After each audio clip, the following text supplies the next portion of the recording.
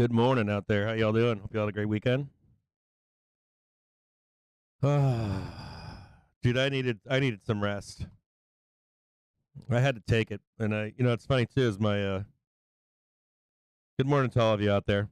Hope you're all doing well. Hope you all had a great weekend, stress-free weekend. Nice month of going straight up, basically, right? Well, we had a bunch of back and forth. It was very stressful. Overall, it was huge stress.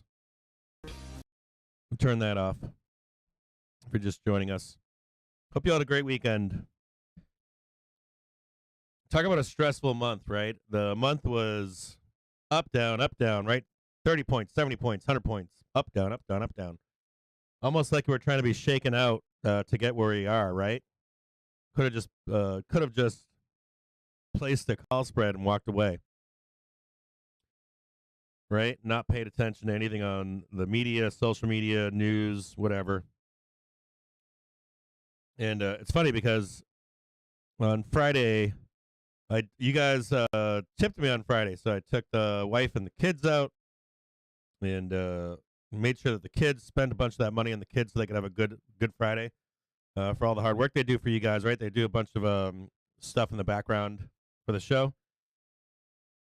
And it was like, put the phone down and I got on Twitter here and there, tried to sneak away, but put the phone down, stop talking to people, and just spend some time with family. And it was nice to be able to do that because I've been disconnecting from my family.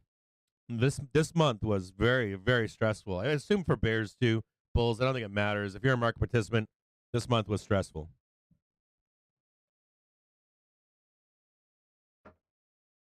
But we got through it, right? You powered through it. Hopefully you had a nice long weekend. We've got Tesla up in the pre-market, up $1. And we're going to do, let's first look and see who's joining us this morning. Let's do that first. Good morning, McQuays. Gary, good morning. Jay Cortina. Liam, Yellow Tang. Harushi, Andre, Ross Walks. Lisa Cullen. Sharaf, Binky, good morning. Caleb, DJ, D. Crosby, Indices We Trust, Ross Walker, baby, Chan, Andre, Will M, Sweet Al, Dean, Johnny Mogs, Grubster, Ryan Morse. Good morning to all of you this morning. I'm assuming some more people will join us later once they wake up. I know I usually don't show up till 9:30 or 10, right? We have some stuff to look at this morning so that you can have an idea of what's going on here. So we'll start here. So here's Friday, right? Right around here, it's like take profit. If you're a new trader or something like that, there's no reason not to take some profit up here. We knew that we could go up here on into Friday, end of day. And we traded this right here, right? We re-entered again. And Career somebody, I forget his name right now off the top of my head, but he was like, get out of your calls. And so we all did, right? Yeah, we closed it, wrapped it up yesterday or on Friday. And we talked about being weak into Monday. And the reason being for this is because we've got FOMC. We've got a bunch of stuff, right? We've got FOMC rate decision. Well, we're kind of at the top of the key. We have end of the month coming. So there's a little bit, for the next 2 days, a couple things going on. We've got the FOMC, right? We got earnings. We're kind of oversold or overbought right now. And we've got end of month. So the next 2 days specifically, you kind of already know that it being a monthly OPEX, that there's a pin. There's not 100% guaranteed, but there's likely a pin. There's likely like a ton of calls, ton of puts, and they want to print that shit in a month. Most months, that's what they want to do. And so, do I expect that into this Tuesday? I do expect that. Do I think we have a market crash today or over the weekend? No. I don't. I honestly don't. Not these 2 days, and not with a big earnings week coming out.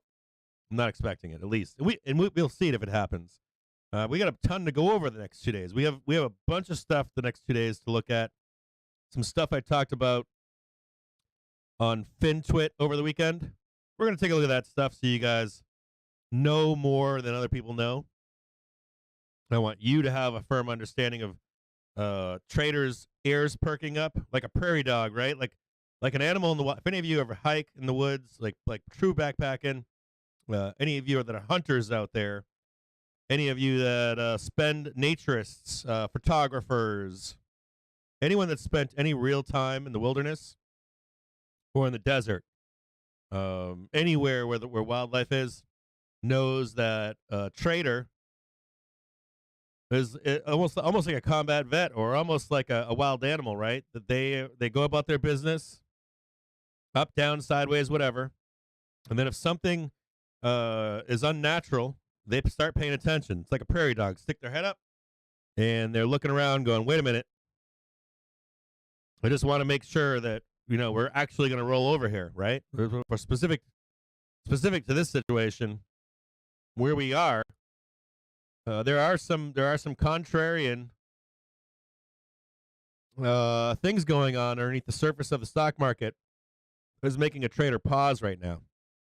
And I made a big post earlier last week to everybody. If you're a bear or bull, doesn't matter. That there's a leg coming, a leg, L-E-G, a leg is coming. And you want to be on the right side of that leg to some extent, or at least have some awareness that there's a leg about to happen, right? And you don't really want to be caught on the wrong side of that leg. There's so much money there on that leg that you want to be positioned properly. Or at least I do. I don't know about you guys. I do.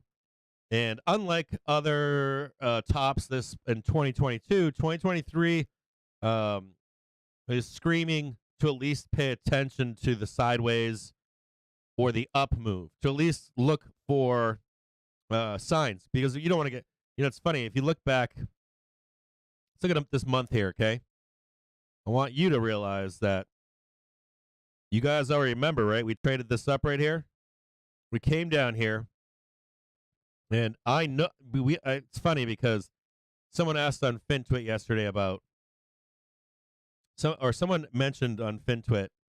Let me look at the post that I made. So I made a post on FinTwit, I think yesterday, and I said,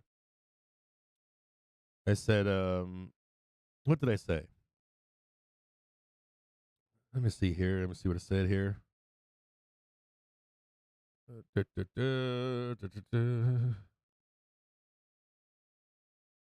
did I say this? What did I say?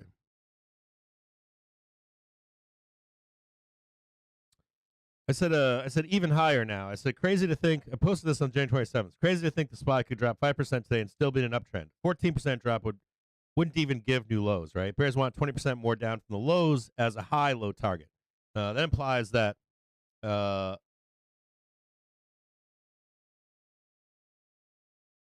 down here, bears wanted another 20%, right? And when we were in here, we have like short-term memory in the market. We have very short-term memory. Just a month ago, we were talking about 3,200, 2,800 down here, right? And you remember that argument, right? And then this argument's in here. Do you guys remember if you guys go back on YouTube, you can fucking go on YouTube and just find anybody's videos in here, right? It was like, this is a bearish sign right here. Bloodbath's coming, right? That didn't happen. And a lot of people smart traders, smart investors got caught in this. And we blasted higher, right?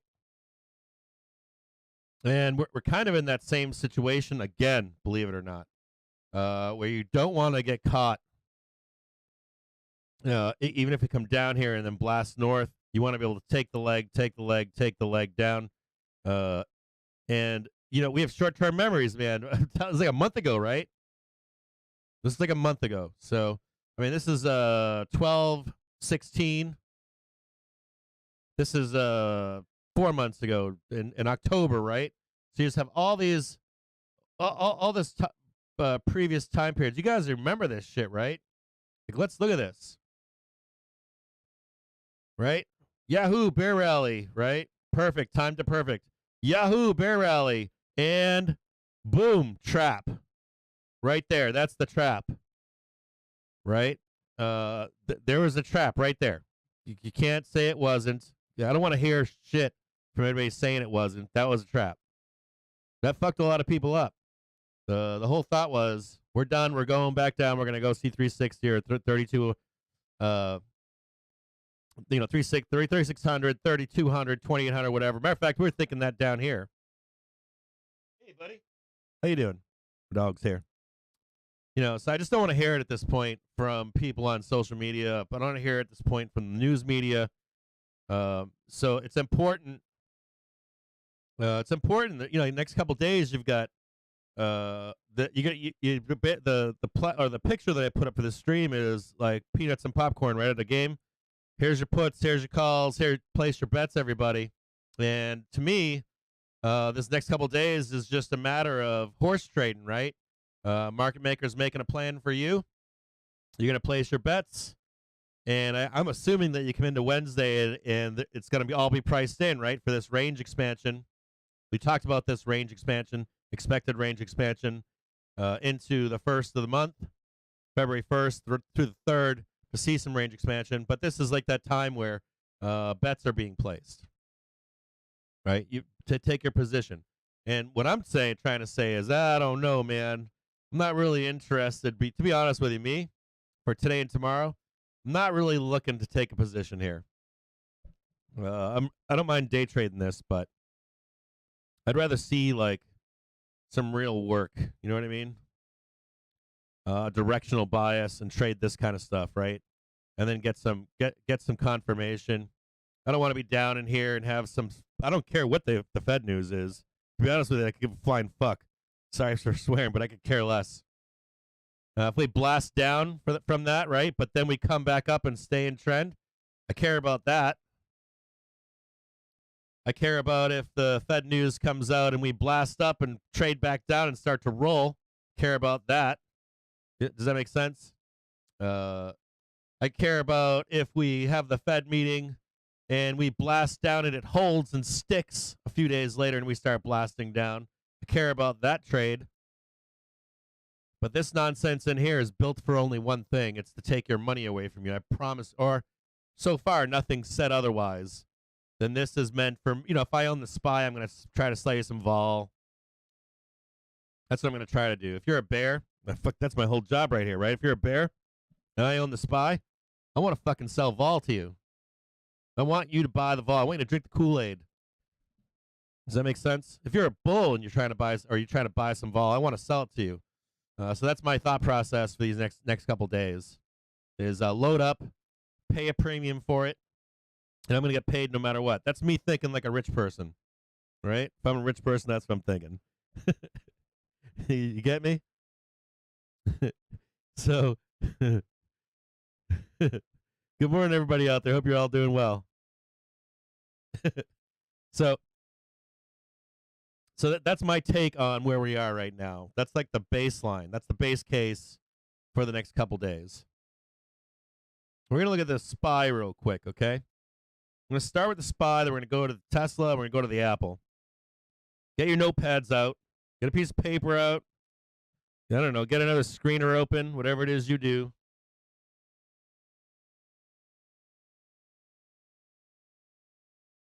You want to see something fascinating? Check this out.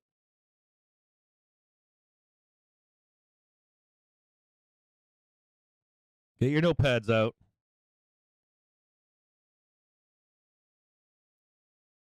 Look at that big old red bar up there. Look at that thing. That's like the Bulls blood. The Bulls that didn't sell on Friday are like, please, Lord Jesus, just give me a chance to sell up here. They're like, oh, please, just let me sell. And you got Bears and Bulls that are like, just let me buy some puts. It's funny to watch all this get front run. It's hilarious to watch this get front run.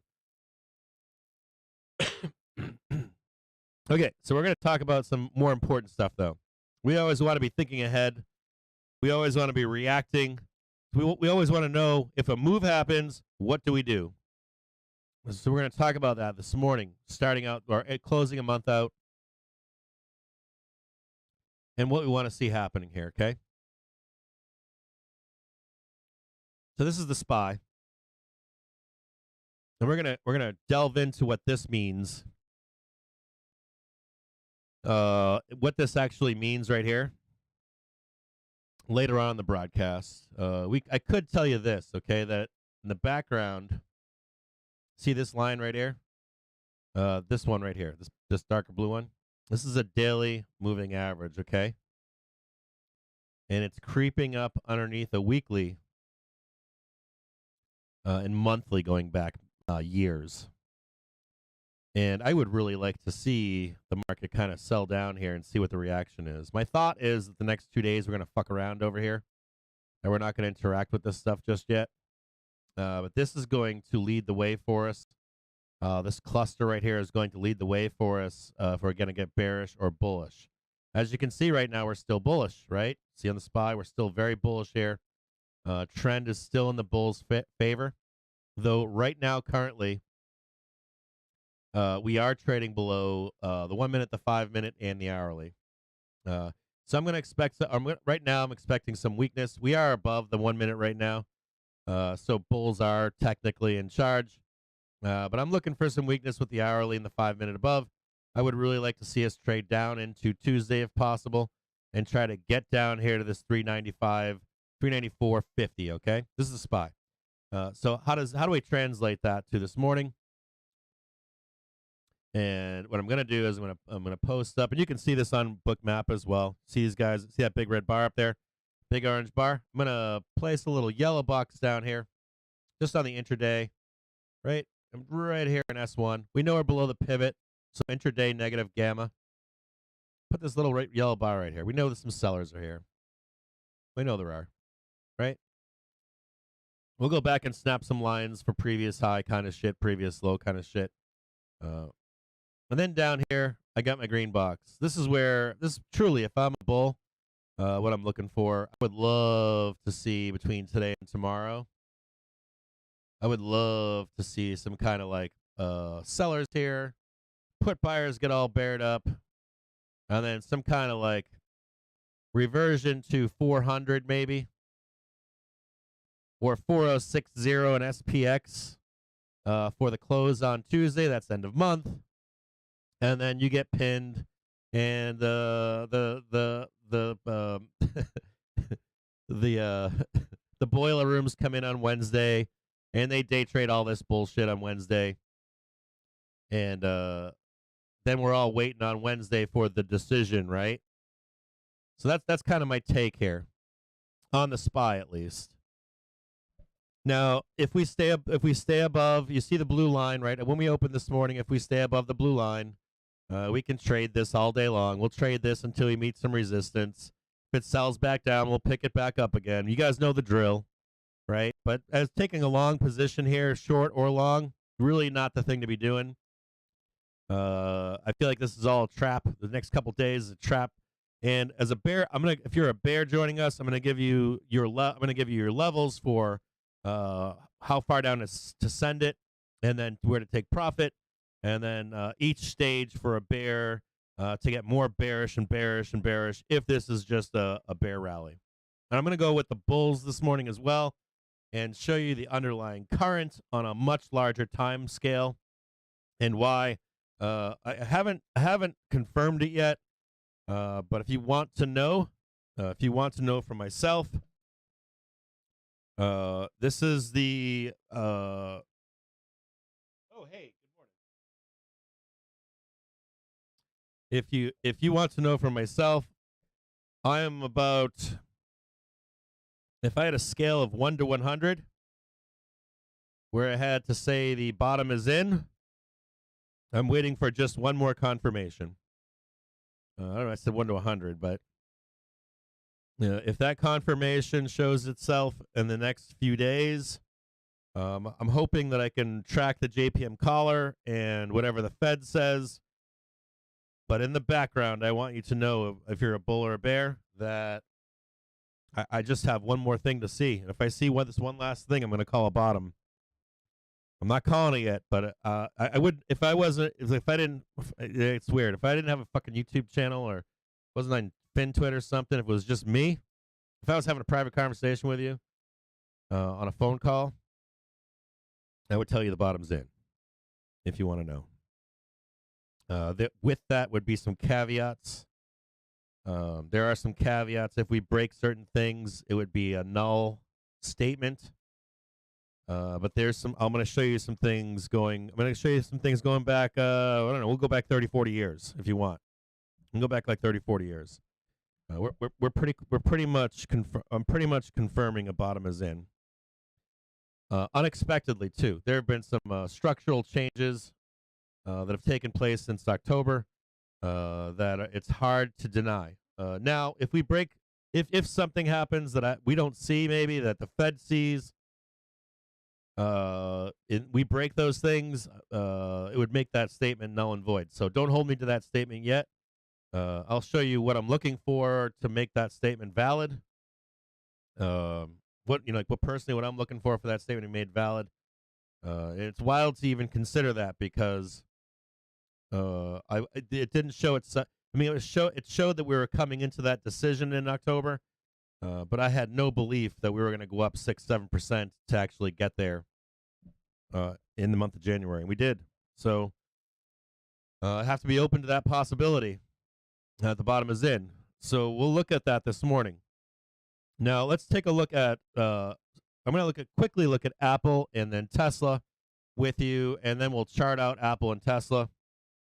It's 9:15. We got 15 minutes left. We're going to do Tesla first. I know that's going to rile people up, right? I know it because I know you guys trust some very famous people out there. I know you got trust me. I want you to know that I follow the JPM caller. I follow it. So I know that there's famous people out there that you trust. I know that there are smarter people than me out there.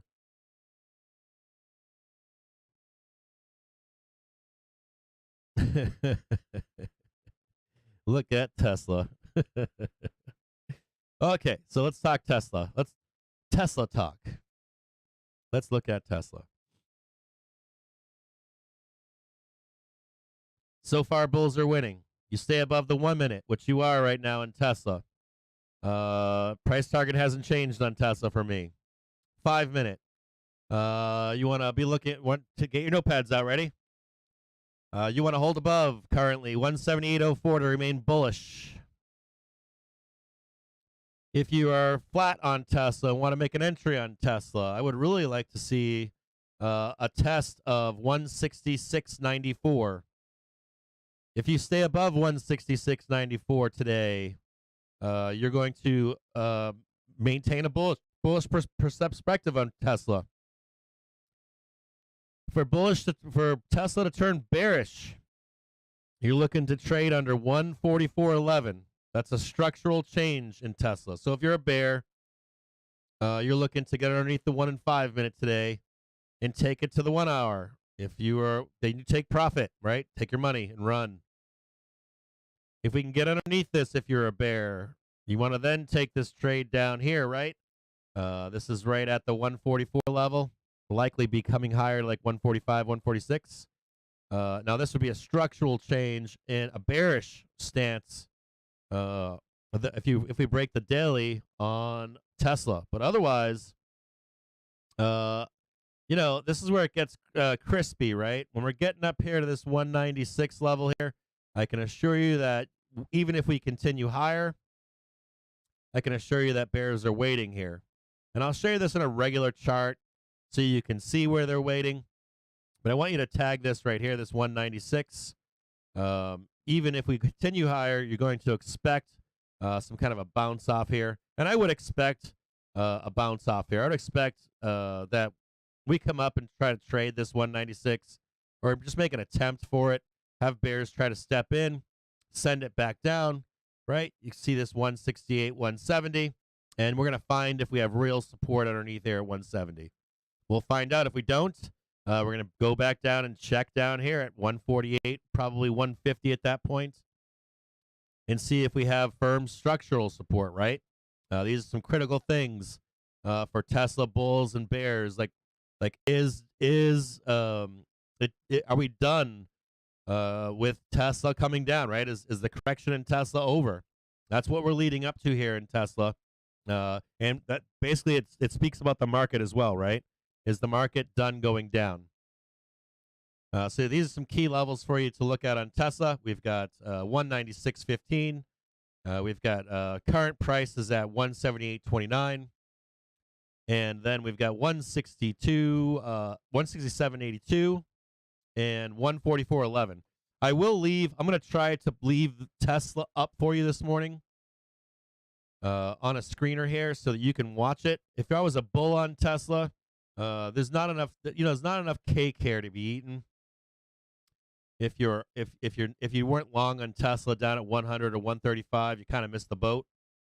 If you're looking for some re-entry in Tesla, it's probably at 168. Me as a bull, I'd really like to buy 144 or 168. Anything down here, I'm interested to see what the interaction is. Right? I'd love that trade right there. That'd be a great trade. I wouldn't even mind this just coming down, getting underneath the hourly, and fading this down to 144. And if we can actually start to consolidate and start to make a move higher, I would love this trade as well. So this is where I'm looking for entry. I do have underlying Tesla stock. I've got 100 shares of Tesla from way, way, way lower, and I'm looking for this on those shares. But as far as like options, that kind of stuff, it's down here. Okay. We're gonna now look at Apple real quick before the open, because I did talk about Apple. And you can see right here on this hourly, this is kind of like the Tesla and SPY chart. I love seeing this, right? I don't want to see a break here on Apple. I want to see Apple hold 144.31. This is critical for Apple. If Apple cannot hold 144.25 on this open, we're going to expect some downside in the SPY and in Tesla. So this is probably the ticker I'm going to be watching this morning. I said I'd be watching Tesla, but in reality, I want to see if the bears can get underneath this on Apple and take it back down to 138.50. I'm going to be watching this closely because this can decide if SPY is going to go down the next couple days. And this is really what I want to see. I really want to see SPY like bleed down a little bit, get down to that 394, 395. And if Apple can provide the leg down for SPY, I'm down for it. I'm hoping it happens. I always like to buy shit cheap. I don't like buying tops. It's not really my thing. Sometimes I do, and I usually get burned if I do. So I'm going to be watching Apple closely this morning. So I'm thinking that's what this has to do with. My thought process is we're going to gap here, and we're going to see if they try to sell Apple down. I'm going to assume that Apple's in here trying to sell Apple down so that we can get a lower price on SPY. And I like the idea of coming down here, 394, 395. Now, that doesn't mean it's going to happen. But we're going to watch Apple on the bell and see if it gets bought, see if it starts gapping higher. And if it doesn't, if it starts to break that 144, we'll do Apple real quick and Tesla. How many minutes we got left? 9 minutes left. So we'll look at Apple. I'm going to delete the drawings from Apple. Delete all the drawings from Apple. Let's see, how do I delete drawings here? On this chart here. What did I delete? Yeah, delete all. So we'll delete all the drawings on Apple. We're really just looking for one thing right here. We want to know if there are buyers on Apple. What price? 144.43. Right down here. We want to know if the buyers are here. If the buyers are not here, we're likely going to sell down 138.64. You can draw these at home. There, we'll put this up. Oh, hold on. Really, all you need to know. I know it sounds crazy. Not even putting levels in. I don't even care what the levels. Care about one thing. 138.64. Right down here. That's really what I'm looking for. If you wanted a target for a high price target on Apple, I'm going to give you some. Probably a retest above here of just this previous high. Wait a minute. Did I do that wrong? Make this yellow.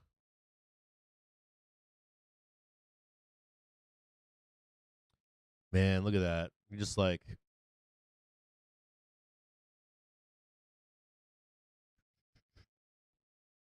see that right there? Look at the 1 minute on Apple.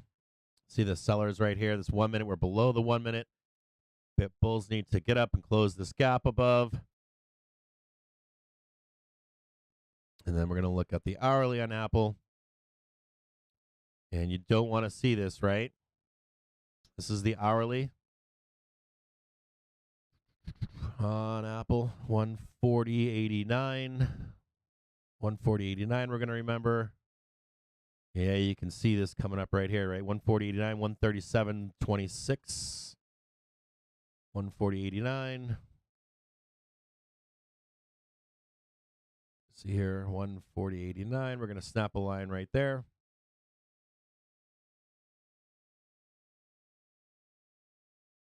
Then we got 137.46. This is a daily right here. Okay.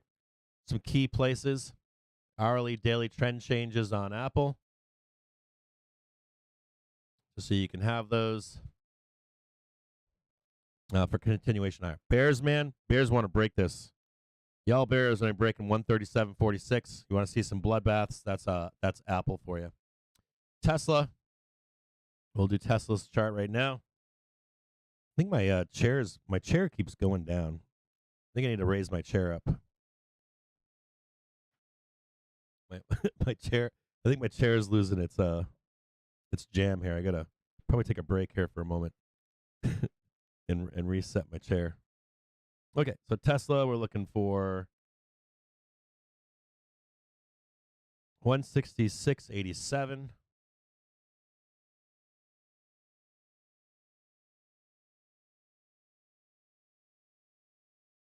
Way down here.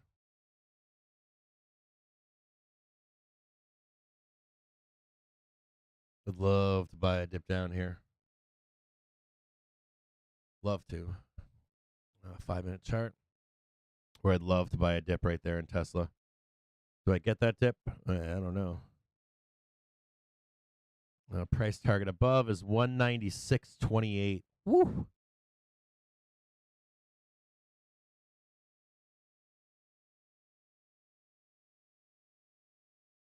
Right there. That's our first price target. Right there. I think we bounced there, though. 222.92. Look at Tesla, how much it can move. It's such a beast. It's such a beast, dude. 222, something like right in there. Such a beast. Just look at it. Can you believe it can move this much? I want to buy down here. That's where I want to buy. Then we've got 143.52. We'll make this yellow. This is our first buy down below. 143.52. Right there. We got 3 minutes left. Look at that. Look at that range on Tesla. My God, look at that. I think I have this in the wrong date here. Let me see. Make sure I got these. Yeah, I think they're over. I think I put them on the wrong. I think I've got some wonkiness going on with.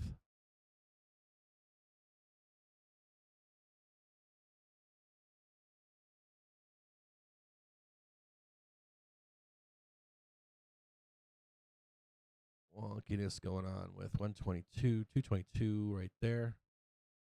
Right about there. Good. 2 minutes left. Set yourself up on your own charts with a 27 EMA and a 1 minute chart on Tesla. And let me make sure I get this right. Today I've got it set to 131, but let me make sure I get this right for you, okay? Tesla right now. In fact, I have to change these every week for you.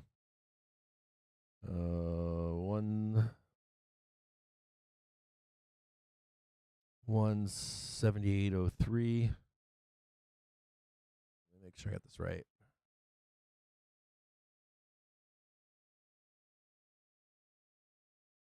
I'm going to adjust the EMA today.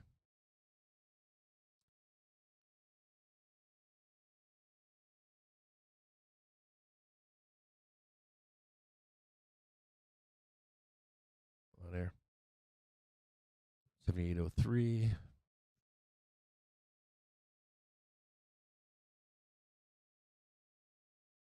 Am I doing that wrong? Am I doing that right?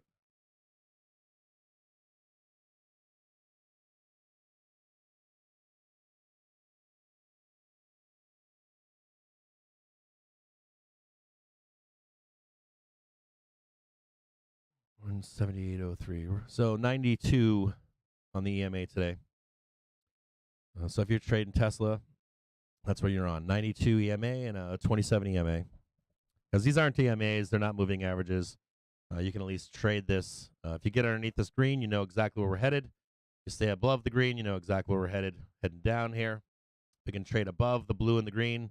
You know that we're heading up. We got 15 seconds left. We're going to check out the SPY. SPY looks like it's try and trade up into. Hold on here. 5 seconds left. Oh, man. Here we go. There we go. Buyers right off the bell. Trading above the 1 minute trigger. Cranking up here in the 1 minute trigger.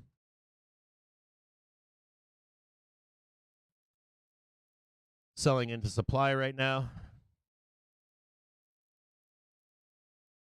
Or buying into supply, I'm sorry.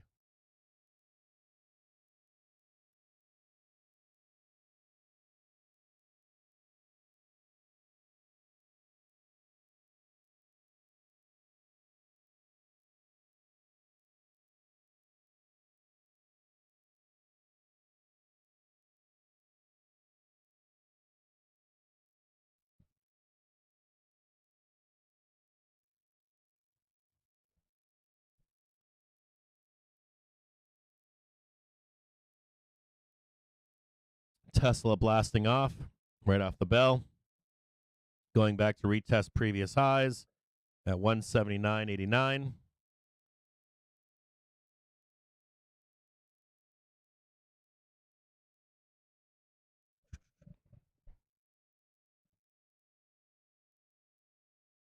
Yeah, my price target for Tesla hasn't changed. It's still 196. My Tesla price target, no changes.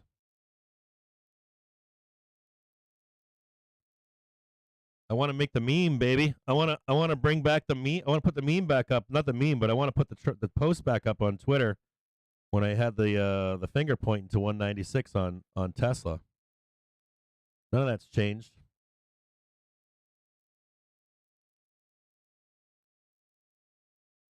You need a macro reason for Tesla not to attempt to go up there and nail it.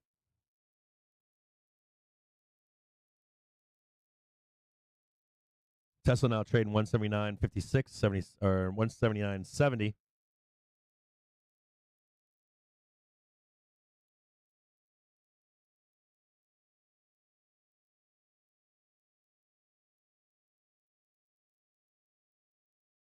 So I guess this yellow box is slightly higher right now. I'll raise this up a little bit.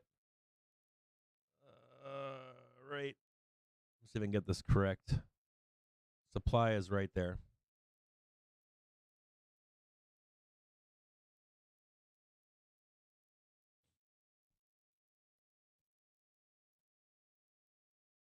Bring this down for you a little bit.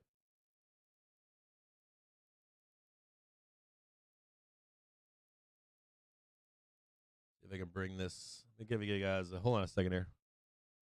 This is the pivot. This is S1. This is R1.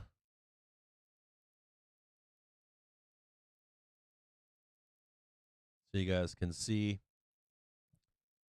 on screen. This is R1 above.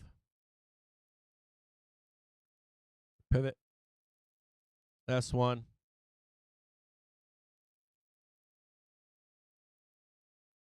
Move this over so you can see what's going on. Bulls in charge right now.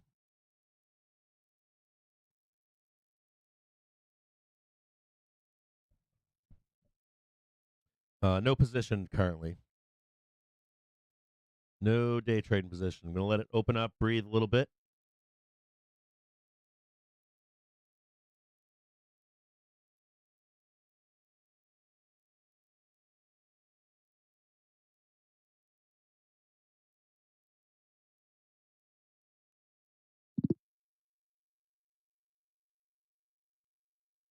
Looking at some SPY options right now.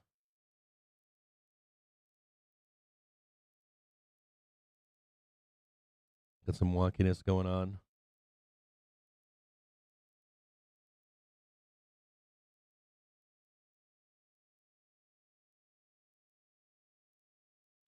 Just a second here.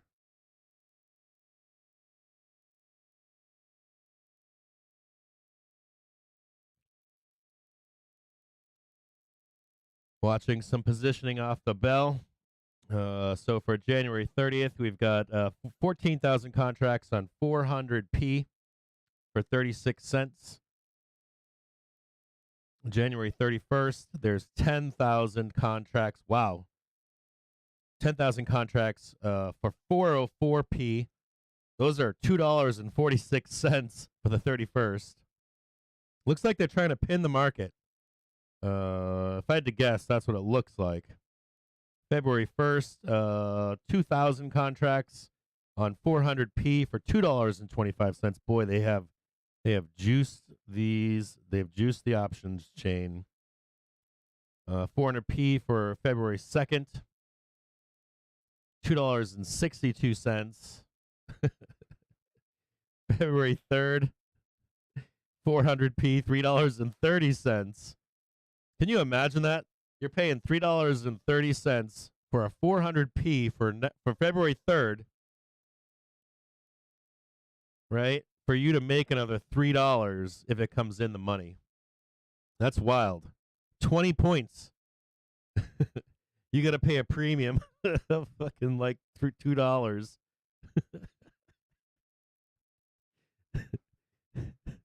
They fucking love dealers. Dealers are like, you want some overpriced puts? Come and get them. You got to pay to play. And then we're going to bleed you for a couple days. Hilarious. Did you see that shit, Chase? Give me 1 second here. I got to fix my chair. Hold on.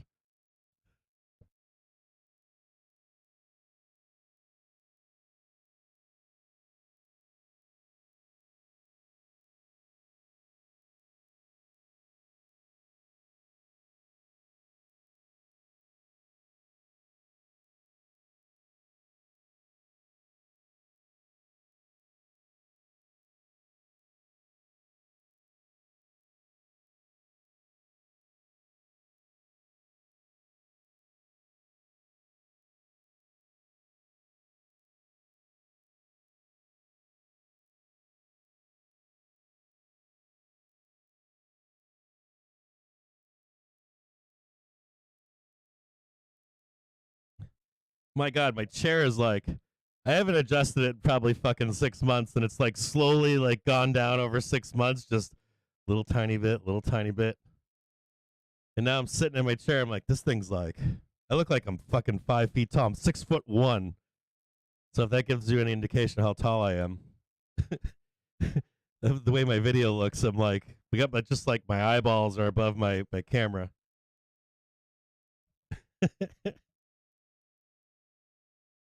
They're juiced the puts, man. Talk about juice. Oh, Tesla sold off. Look at Tesla. Tesla bloodbath. 172.75. Let's look at Apple. Yeah, Apple's still doing its thing. Let's look at Tesla. Oh yeah, baby. Oh, hold on here. Oh yeah. I don't think Tesla's done going down. 166.50 would be a price target down here for Tesla. Right down in here. I don't think Tesla's done going down. It's lost its 1 in 5 minute. If you're a bear, you're probably looking for. Oh, hold on here. And I haven't put Do you guys want me to put levels up for Tesla? I will. Hold on here. I'll put some levels up for Tesla. I know the Tesla bulls, man. They can't get enough. So we'll do Tesla actual levels so they can see it. Yeah, I wouldn't be buying. I'm not buying this. This is insane. Tesla bulls were like, fuck that. I'm taking the money and running. I didn't listen to Cap. Okay, so we got a pivot point first support at 165. Well, let's look at a pivot point 173.25. They tagged it almost perfect right there. That's a pivot point positive for you guys. Are you guys trading my levels out there, man? What's going on with you guys? This is insane. You guys tagged pivot point almost to the T on Tesla. So we got Tesla pivot here. We'll write that pivot. You guys are wild. So here's the pivot on Tesla. Support 1 on Tesla is 165.82. 165.82 right here. S1.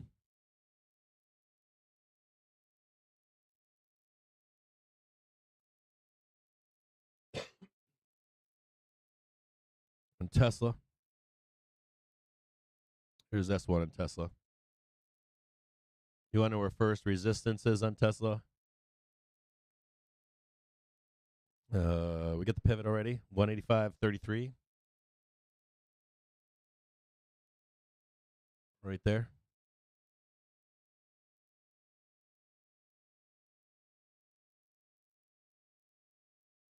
R1. 25.33. Oh, wait a minute. Hold on. Nope. Save. There's R1 for Tesla gang. I have no interest in this unless it breaks above. You guys know how we do this around here. There's your blue line. I want to see us get above the blue line, and I want to see us get above the red line, and then I would be willing to take that trade to R1. Otherwise, no dice for me. Right now, my target's down below here, this yellow box. I want to see how it interacts with the hourly, if we're changing trend or not. We got 190. We got 185.33. Then we got 192.76. Right here. That's R2.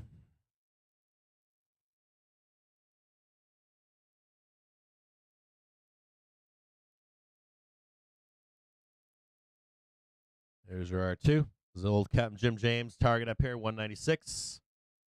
R3, 204.84. Woo!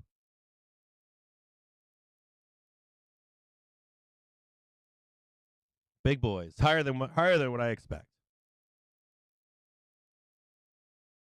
Maybe it's possible. You could push out that last bear maybe and get up there. I can see why it's there.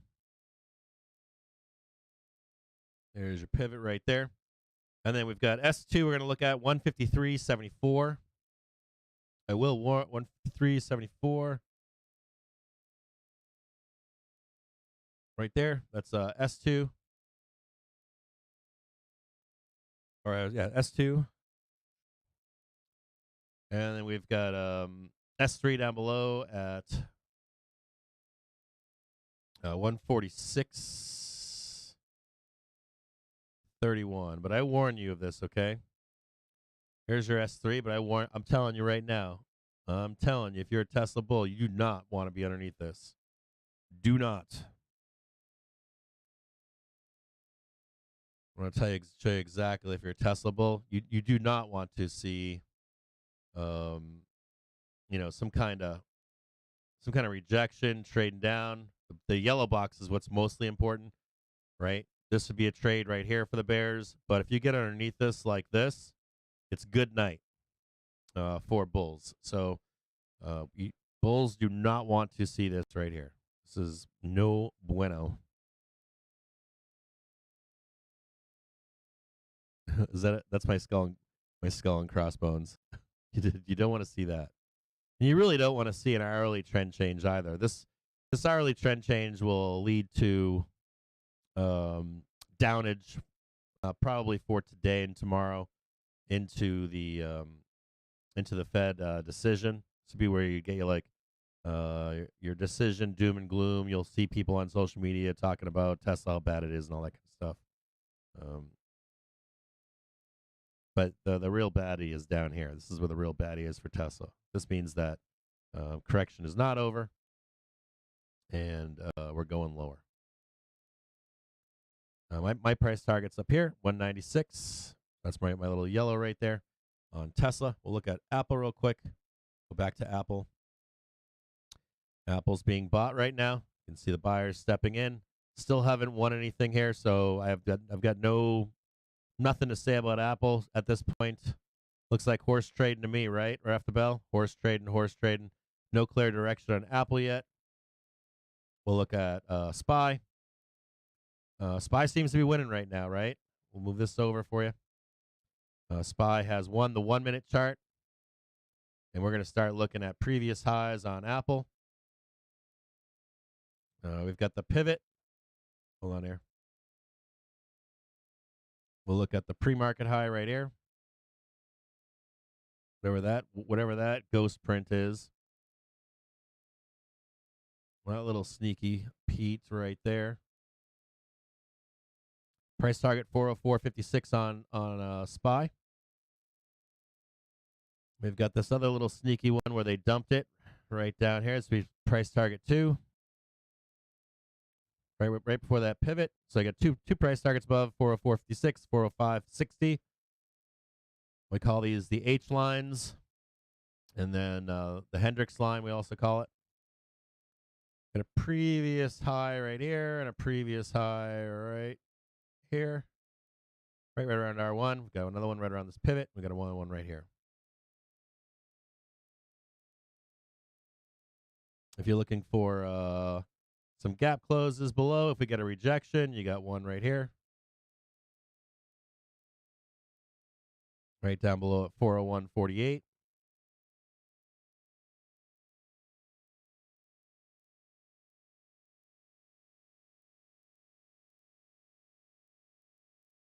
Support 1. Market's being supportive. And then we're going to talk, as the morning opens up, we're going to take 15 minutes. Once this shakeout happens here, we're going to take a look at yep, so bulls have one here. We're going to take a look at the macro on the market and why I'm saying this is bottom. Haven't unconfirmed. Need a few more data points to confirm a bottom in the market. And we'll look at those. It's not condition, or at this point it's conditional. There's a few things that can't break. If they do, it makes the statement invalid. But are we confirming a market bottom? I can confirm for you probably this week at some point, with some caveats, some things you want to understand if we are at a market bottom. How long does it last? More than likely for a significant amount of time, a year. Probably a year. 1 to 3 years would be the extension of it. So we'll talk about that this morning. That's going to be a big one for us. I'm going to show you guys some underneath the hood stuff on the market that I want you to be looking at. And if you're questioning that, you could probably see the VIX go to like 13 before a pullback. If we are at a bottom, you will see the VIX. You will see the VIX get repriced. Believe it or not. You'll see VIX get repriced down to like 10, 13, somewhere in there, and you'll be trading the VIX between 10 and 20. I know that sounds like a shocker, but that I'm gonna make that call in the next day or two with some confirmed to it. I'm gonna confirm it here really soon. And there's some caveats. So there's some numbers you can't break to make that true. And it's going to be a rough road. I'll tell you that too. It's going to be a rough road. There's going to be some times where we're going to sell off. You shouldn't be out there being a bull being like, I'm fucking buying right now, because there are some better places to buy. But in terms of like, you're going to see 2,800 or 1,400 this week or next month or 3 months from now? No. And we could actually go down to like 360, and I don't see lower. I'll show it to you. I'm going to show it to you so you can see it. And I'm going to show you how it happens. And I'm going to show you in previous points in history when it's happened. And I'm going to show you why 2008 and 2000 were different. I'm going to show you that too. So I'm going to show you why I'm making this prediction and what it needs to confirm to make that prediction. I'm going to show you why this time it is different. And I'm going to show you why it is different. So when you got bears out there telling you it's like 2008, 2000, I'm sorry, it just isn't. And I can show you the facts why it isn't the same. Boy, man, I was watching. I got told some stuff this weekend. Some people, I pissed off some big bears this week, huh? I heard that I pissed off some bears. I got a low follow. I got 10,000 followers, and you got fucking million follower bears pissed off at me. That's awesome. High five. If you're watching right now and you're that guy and you know who you are, high fucking five, buddy. Good morning.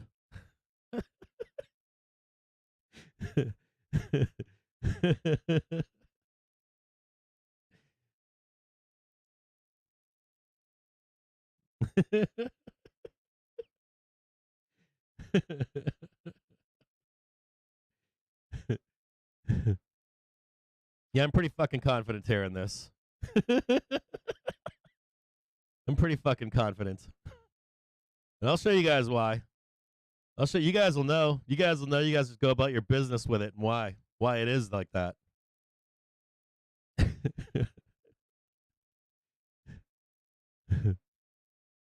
Okay, so SPY trading up to 404.56, pin strike to close the pre-market gap right here. Kind of see it right there. And I'll be honest with you. If I'm telling you, if you're watching right now, like, don't at me if we trade down to 380. Don't at me if we trade down to 360. We need to see. We can't be moving the markers here. You guys have to understand that there cannot be. You are not allowed. I'm not allowed to like move the fucking goalposts. There's no allowing, like, that was my point on FinTwit was there's no goalpost moving. You're not allowed to be like, yeah, we're at 345, 350, 360 or whatever, 345, and you're not and we want it's like I want 20% down from here. Okay. And that's the top of the low end. So the goalposts can't be fucking moved 3, 4, 5, 6 times, because you know what's going to happen is you're going to be trading 460, and now you're going to be calling for, I don't know, 2,000 point move down. Does that make sense? So you can't be like, well, I want 20% from 460. I want 20% from 480. I want 20%. Like the 20% just keeps fucking the goalposts move, right? Does that make sense? So it just starts to begin to sound irrational at some point. Where you're like, okay, do you want 20% now, or do you want 40%? You want 50%? You want 60%? Does that make sense? So right now we're trading 405, right? When we're trading 345, right? You wanted 20% from there, right? A minimum, right? So now it's 30%, right? Or 35%. What percent is it? What's the price? Does that make sense to you out there? So I really need some clarification, because as we're moving up here, we've seen this in the past. Let's say we're trading 460 at some point. Does it become like, do I still listen to that person that's like, all right, so now it's 40% drop tomorrow? I'm like, this is fucking nonsense. I got to trade what's in front of me. Right? It just starts to sound irrational at some point.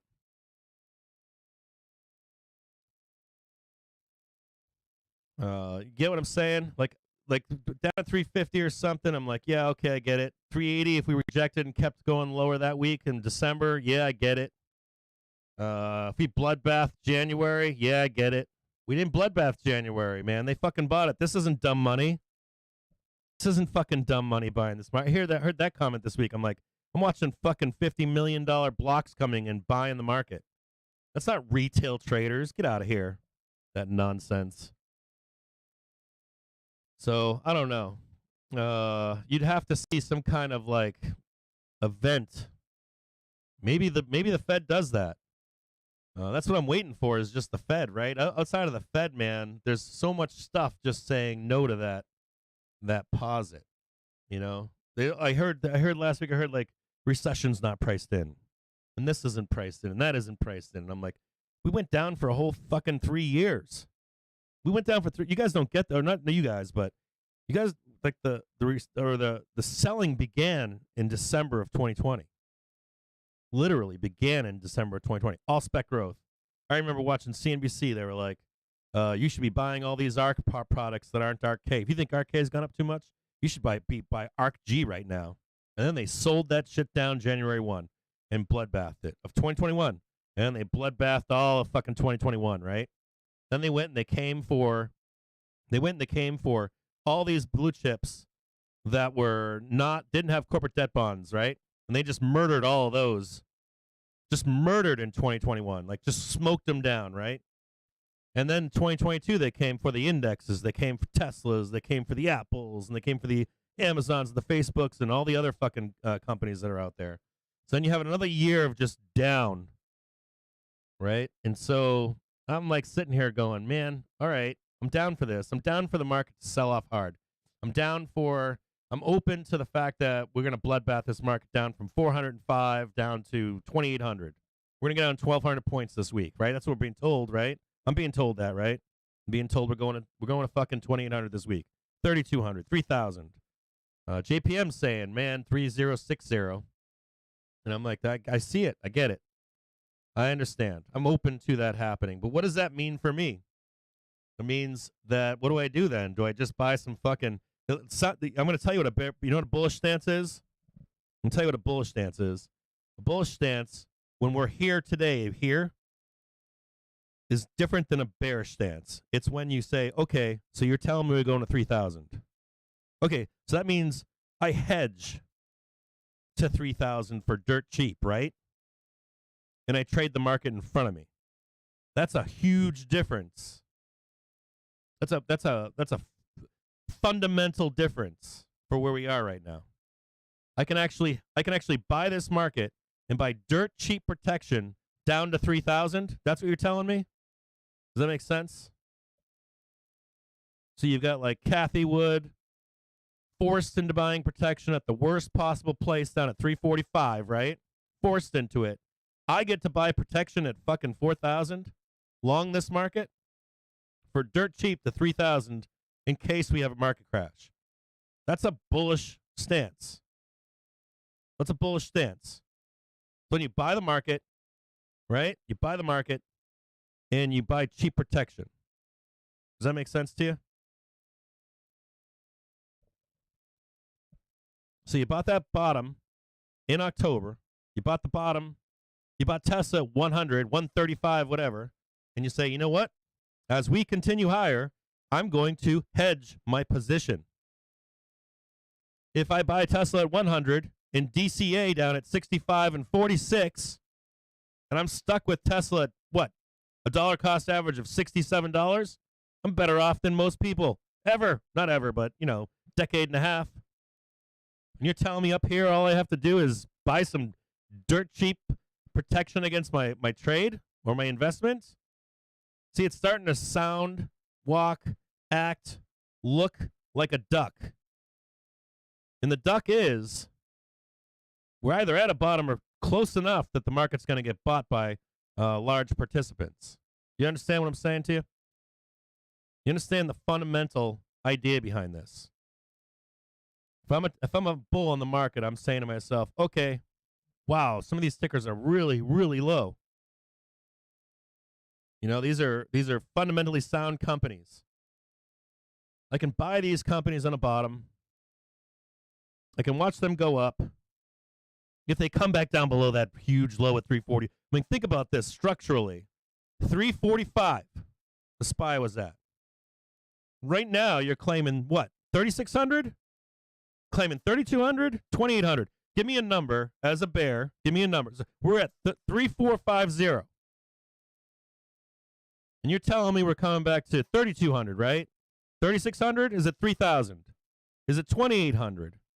So if I bought SPY at 345, right? 345.0, let's say.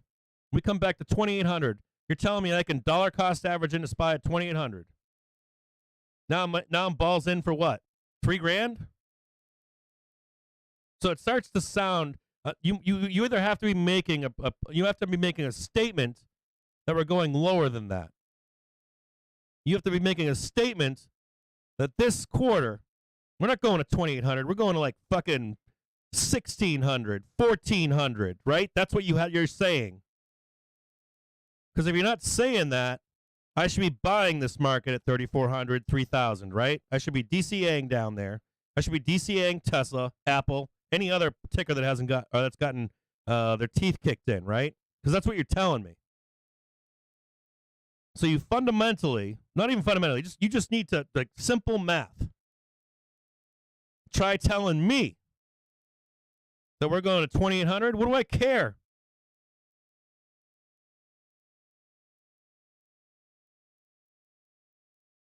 You get what I'm saying? So where is it? If you're like this collapse bear, it has to be below 2,800. You're telling me we're going to 2,800 or 3,200, dude, and I bought 3,450? The fuck do I care? So you're changing the goalposts, right? Because the goalpost was like 1,600. Remember that? And so that's my question. And there's some shit going on in the background that I'm assuming that some market like pros are doing simple math and they're saying, well, I got to put some risk on somewhere. You're telling me that they're not going to make a market before we get to 1,600? Like, that's like a 15% chance of happening. Telling me the market participants only enter the market at 1,600 or something stupid like that? Get out of here. Seriously, get out of here. Even if it did go that low, how long does that last? 3 months? 6 months? Talking about the collapse of the U.S. financial system? Come on, man. Seriously. Seriously. Come on. Get out of here with that noise.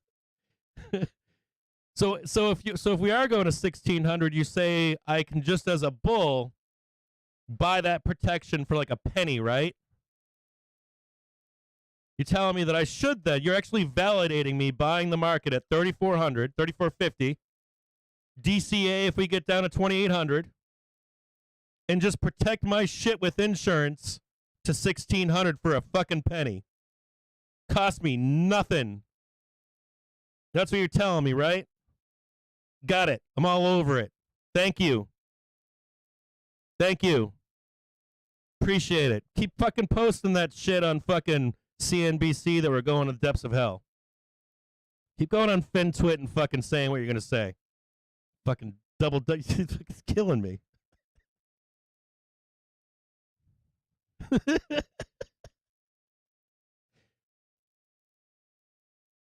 You want to see anything possible? I'll show you anything possible.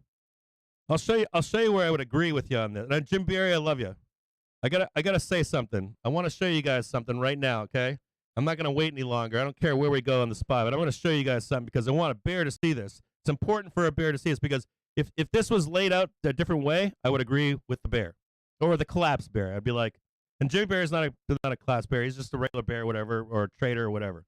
But but there's like a sentiment out there. And this sentiment or this fundamental analysis or this technical analysis, right? I keep hearing this, right? Like, well, that people trade that and they don't hire for this and blah, blah, fucking blah is bullshit. I'm going to show you exactly what the structure was in 2008 and then 2000. Now, if we had that same structure today, right now, at this moment, I would agree. I'd be like, yeah, man, this guy is right. This guy is fucking right. But I can't right now because it's not. It just isn't.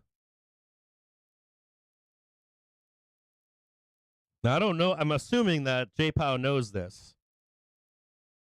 I'm assuming that JPOW knows this at this point. So we're going to talk about it. Now trading 404.91. I'm going to show it to you right now. Give me a second. I'll set it up.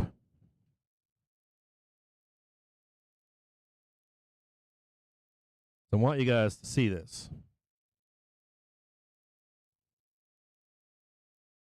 Hang tight here. Give me just a second. It's going to take a moment. 1, 2, and 3.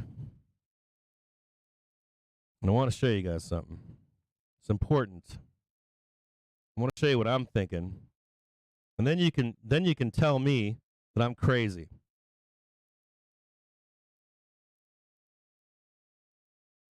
Because maybe I am. Maybe I'm crazy. Maybe I don't know what I'm talking about, I guess. If I don't know what I'm talking about, if you can punch holes in my theory, you can do it right here. This is the time and the day to do it. This is it. This is put the big boy pants on, stand behind your thesis. This is that day. And I want you out there to tell me why I'm wrong. Okay? What's going on with SPY right now? Is it grounding up higher? I want you to tell me where I'm wrong here. Now, I know that there's some places we can get our teeth kicked in here, so I'll agree with that. Hold on here. What do I got here? Let me make sure I got this wrong right here. Hold on here. What are we doing here? The one, you can get that. Okay, and then I got this one right here. We'll do this one right here in the background. A whole bunch of stuff. And there's where? Okay, right here.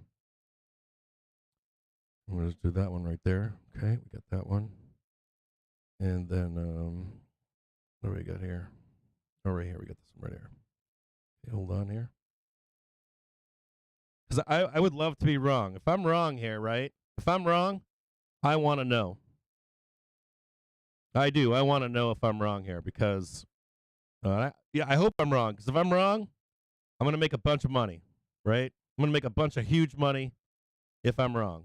And if you guys can tell me that I'm wrong, I'd be stoked because, you guys can be like, hey, Cap, you got it wrong, brother. And I can be like, you know what? They got it right. I'm wrong. And I'm going to take the short. The big short, right?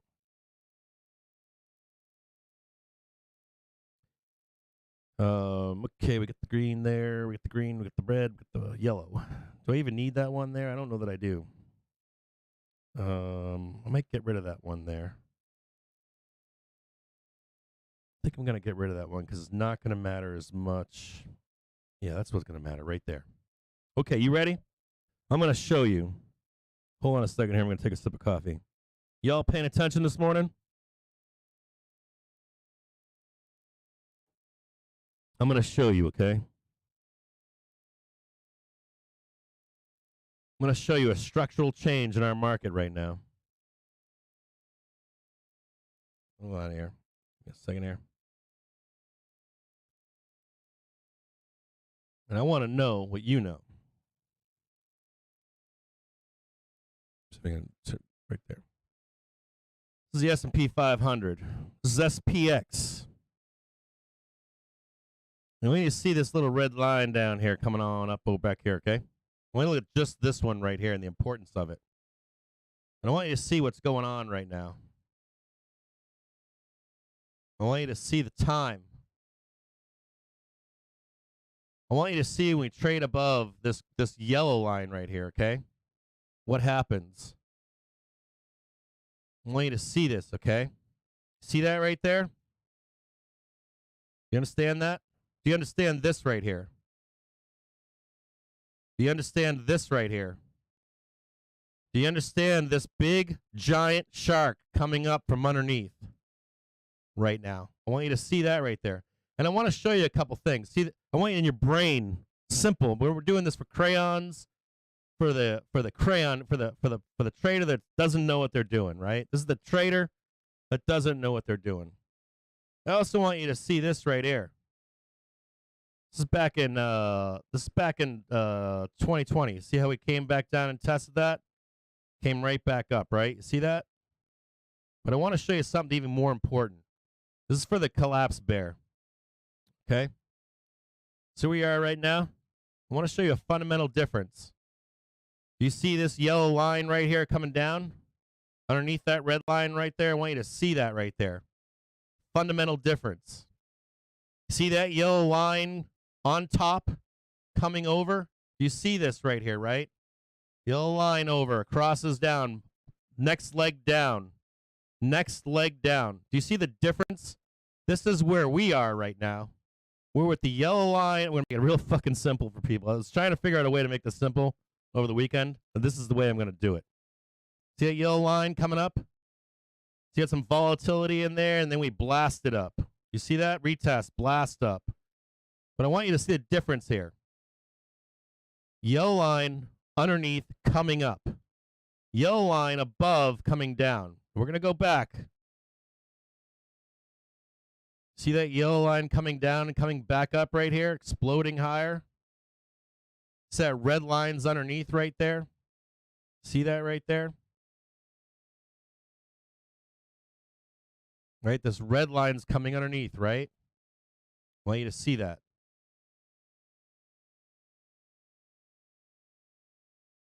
See that red line just pushing up?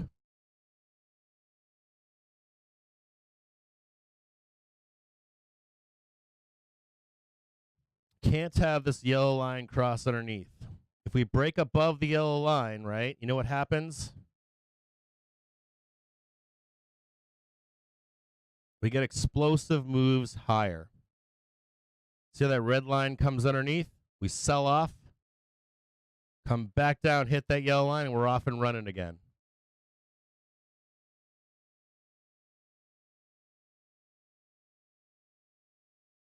Hold on here. Hold on a second here. And so this is what you're watching for. This is that same line right here. This is that same chart. I'm going to bring it back for you and show it to you. It's right here. See that red line coming up? This is when I say there's a shark underneath the surface here, right? There's a shark underneath the surface. That's why we didn't sell off down here. Pushed us up, right? Pushed us up again. Pushed us up again. So if we start to rip higher here, right? With this yellow line, don't get caught under here, okay? Because this could be an explosive move higher. And there's some other lines I'm not going to show you. Some other stuff I'm not going to show you. But I want you to see that, okay? I want you to see that the shark is coming up from underneath. And if you see this carry up here, and we traded up here already. Key here is that we've already traded up here. We had an explosive move higher here. We start doing this nonsense here, right? And you're going to get caught. You're going to wind up getting caught in here. And you don't want to get caught in here. You get what I'm saying? Do not get caught in here.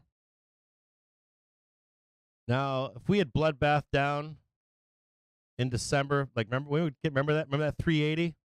Remember we're like, oh yeah, we're selling. This is super bearish down here. I would have agreed with you. That's super bearish, right? Because you come down here, you get sold down there. Makes sense? We're not seeing that right now. If we come back up here and keep doing this nonsense over here, we're a bullish stance right now. You need to understand that if you're a trader, if you're an investor, you need to see some key levels get broken. 394, 395, 396. Look at this, 395, right? And so where are we right now? Where are you right now? What was I begging for last night? I was like, come on down here. I double dog dare you. Look at how close we are to it. I'm like, come on down here. I dare you. I double dog dare you to come down here. I triple dog dare you. Triple dog dare you to come down here. I'm begging you to come down there. That's your only thing that you've got. If you're a bear and you want to see bearish, you need to see not just come down here, but get underneath here. This is the last part right here. This is it. This is it. If you're a bear,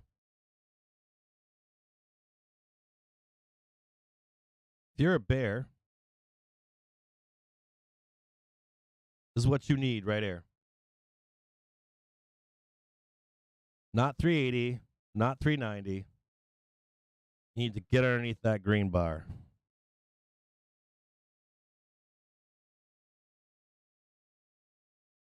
Better get your bear pants on.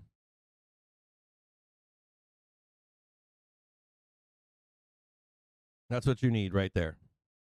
That's your jam if you're a bear.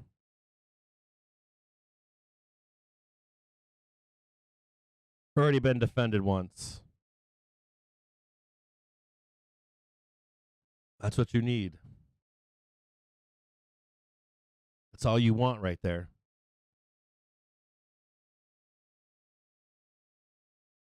That's what you need right there. You need to get underneath here if you're a bear. You need to hold this and start bloodbathing it. If you can't do that for me, in the next week or two, right? We're going to call this bottom in. So that's your job. If you're a bear, that's what you need. That's your job right here. Get underneath this. You can't get under that.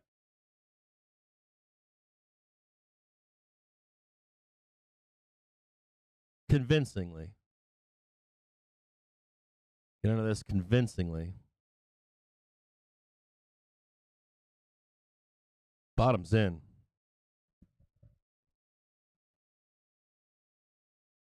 You need a lot of blood. Bears need some blood. Now I'm not anti doing that. Don't get me wrong. If we get under there, I'll throw full bear suit on. I'll look like a polar bear. I'll do whatever you want. I am down to take this trip down to like 3,000 or 2,800. I'll tell you what. This was it right here, right? This was your trip, right? Here's your trip again. It's up here. We keep doing this every week, every month for the next 3-6 months or whatever. I really want to know what your real price target is, because right now it's not happening. Right now there's this force coming from underneath. Like, I was really scared right here we were going to do it. I think I posted on FinTwit. I was like, there's a real chance right here we're going to sell this market. And we didn't. We camp here, and I'm watching this big giant line come up underneath. And I was like, oh, fuck that. We're going straight to the moon here. And we did. We went straight to the moon. And you know, you start selling this down in the next couple days. You see some goofiness where the Fed comes down here for a minute. That's not good enough for me. It's not. Like, if we have got a Fed market decision, we blast down but then come straight back up. So that's why I say like, in the opening part of this broadcast, I was like, I really don't care. I really could care less. Hold on here. I could really care less about the next, let's call it next, the Fed meeting, Wednesday. I care less about the move. I care less about, like, I'll be honest with you. If the Fed, no matter what the fucking Fed says, if we blast down here and then 2 days later swing higher, you know what that's going to tell me? The bottom is in. So I can confirm it then. If we blast down here in the Fed meeting and we actually hold, I'd be like, shit, the bottom is not in. You get what I'm saying? If we blast higher in the Fed meeting and then come back down here, right? The bottom is in. Does that make sense? It's all about down here. How important this is. And I got to warn you. For that, just the last time, I got to warn you. The only thing I would say to you as a bear is this.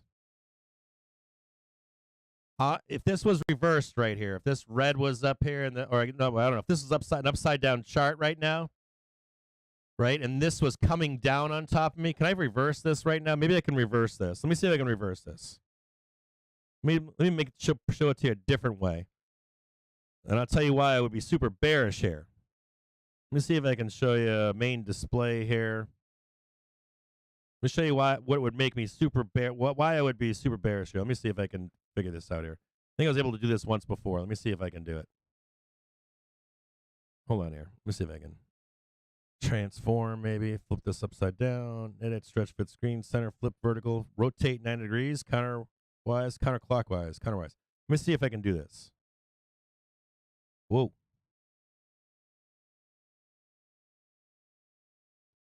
Counterwise. I always fuck this up, but hold on. Transform counterclockwise 90 degrees. Uh-oh, did I do that wrong? Rotate. I always fuck this up, but I'm going to show you. Just pretend you're a transform. Counterclockwise. Right there. Do I have this right? Yeah, I got this right. No, damn it, I did it the wrong way. Wait a minute, hold on a second here. I always do this wrong. Transform, 90 ways. Nope, one more time.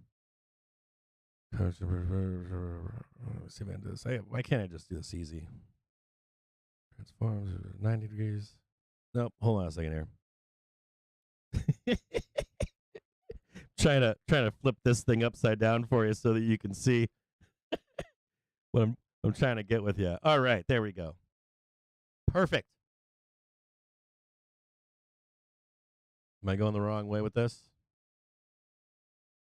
It's kind of wonky. Do you see that red?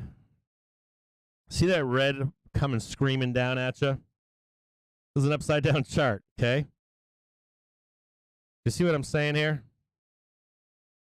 Like just screaming down. Right? I would be bearish here. So if this was upside down, I'd be telling you, yeah, I'm pretty fucking bearish here. This market goes up.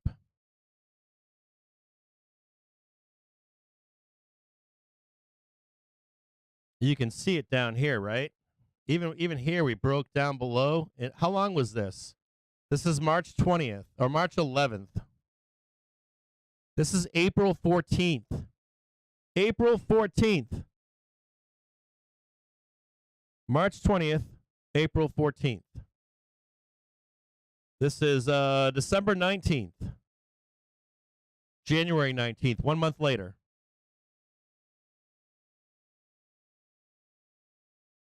And this, look at the spacing in here. Look at this. We blasted down below already once. Blasted down below already once. The moving average comes screaming higher here. Sorry, man. Like, look at this. What is this? 396.043.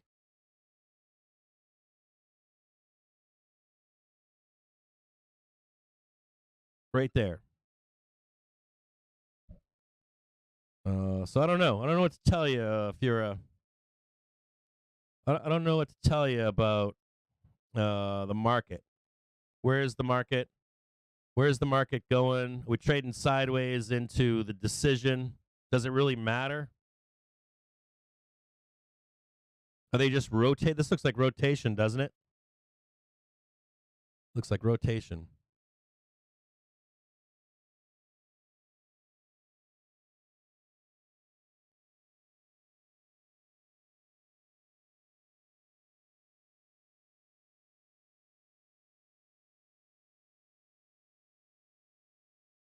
Hold on, let me get this wonkiness. This is R1. There's the pivot. Still trading the 5-minute.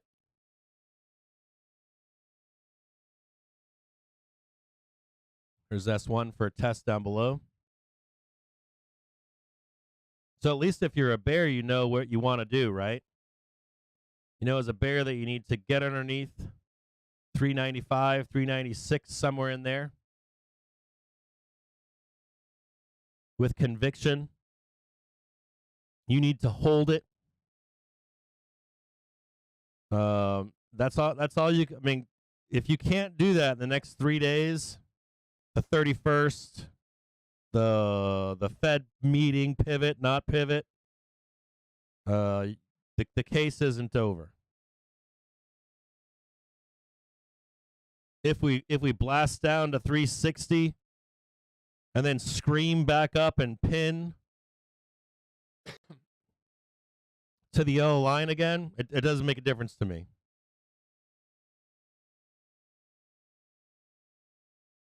If there's like a really fast blast down and slam back up and pin to it, if we start pinning to this yellow line going north, the bottom is in. And you can't keep following that yellow line up. Let's say we're following it up and we blast down, I don't know, 200 points, 100 points. You can't keep claiming that it's not a bottom. That's my point is, where is bottom? Because I know at 345 it was 20% down from there, right? We're going to hit 3,200, we're going to hit 2,800. And that's just the top of the low. So as we keep trading this, right, you start to see that we're getting farther and farther away from what's actually bottom, right? Farther and farther away from the targets of low 2000s, low 1600s. We're getting farther and farther away.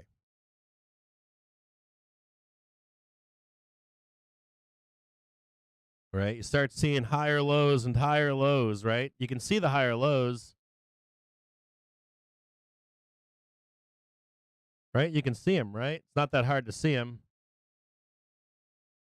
Get a higher low right here. It's basic stuff, right? Higher low, right? Higher low, higher low, higher low. Is this bearish to you? I don't know. I mean, I got to be missing something.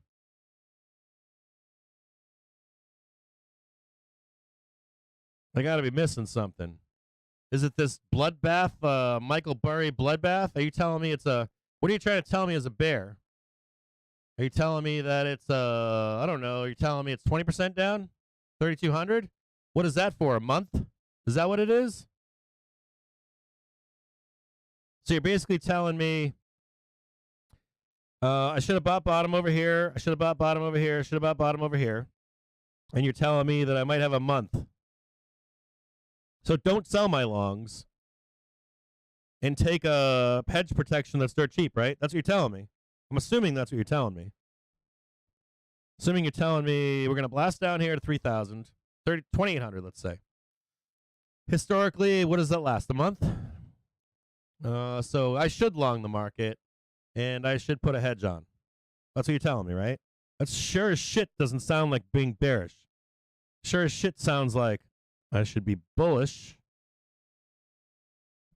and I should protect myself. I should be looking for opportunities to DCA down here. Does that make sense? I should be looking for opportunities to buy, not miss a potential turn. And if we have a bloodbath moment, I should hold strong and cash out my hedge. Does that make sense to you? Am I out of line here saying this stuff? Am I saying something wrong?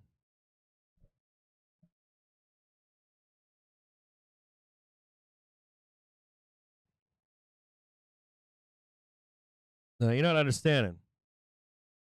You're not understanding. You have to understand, right? You have a like on a time frame, right? A large time frame, year, 3 years, doesn't matter. You get asked, you go, what's your positioning? Are you bearish here? Or are you bullish here? And I'm not bullish yet, but I'm looking at this and I'm going, well, here's a low, 345, right? You think about this as an investor. Think about this as long term, 1 year, 3 years, 5 years, 10 years. When do I start buying the market? Right? If I buy this market right here, right? And I'm like, okay, you got a bear right now. So remember, we're down here. People were calling for 20% from here, right? So now we're up here, right? And then I asked the question yesterday. What's your percentage? How far down? I got told 20%. We know what 20% is, right? It's right here. So that's the capitulation phase. So I probably should have bought this and this. Why? Why is the question? Because if we don't capitulate here, I didn't have any skin in the game as a long-term investor. Does that make sense? If I have skin in the game and we come down here, what is this? This is nothing, right? You understand what I'm saying? If this last capitulation move lasts a month, this is nothing, right? Does that make sense? And this SPY doesn't show it, but we've been selling off shit for 2 years, 3 years almost. So I'm just wondering what's like the bear case, how much longer does the bear case sound rational to not put some skin and some risk in the game? Because basically what you're telling me is we should wait. You shouldn't buy shit and wait until we're down here at 2,800. You should time the bottom perfectly, right? That sounds insane to me. I can sell calls. I can sell puts down below. I can have a little bit of risk exposure. If I don't even sell this shit, it's probably gonna be back up here by summer, right? I mean, like seriously, I get the bear case over here. That it makes tons of sense. I made videos back here in September and November and October of 2021 and said, yeah, time to wrap it up, bulls. Even if we squeeze higher at the end of the year, time to wrap it up. Like the bull case wasn't making sense anymore. And so as we come down here, I'm going, yeah, you know, and as a matter of fact, we got a squeeze in 2021 on Apple, right? Think we did. But to me, I was like, as a bull, I was like, yeah, we're getting a little crispy around here. You know, so where we are right now, I'm like, you know, I'm starting to sniff around and I'm going, are they going to front run this? Do they already know that we're close to a bottom, so they're just going to start front running it? Because that's what they do, right? They front run selling the market. They front run selling a recession. They front run all this shit. And you end up getting caught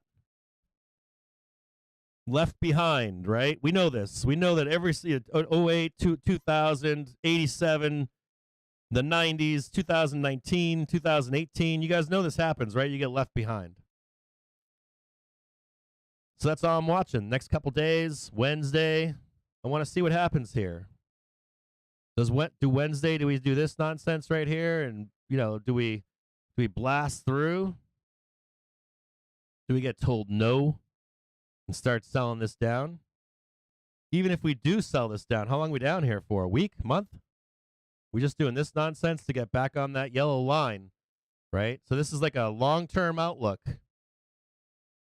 right? Do you get what I'm saying? This long-term outlook looks more like you should be starting to put some risk on for a move higher.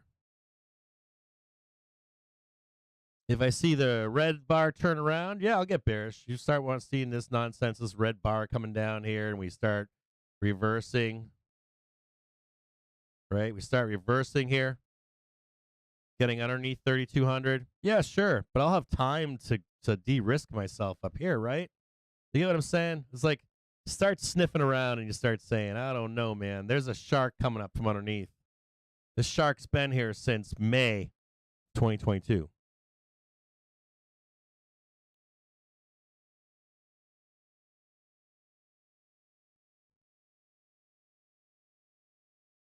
So yeah, show me. I guess if you're a bear, start showing me that I'm wrong. Because you haven't shown me since May. May.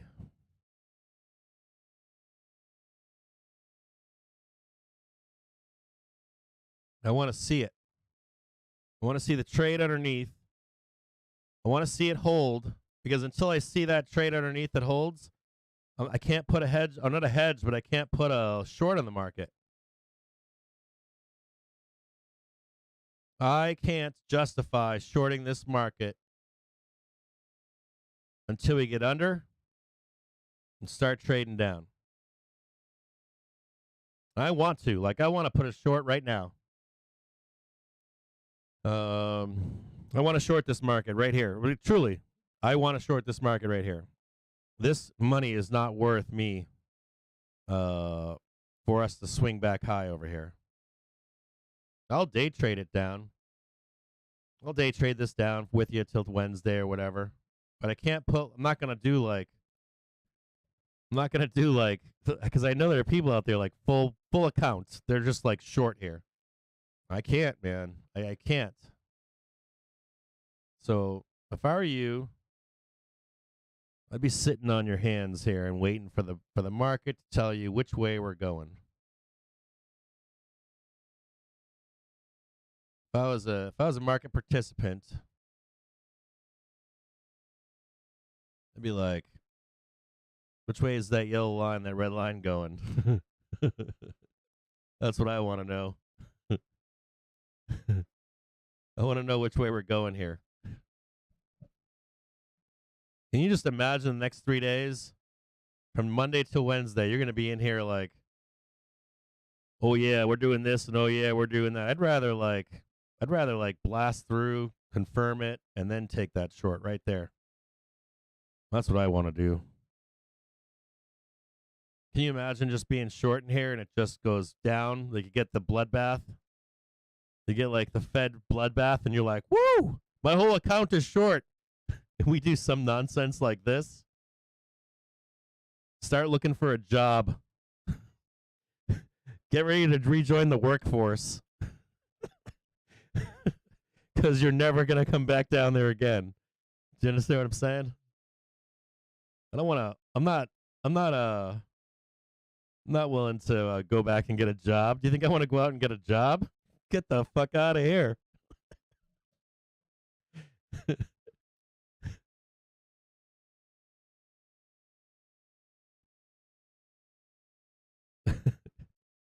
Do you guys understand what I'm saying? Do you guys at least, even if you don't agree with me, do you at least understand the full story here?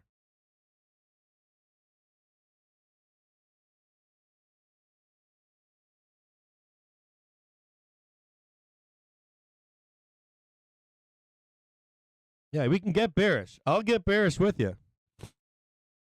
I'll get fucking full bear with you. If we get bearish here, if we get bearish, right? I will get bearish with you. I will go balls deep bear. But right now there's too much happening. There's too much from the underneath the surface for me. Like if I was a bear, I'd be scared shitless right now. I'd be like, "Oh, no, man. I need to get underneath that shit. You get me underneath that shit?" Like if I was a bear, I'd be like, "Get me under that thing." I don't want to have some big ass whale shark coming up underneath that I can't see. And I don't want to see this I just don't want to see it. I don't want to see that shit.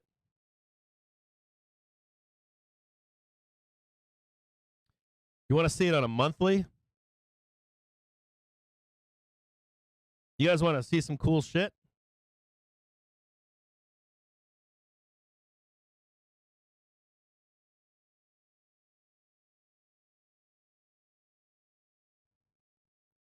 I want to show you the momentum slowing. This is a monthly chart right here, right? You see that slowing momentum going down? You see that?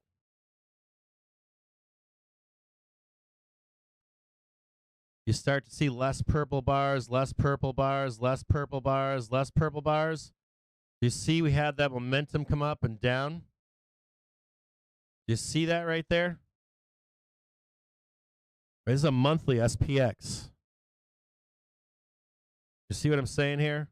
If you get caught in here and you're a bear, this is PPO and PMO. This is a weekly. Do you see what's sneaking up underneath here? This is a weekly.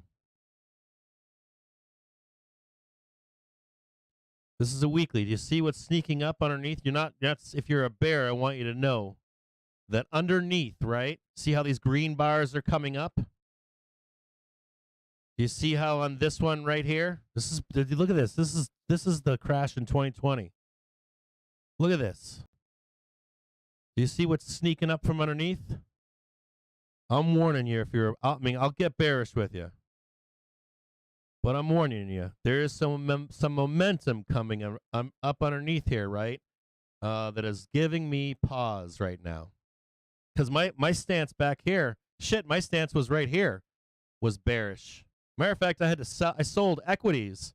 I sold spec growth back in 2020. Matter of fact, Horse Lover Fat and I were asked on FinTwit in 2020 in December. There's a tweet somewhere. People were asking, are you going to buy equities into 2021? Horst or Fat was like, fuck no. And I was like, no way. I think I even emailed or DM'd Horst and said, are you going to buy any spec growth? And he said, hell no. And we went and traded the S&P 500 for 2021, excuse me. Yeah, for 2021. We traded the S&P 500. Right? So you're like, more bearish. Bear, or whatever this is right here, right? Right here. Starting to get bearish. Right? I got super bearish in here. Then we blasted higher. Eventually rolled over, right? So as we come down here, I'm like, man, I don't know. Like, this right here looks right. This right here looks right. All this looks right to me. Right as rain. Underneath, right as rain. Right? So I don't know if it's a year, 3 years, but I'll tell you what. If you're bearish, have a bearish stance, I would be at least the minimum. At least like a prairie dog, have your head up and be like, the fuck is going on around here? At least have your head up. If you're a bear, at least, this, and don't consider this price action next few days. You want to be looking at the next week. Be looking at what the Fed says. You want to know exactly what's happening underneath the surface of the market. And I want you to at least have a firm understanding that underneath the surface of the market on a weekly and monthly time frame, there's like a whale shark underneath, just waiting to grab your ass.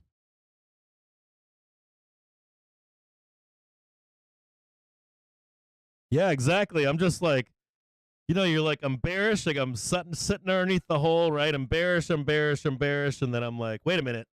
Stick my head up, and I'm like, dude, what's going on? I need to see that shit break. I need to see a break underneath 394, 396. I want to see it hold. If I can't get that confirmation, I can't be bearish right now. I need it. I need it bad. Well, not only do I need it to break, like I need this to break, and I want to see like rejection, and start heading lower. I'll take the short right there. That's where I'll take the short. What is that? 390, let's say. So 390, I'll take that short right there. I'll take that one. Well, I'll tell you what, if they make you load up your whole entire account short in here, I'd be sketchy. Super sketchy. Yeah, get some fuel from you for a run higher. It's super sketchy. I'm not trusting these banks right now. I don't trust them. Like I've stopped looking at sentiment gauges. I've stopped looking at the shit we're being fed. Like I just stopped listening to it the past week. I'm like, I can't. I'm like, I'm done. I've had everybody out there like dropping all kinds of shit on me, and I'm like, I can't look at any of this stuff. I'm like, I can't. I can't. I've seen this happen before. Like, it's neat too. Late last night, I watched a video on YouTube, and a guy said, I'm not going to name names. Guy was on YouTube last night, and he said, we're going to have a market crash between now and Wednesday.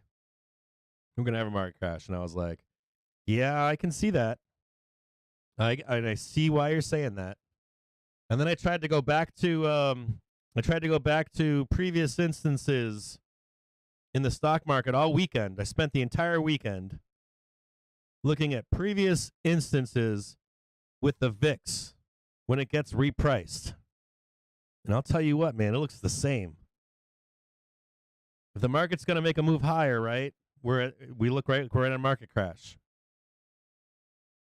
We do. We look like when the VIX gets repriced, we look like we're going to have a market crash. So, I don't know.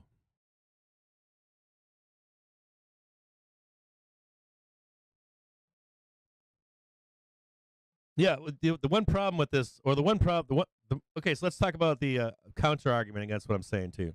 So Jimmy Bear is making a good point. He said inflation, right?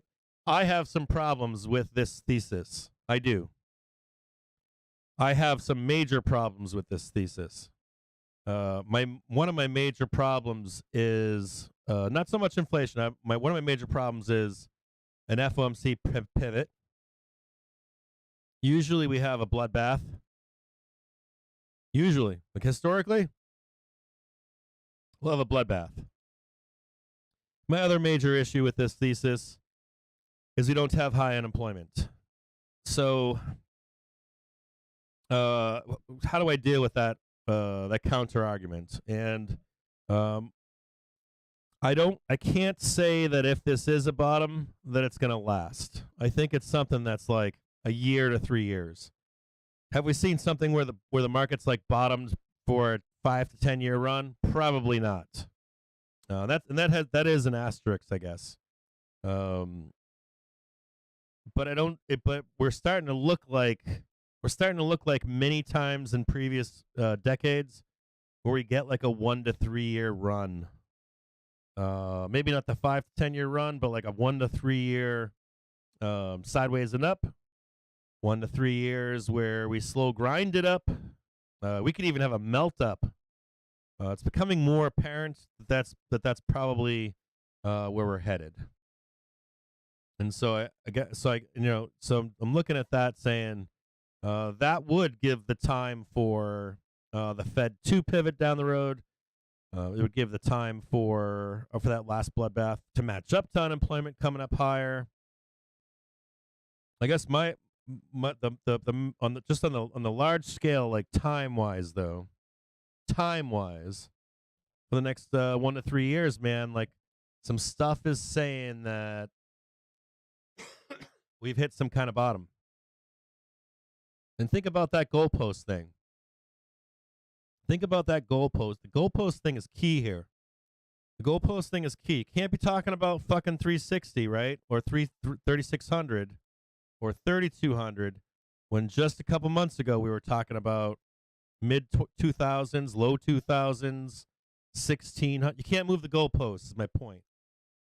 Right? You can't keep moving, or not keep, but you can't. Remember in May, remember in August, remember in October.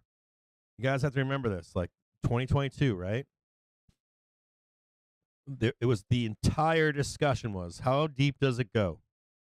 How bad does it get? Remember the narrative. How deep does it go? How bad does it get? Is it full collapse time? This is like the newspapers. This is magazine articles. This is CNBC. This is people that we trust, right? These are people from institutions, right? And you're saying to yourself, shit, man, I have to be a bear here because what if it does go there? But, as time passes and we start to trade higher, and right now we're trading 403, right? You start to question it. You start to say, well, if we were at 345 and started selling, man, I'd be scared shitless, right? If we're going to trade to 3,000 here, shouldn't I just put a hedge on, right? It's like, just like stance. What's your stance right now? Is your stance as a bear or a bull? I guess that's my question.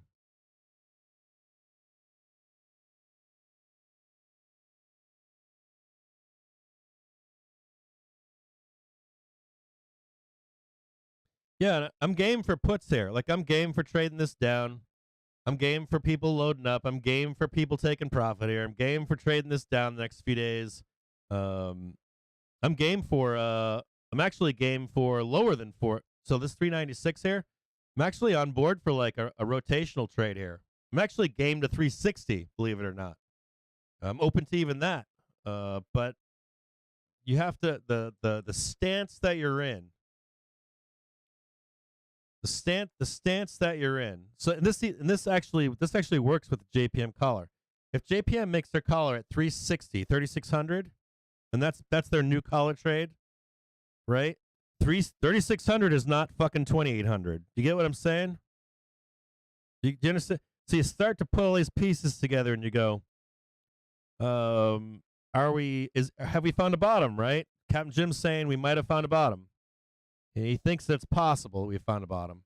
So, let's say we trade to 360, right? Let's say we trade. This are all the arguments, right? Let's say we trade to 360 down here, right? Still a higher low, right? Do you get what I'm saying? Like, see, you start to wonder because this is still a higher low. So, like all of these things we're talking about, you can't be a bear out there and be like, Captain Jim, we're going to the depths of hell. And I'm like, okay, well, JPM's now saying we're not. Right? I don't know, man. So let's say we trade to 360. Right?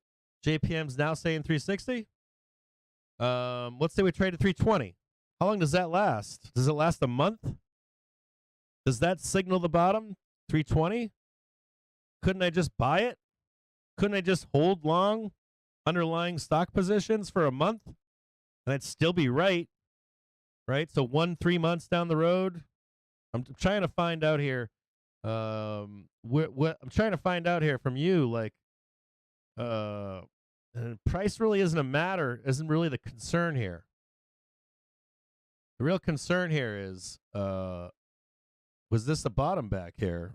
Are we confirming a bottom? Does it get front run from here?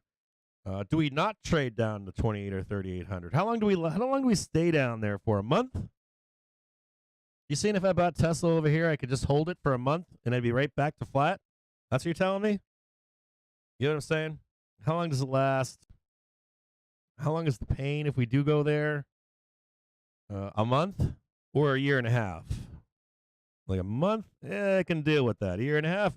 Maybe not. Right? You get my point here?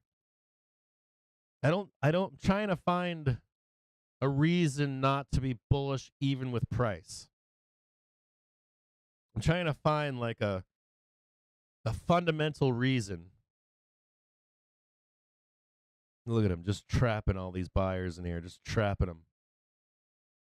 I'm trying to find like because the answer is, I'm going to tell you what the answer is.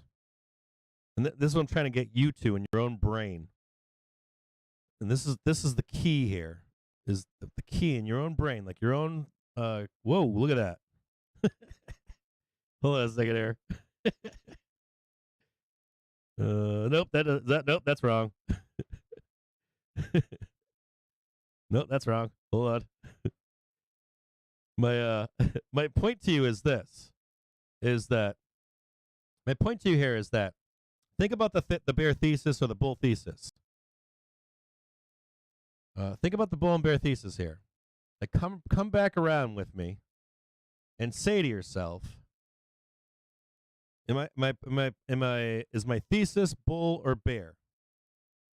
And I don't think bears so if you're going to maintain the bear thesis, then it's not 360 and it's not 3,000.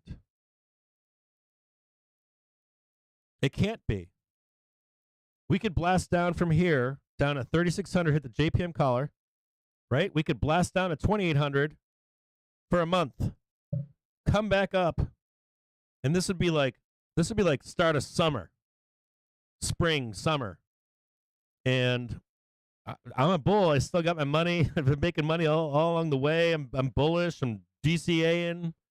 That's the worst that can happen to me. That's the worst. That's not bearish. That's looking for a bottom. That's starting to look for entry into this market. That should bring out buyers. That should bring out buyers looking for a bottom. And that's my point. So my assumption is going to be this. So we haven't proven it yet. But my assumption here is that going forward, right? Let me make the final thesis statement. Expect bulls to be looking to dollar cost average, I don't know, 360, 3,000, 328 if it even presents itself. Expect sideline cash to step in. Expect demand between now and March, hoping that they can buy a low. And that is a positional change for market participants, large and small. I think you're going to see mid-large banks, retail, between now and March, looking for a bottom to buy.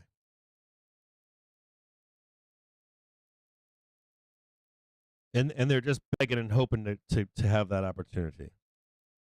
And that I'll count myself in there. So if you present me at any point for the briefest moment with 360 or 3,000 or 2,800 between now and spring, I'm fucking buying it. I'm going to buy the fuck out of it. And I think, truly think that is, I truly think that is the truth. That you've got the bear case is switching to the bull case. I think that if the bull is now, they saw Tesla hit 100. Now they're saying, yeah, you know what? Give me that cheap buy, man. Hit me with $100. Slap my face with 100 again. Slap my face with 60, 40. What can you throw at me? How long is it going to be down there for? A month? Do it. Double dog dare you. Triple dog dare you. You know what I'm saying? So I think that the bear case, you've had a bear case now since December 2020. I think at this point, if you're a bull, bring it on. bring it on. Give me a discount. No fair down here. None. Seriously. Zero. Let me start buying this market. There's a fundamental shift in where we are and what we're thinking.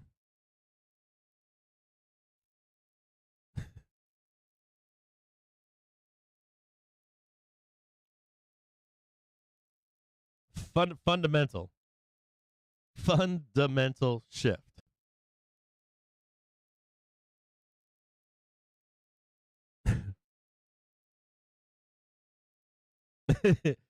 Oh yeah, yeah. Troy Carp's bonds are sexy. Yeah, I mean, did you guys look at HYG? Did you guys look at the move index?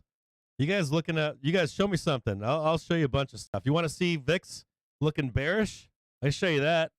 I can show you the VIX going down. I can show you the VIX being bearish right now if you want.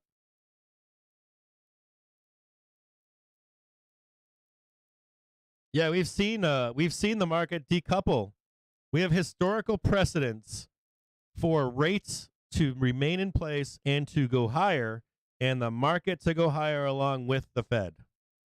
We have historical precedents at multiple times historically for Jerome Powell to maintain rates, add rates, or increase rates, and the market to actually decouple from downward move and start to begin to trade sideways and higher.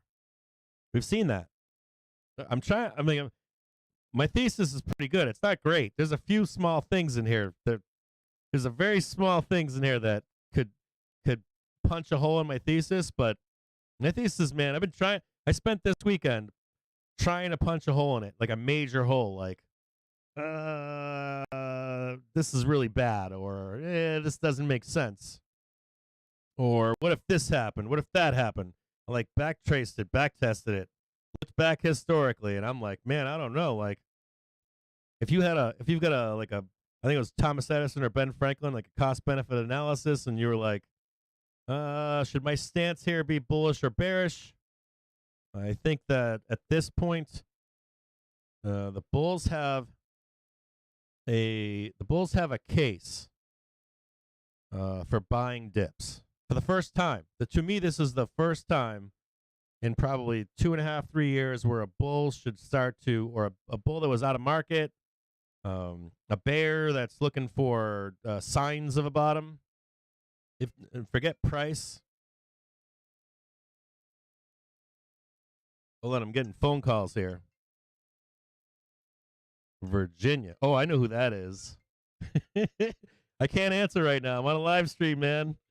I want to, but I can't. So if I'm looking for, if you're looking, think about this. If you're looking in 2020 and you're like, I'm going to start taking some money off the table off RK, I'm going to start taking some money off of these stay-at-home stocks. And then you're in 2021, you're like, I'm going to start looking to take some money out of Apple, right? I've made some money here. Had a bunch of splits. I've made a shit ton of money. Do you get what I'm saying? Like the thought process, right? The thought process of you as an investor is, I'm going to start taking some profit, right? That started in late 2020. That rolled into 2021, right? As 2022 rolled in, you started to see massive selling, right? And then you got people on social media and they're like, yeah, all these bulls got caught at the top, right? You don't want to be one of those bulls, right? You didn't want to be one of those bulls back then, right? You didn't want to get caught at the top, right? And now we're at the bottom, right? Or what might be a bottom. You don't want to miss that buying down below. So you start to look and say, I don't know, Cap. But I'm telling you, you start looking around, you start looking at the VIX getting repriced. Just VIX trading under 20, right? The VIX get repriced to 13. Could we maybe making a small run here? Could it be for a year or two? What price, right? What was price? We're at 400, right? We're not 345 having this conversation. We're at 400. Can I jump in on that? Shit, can we come back down to 360 so I can jump back in? Can we come back down to 345 so I can jump back in? Can I get 3,000? Can I get 2,800? Right? So you start wondering. You like, you get what I'm saying? You're getting that shift. Right? It might not play out over a month or 3 months, but I will assure you, right now, it looks like 12 months from now, you're going to look back on this time and say, shit, he was right. Or, shit, we crashed for a month. But if I had bought that dip and bought just before, I'd be up a killer this year. So, that's my take, man. I need a little bit more to prove it. It's going to take this FOMC meeting more than likely. Trap a bunch of rocket fuel in here between now and Wednesday. And that's what I'm looking for. I'm looking for trapping all this bearishness. If we blast down, I'm going to be looking to be buying. I'll buy 360. I'll buy 3,000. I don't think we're going to be down there long. Because, the only other argument that you could have would be, we're going to 3,000 and we're not done there. That's the bear argument. We're going to 3,000 cap, and then we're going to blast down at 2,000 and 1,000. That's the only argument you got. That's the argument.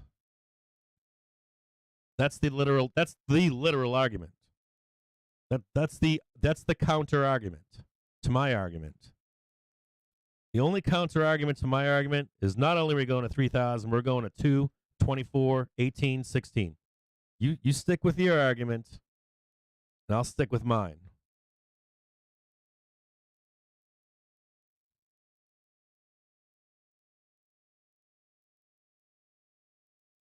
Yeah, so they got the collar at, they haven't executed it yet, I don't think. I don't think they execute it until the 31st.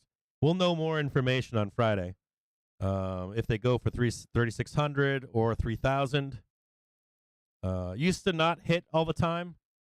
It's hit a lot in the past couple of years, but past couple of years it's hit, but it hasn't hit.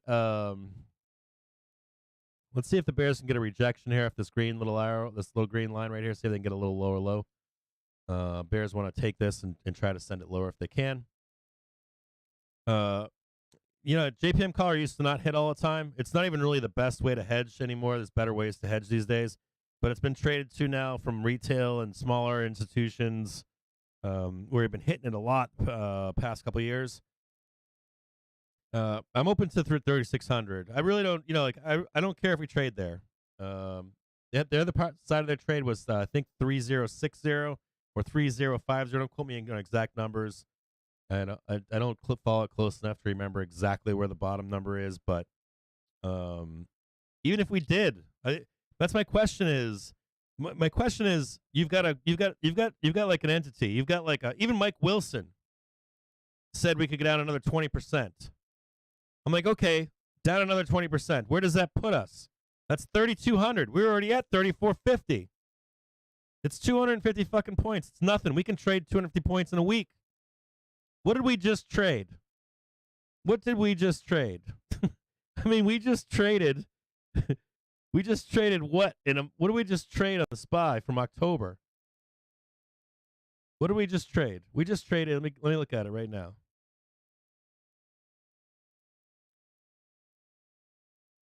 We just traded 17% since October. So I'm like, I don't know, man. Like, so if you're looking at this from a stance, do I have a bullish stance or a bearish stance? And the bearish stance has to be, or the bearish thesis has to be, it cannot include 3,600, it cannot include 3,200, it cannot include 3,000. It must be like 2,400 or 1,600. So if you don't have that, as us hitting that target this year,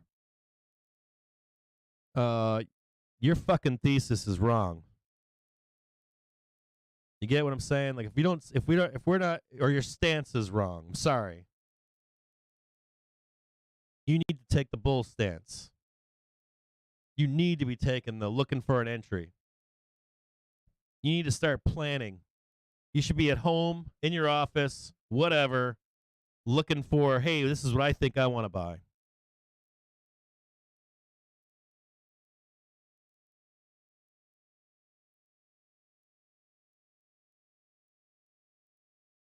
You know, where I had you guys know people here on, you guys know people on social media. When I give you guys phone calls a year ago, year before that, on the phone. Take a bearish stance right here. We're taking a bearish stance. But that's changing, man. The bearish stance for me, I'm looking to buy. Show me a low. Show me a low to buy.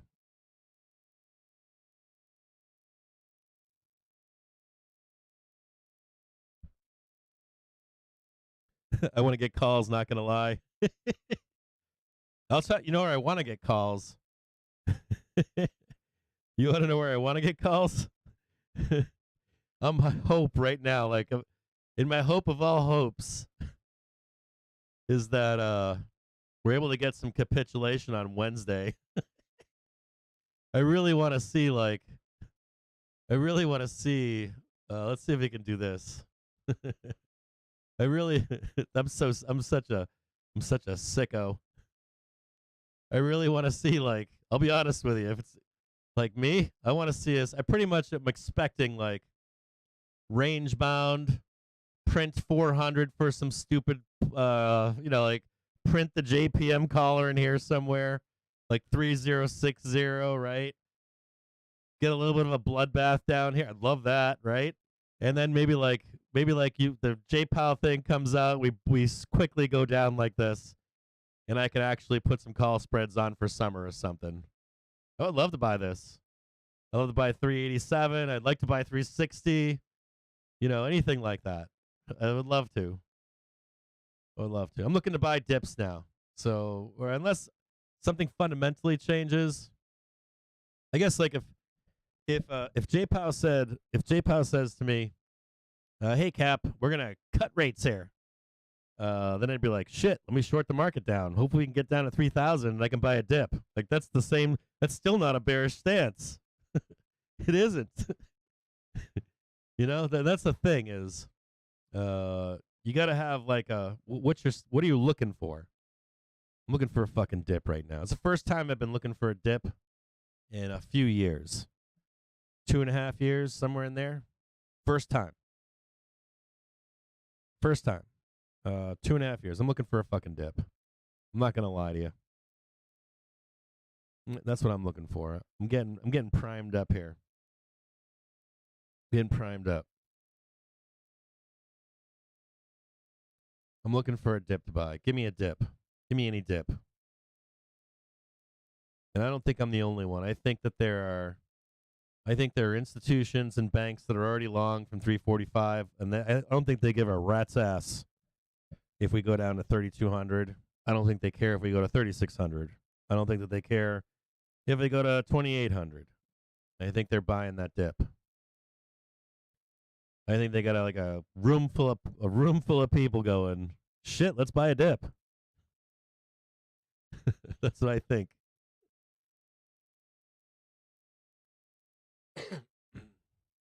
No. You guys have to understand that. That you guys got to understand that the question became.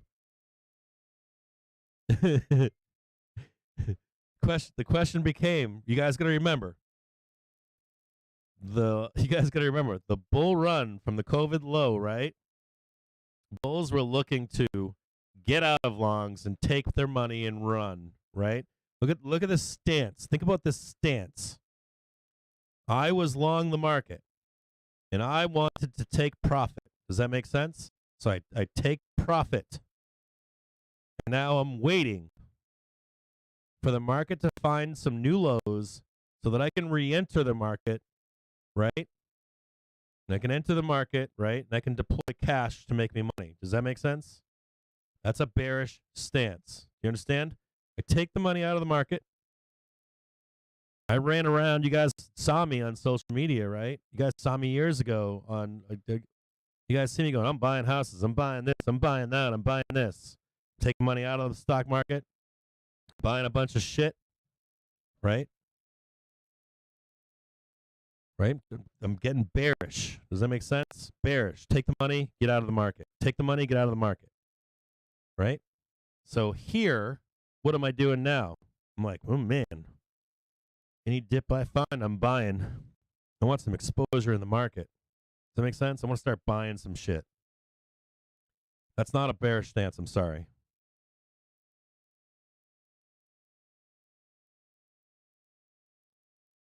Do you understand the fundamental difference between taking profit after a bull run and then looking for a dip to actually buy? You found me that way? Right on, Zacharias Tank.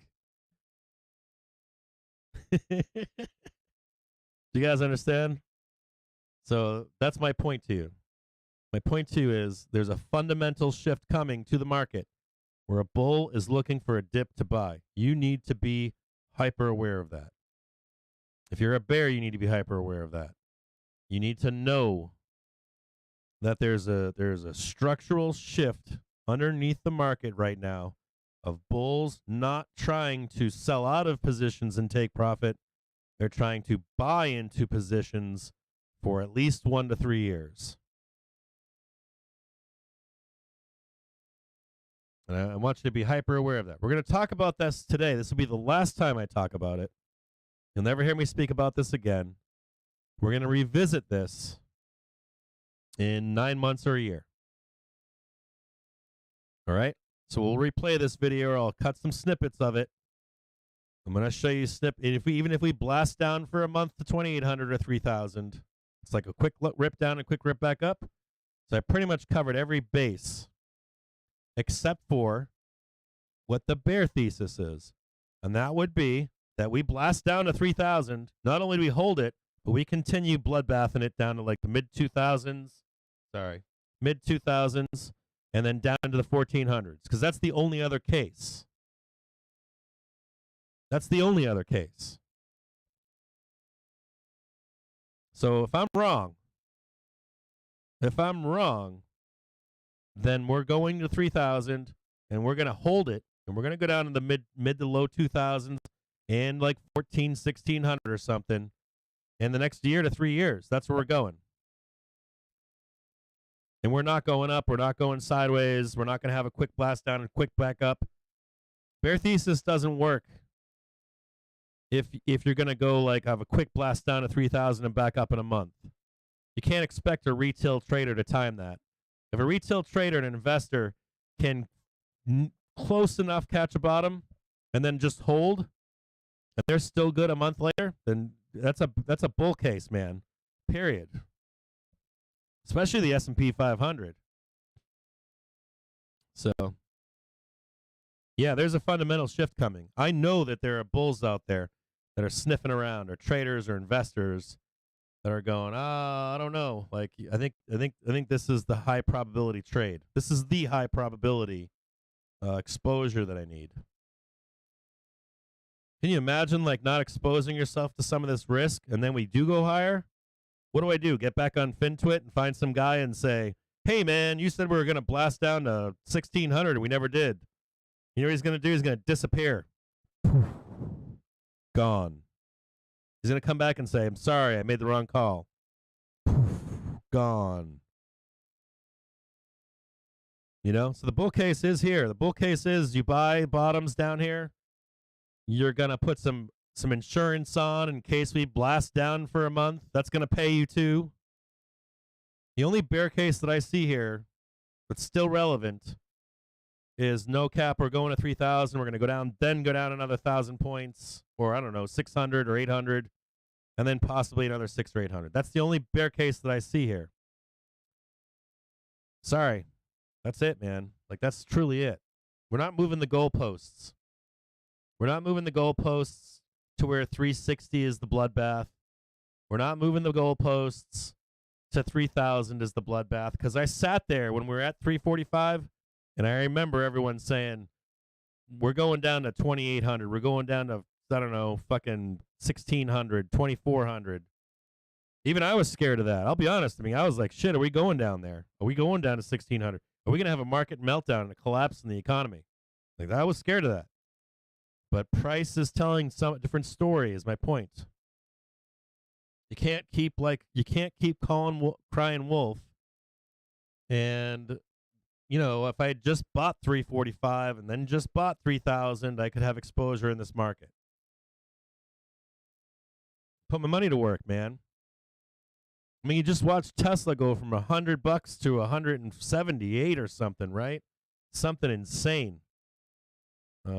This is like owning stock. This isn't an option. This is owning stock. This is owning stock. Like, so, sorry. You got to at least look at it and say,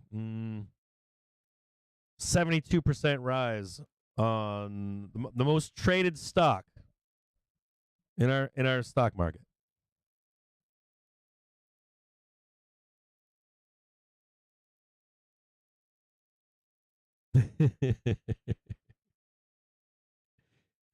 Yeah, ninja smoke bomb, exactly.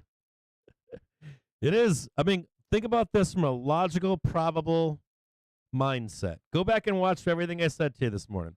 Start to plausibly think to yourself, are you in a bullish stance or a bearish stance? And if I am in a bearish stance, to what price?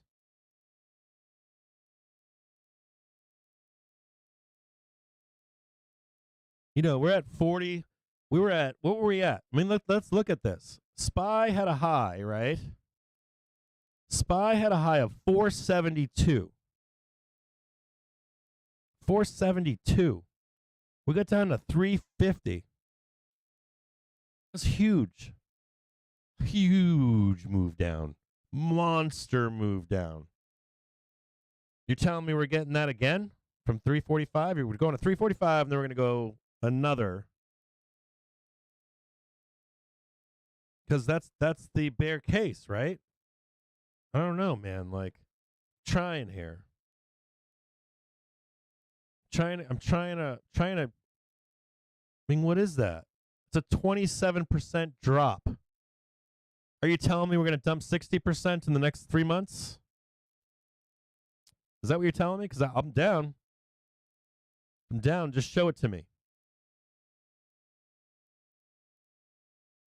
You're basically saying that we're going down to 2191.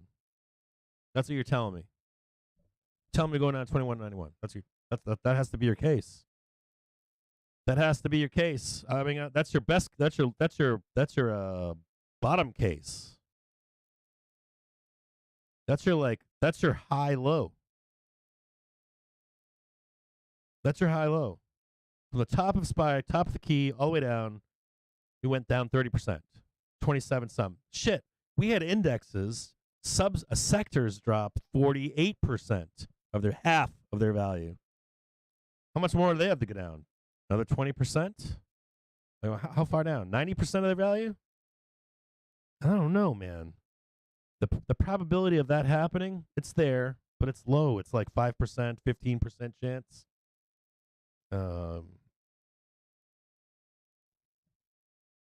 I'm suspect. I'm questioning if you're just getting fees. I'm questioning if I'm managing my own money, that I shouldn't be start looking for bottom, like, something I can own and trade and make some money off of.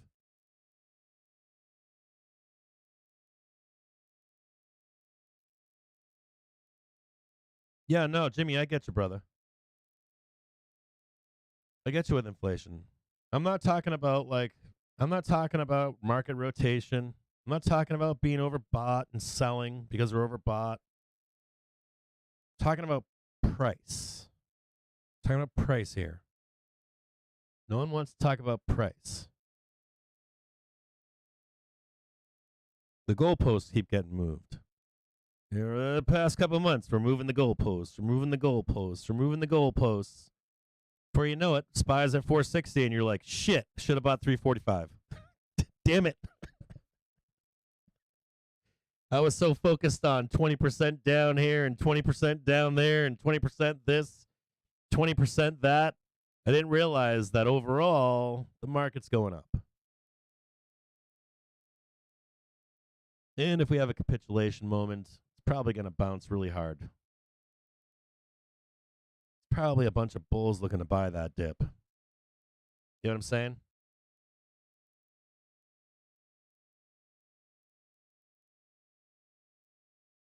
Meanwhile, we're sucking it up. We're drinking the doom and the gloom and all that stuff.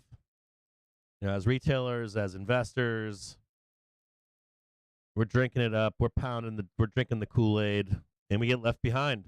That's the real deal. We get left behind. So if you're a bear or a bull and you're a retail person, I would say to you, I would posit to you, I would say we're pretty much confirmed at this point. We're like pretty close, right? Kind of close where you should be looking for some bottoms to buy. How long that lasts? 1 to 3 years. Is it a new bull market? No. No. I don't believe we're going to get a new bull market until there's blood in the streets with unemployment. I don't. The yield curve inversion isn't an accurate enough indicator. But if you're looking for the next bull run, like where it's like, woo, I'm in. I can buy an island somewhere and not worry about my positions every week. That's probably not now. You're probably going to have to actively manage your account for the next 1 to 3 years, somewhere in there. You're going to have some insurance on your account. You're going to have to buy way outside the money puts just in case we blast down for a month. You're going to have to actively manage your account for probably 1 to 3 years. And you're probably going to have for me personally, what I'm going to be looking for that like 10-year, like 5 to 15-year bull run is unemployment. I want to see blood in the streets. Until I see unemployment, I mean unemployment blood in the streets. I want to see like mass credit card defaults, your brother and your sister losing their houses. I want to hear about huge divorces. I want to hear about companies imploding on themselves. And I don't mean like fucking Nikola. I mean like big banks and like big companies like Apple and Amazon. Until that shit starts to happen, we haven't probably seen that kind of a bottom. But for a buyable bottom, for a year to 3 years, I'm sniffing around. I'm definitely sniffing around. I'm definitely poking my head up here.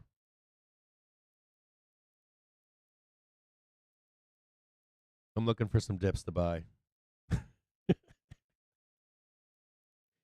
I'm looking for some dips to buy. I'll be honest. I'm guilty.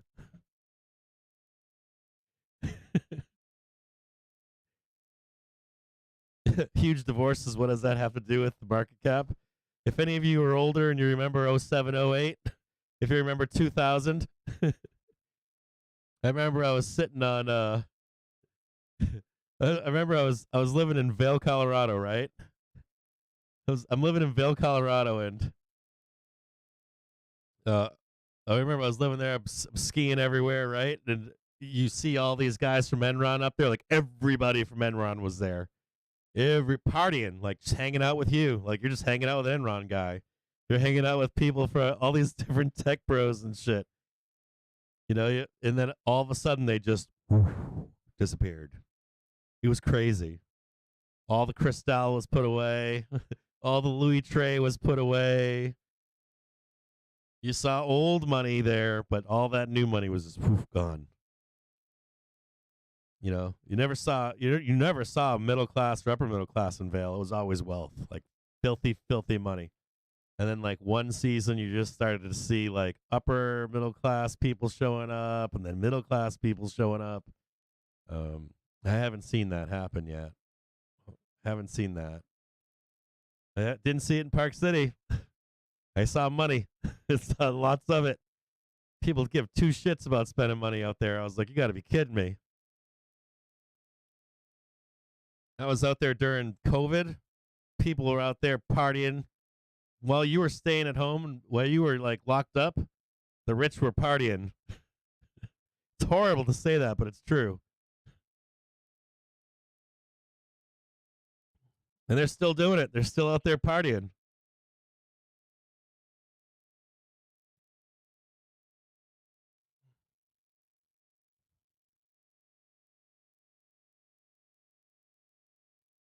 Yeah, I saw that debt. Didn't you guys see that debt today?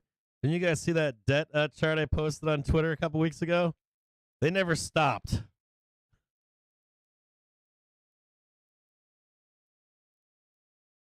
They haven't stopped since the 1950s with debt.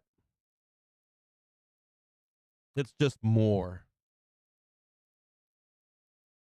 More, more, more, more, more, more, more, more, more. I was reading these articles. They're like, the age of free money is over. I'm like, dude, my ass. We took more this year.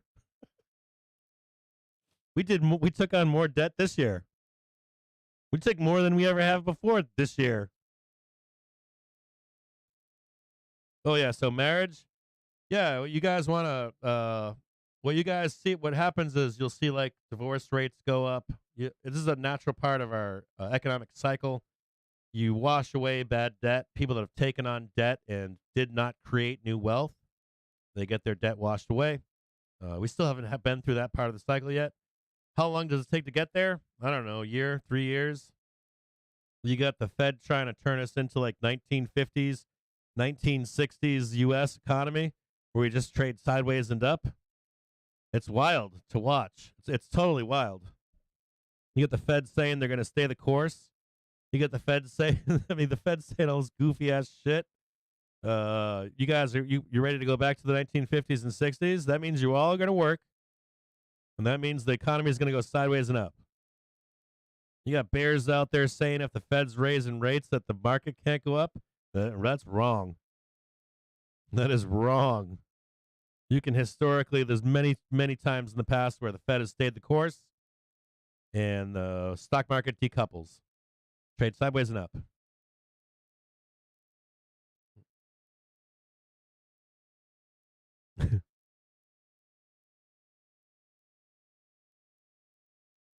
You don't understand? Our economy is a Ponzi scheme.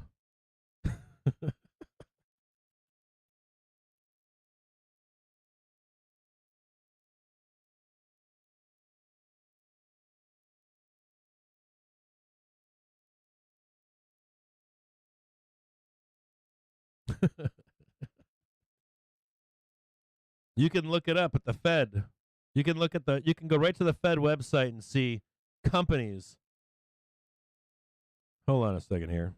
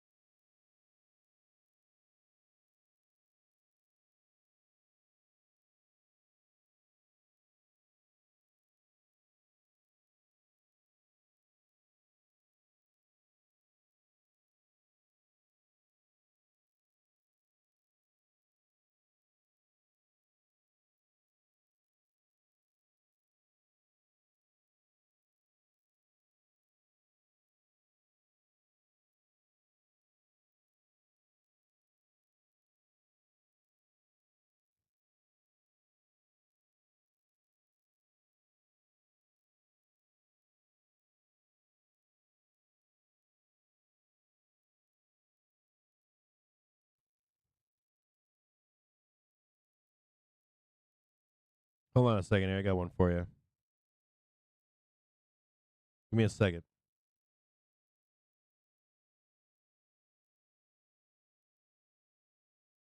Someone asked a question in the stream. They said, someone asked about, I don't understand QT. Thought the Fed was reducing debt.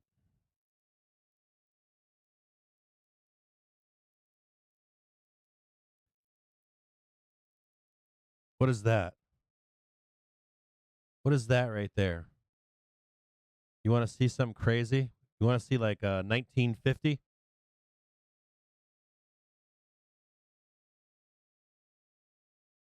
You see that monstrosity right there? They never stopped. They never stopped. They tell you it's making you. Their job is to make you believe as they take profit. It's accumulation and distribution of our stock market. That's all it is.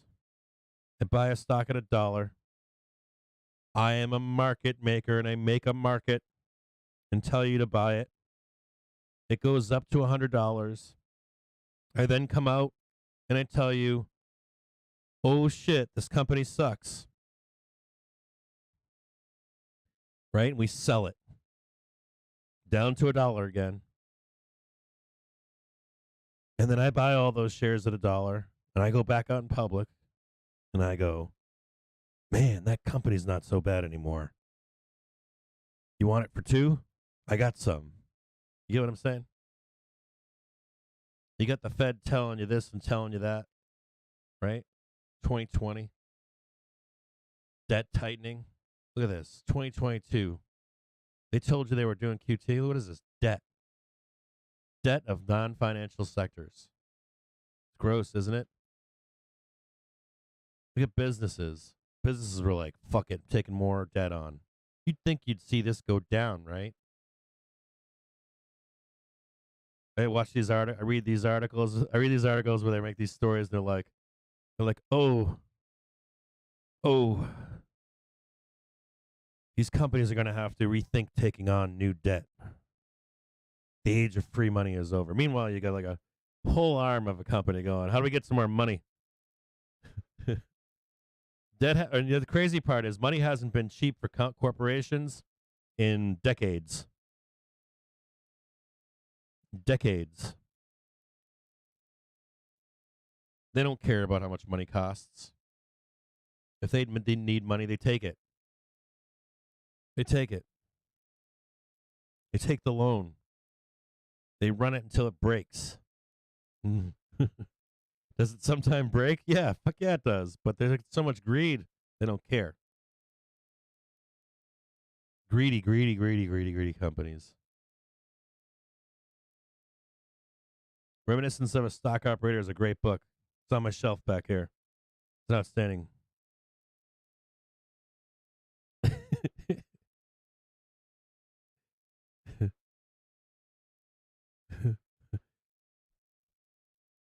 Yeah, so what's the expectation? Joshua, baby, what up, brother? Your muscles are looking sexier today. Hold on, Josh. I'm going to hit the weights. Hold on.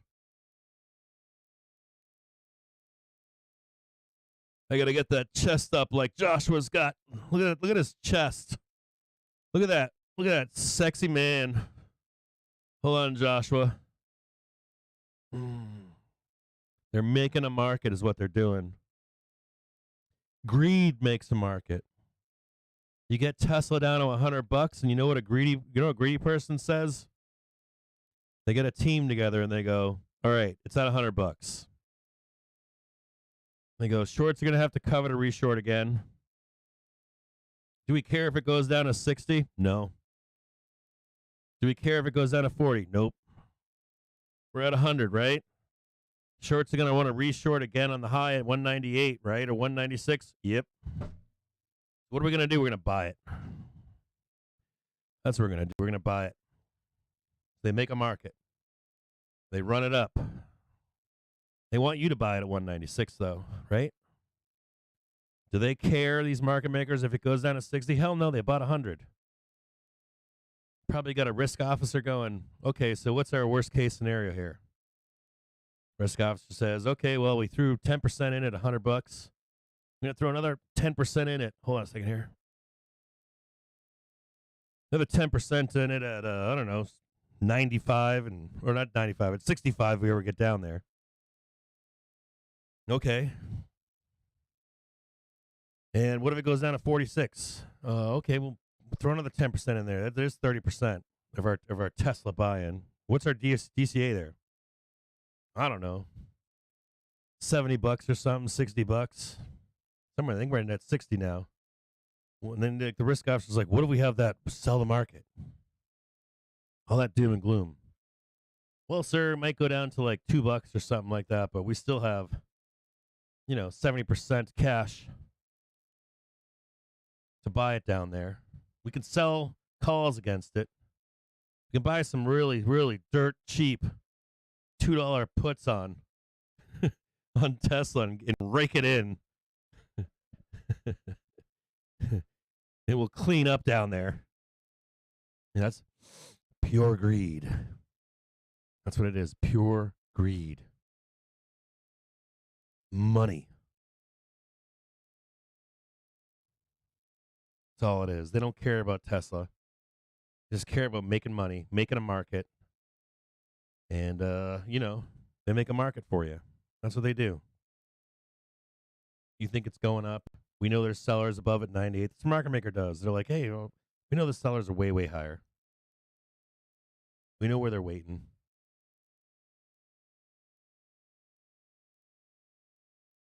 You want to see where they're waiting on Tesla? We'll look at Tesla.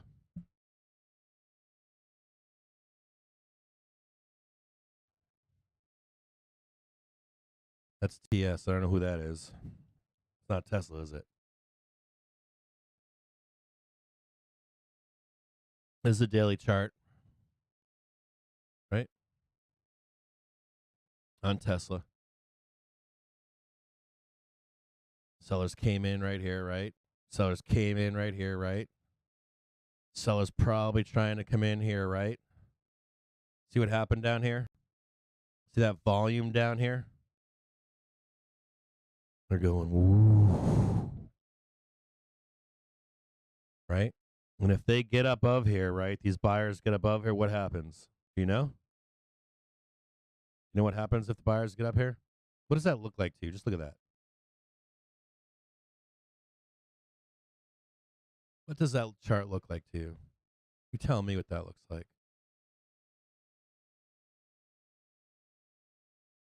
What does that look like? What does that look like right there? Look where we are. 2. There's 1. There's 2. There's 3, right? What is that looking like to you?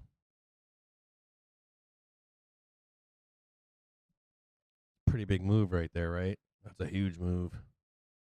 A big old move right there. That's way back in 2022. Look at that big move right there. Look at this one. How high does that go? See any of this volume back here? I don't see that volume back there. See it right here. See it right here. That's where I see it. See that volume? See that monster buying down there? You think that's retailers? You think this is retail? Who do you think this is? You think that's me and you? Who do you think that is down there? Who's that? Is that me? You think that's me? You think I'm doing that? Who do you think that is?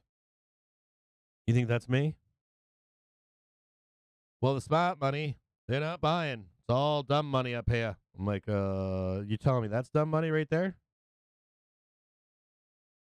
306 million. 307 million. 307 million buyers. You're telling me that's retailers? That's what you're trying to tell me. All right. Fine, that's retailers. Sure. That's retail dumb money. Okay, you got me. Oops. I hit the buy button. Oopsie. That was me. My bad. Let me go fire up the jet out back. I'll be back with you guys in the live stream later this afternoon when I get back from fucking, I don't know, fucking Miami.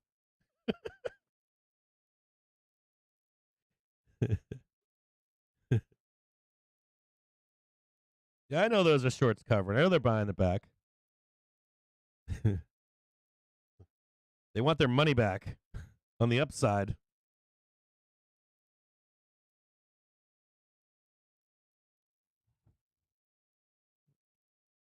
I don't care about fundamentals on any company. I'll be honest with you. I care less. Well, I care to an extent. I care during accumulation phases about fundamentals. Like, why is this bank buying this right now? Why have they been buying it for 3 months? Right? Mostly, though, that's a hand-in-hand argument with. To me, fundamentals are a hand-in-hand arguments with accumulation and distribution. It's like a hand-in-hand argument. Can we make a market for this company? Can we make a market for this company? Are there any risk of fraud, or are there any risk of imploding or something? But outside of that, it's just a matter of accumulation and distribution. Are there buyers there?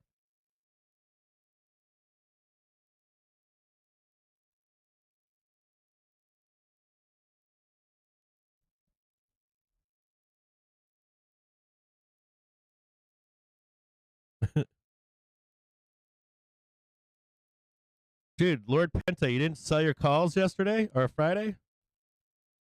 Are you shitting me? Dude, I made that crystal clear, didn't I? Like all that IV? Like do you guys understand? Do all of you guys have a firm understanding of IV and how that works? Like there's 10 people trying to push up the price of something, and then there's 100 people trying to push up the price of something, and the price of those options are priced differently with 10 people and 100 people.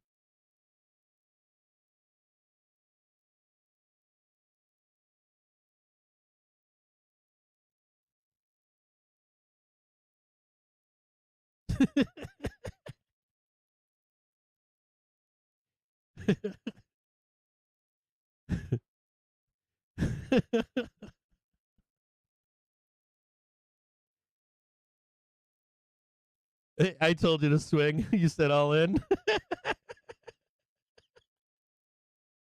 You guys are hilarious.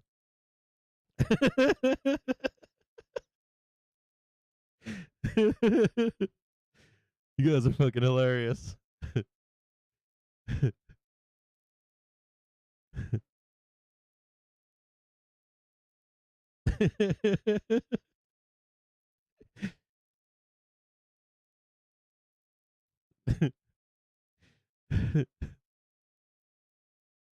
Yeah, man. Just let it be done. Khalib, I promise you, if we start burning, I'm with you. I'll throw on the bear suit and get down with you. I'll get down. I got no qualms. I got no qualms turning bearish. I'll turn bearish, or I won't buy calls. One or the other, right? I'll wait for the bloodbath to end. You'll never ever see me going. You'll never ever see me going like, I'm holding calls right now and I'm gonna diamond hand these things. Rarely. Sometimes I'm like, my thesis is still good. But you'll never see me be like, you'll never see me like in here.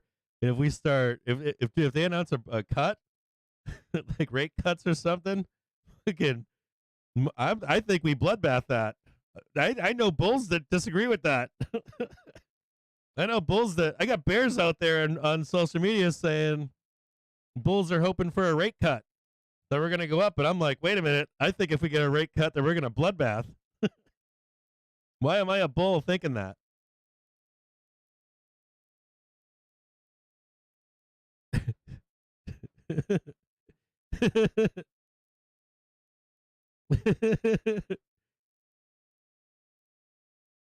Yeah, good job, Omar. That was a good move, right? Into today, Omar? Yeah.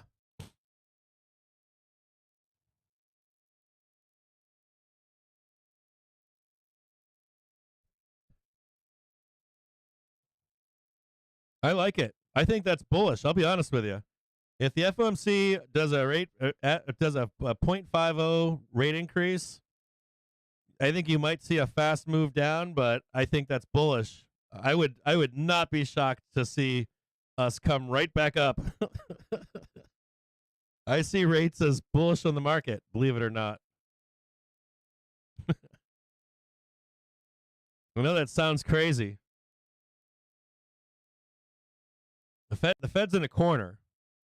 The Fed's basically backed into a corner. If they want to see this market go down, in my view,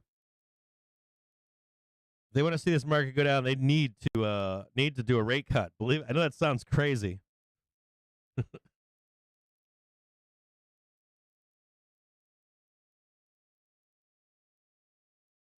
Yeah, they got to tank it. There was I don't know if they thought this, but I saw Spock M made a post about what the Fed needs to do. They don't have too many cards left. Like the Fed, they don't really have that many cards left. Maybe for a brief moment they could get the market down on some rate increases. But I guess if I was the Fed, I'd be like, what are our choices here? They're probably their last two choices are, okay, we do an unexpected rate increase. 50 BPS. So it sends us down to 360. Okay. Does it get the market to down to 2,000, 2,400, or fucking 1,600? Nope. I guess there could be an outside chance that you get a 50 BPS rate hike and then an announcement of rate cuts down there. Maybe we get down to like 30,000 and then they do an announcement of rate cuts. So maybe you get your final bloodbath down to 2,800. They really are running out of options here. If they stay into raising rates, though, I mean, like we're staying the course for the rest of 2023, you have a high likelihood of a decoupling from the market. Market's going to be like, okay, we know what to expect. They're sticking to their guns this year. Let's trade this shit sideways. So I don't know. I don't see trying to find like for the bear case, you really want to see like for like the bear case, like collapse case. Sometimes I think I'm a better bear than a bull. Like you really want to see like what? You want to see like, dude, you guys see the stock or the real estate market's coming back? Like you want to see the real estate market burning. You want to see defaults on credit cards. You want to see mass unemployment. You want to see companies going bankrupt. We're not seeing that shit right now. We're just not seeing it. We're not seeing it. And that's a problem, right? We're here waiting for it to happen, and it's not happened. It hasn't happened yet. So until they put more pain on these companies by vis-a-vis uh, Jim Bob on Main Street, and it really is vis-a-vis. It's not the companies; they'll take the loans; they don't care. It really is like you need to put a hurting on Jim on Main Street, like some schmuck that's made bad decisions, taken on bad debt. I'm living above my means. I've got like this big, huge F-350 that costs me $120,000. I've got a 20-year note in it. I'm trying to turn it back in, and I can't because rates are high. I need like my county government to raise my taxes. Stupid. I need my house to not be worth as much as it was 3 years ago. I need my neighbors to get kicked out of their homes. I need all kinds of shit to happen to me so that I can't buy anything, right? I gotta lose my job. I'm like, hey, I'm an engineer and I'll never get fired from my job at Boeing. But I'm too old now, right? They're gonna replace me with someone cheaper. I need to see that, right? Not happening, right? I need to come home to my wife and my 5 kids and be like, shit, honey. We're gonna lose the house. The kids are gonna go to this really bad school now, and all your friends are gone. We're not gonna be able to hang out with the friends and the family anymore, and we're not gonna be able to have the lifestyle that you used to live. And the kids, kids are screwed. They're not going to the college we said they were going to. Definitely not. And then of course your wife's gonna be like, I want a fucking divorce. Well, not all wives. There are some very good wives out there that'll be like, I'm with you forever, honey. As a matter of fact, that was my own mom. My own mom stayed with my dad, but they did get a separation. They did separate at one point. They went through a very stressful, in 1986, 1987, they went through a very stressful experience.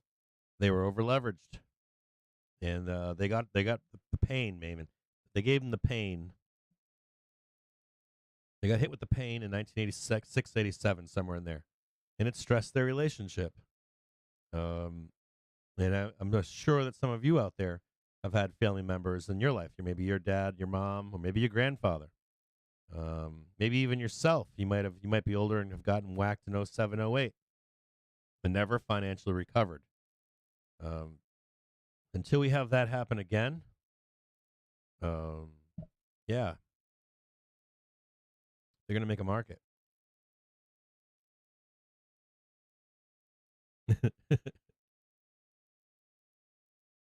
Yeah, they have a lot of work to do. Yeah, I'm not. I just find it weird when people talk about rate cuts and stuff that it's bullish. I'm like, I don't think so. Maybe in the short term. I guess rate cuts could be short term, where you see a short term bottom and you're then again still waiting for these companies to fail. One of the big problems with this cycle right here that we're in, it's like this cycle has a bunch of problems. We had the COVID thing happen, right? We were going to roll over. I don't know how many of you were market participants before COVID, but anyone that was a market participant before COVID knew that we were about to roll over. We were due for a large pullback.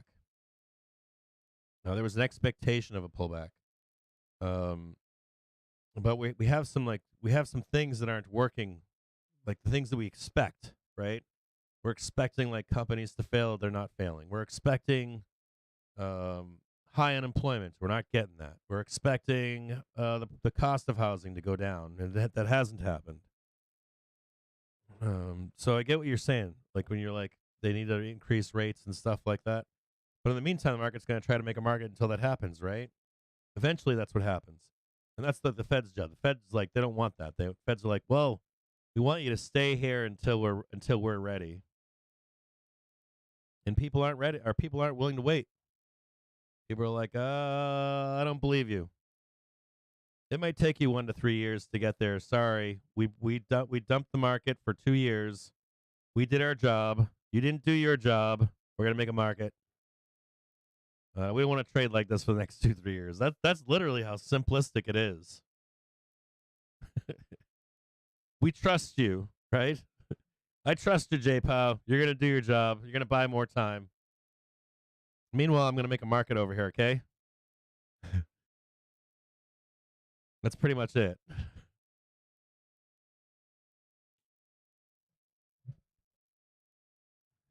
I was selling 8%, 30 years, and 3 payments were ridiculous. Yeah. I'll smuggle eggs and I'll turn them into a kingpin. If rates go to 10%, then your mortgage repayments have gone up 5%. Yeah, I understand that. I want rates to go up. I don't think there's a bull here. I don't think there's any bull here. I don't think there's any real bull that buys bottoms that doesn't want to see blood on the streets. I think we all do. I think I don't think you can. I don't think there's a bull out there unless some guy's got like a $500 account. I don't think there's a true market participant with any time in the market that's like, fuck it, bloodbath it. I mean, I think we all do. I think we'd all say that. I'm a bull, so if you can bloodbath it down at 1,600, do it by all means. But the fact is that the data is not supporting that right now. The data is just not supporting it. It's just not.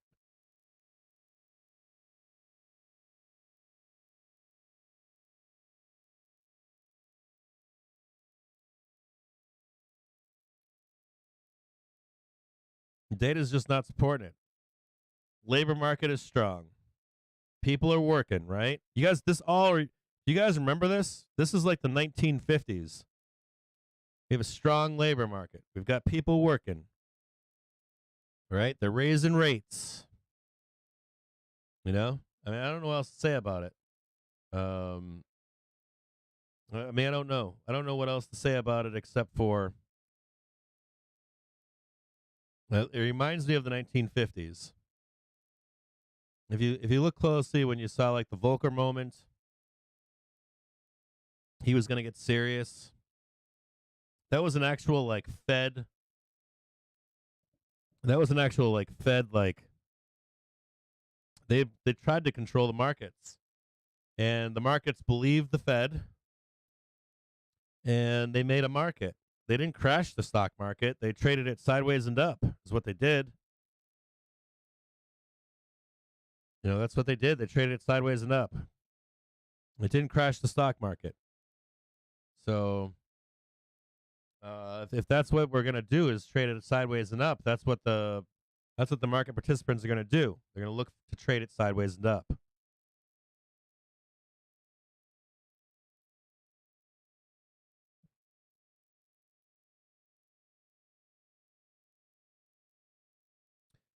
Yeah, what I'm talking to you about is you guys should go back. So what you should do in your own time is go look at the Fed funds rate.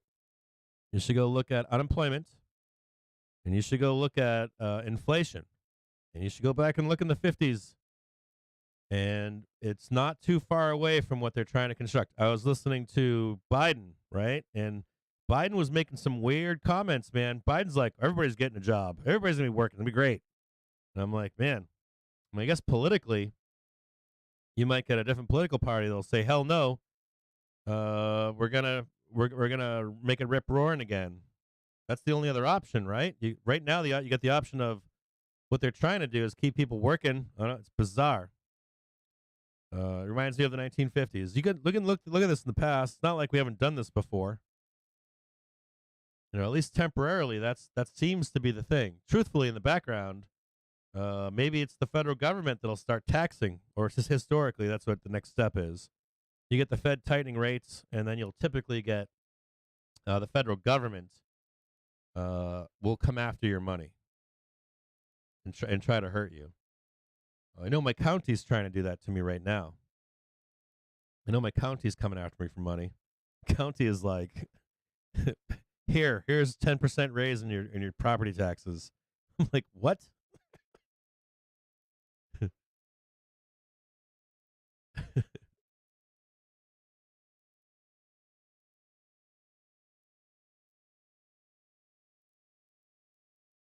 There's S1 right here. There's S2.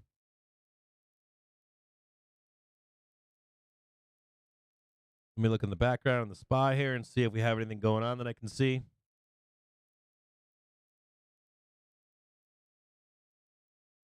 Not too much. I mean, just look at this. Man.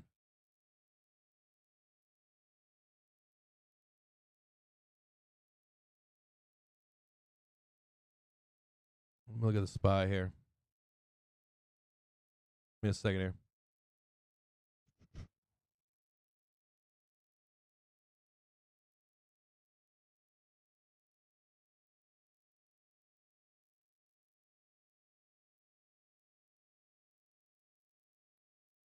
See if we can see anything on the SPY here.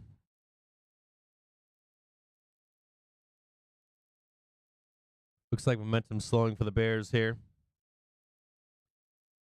I want to show you this. It could get bullish here in a little bit. Could be getting bullish here. Bearish momentum starting to slow. I'm going to show you something real quick in the background here. Might be taking a bullish trade. Don't know for sure yet. 40363. 40363 is a key number here. 4063 or 403. Wait a minute. 40364. 40364. Keep an eye right here. Keep an eye right here. Might take a trade with you here in a minute. Okay. That's what we're looking for right here. Quick little double bottom. 1, 2. We need to trade above.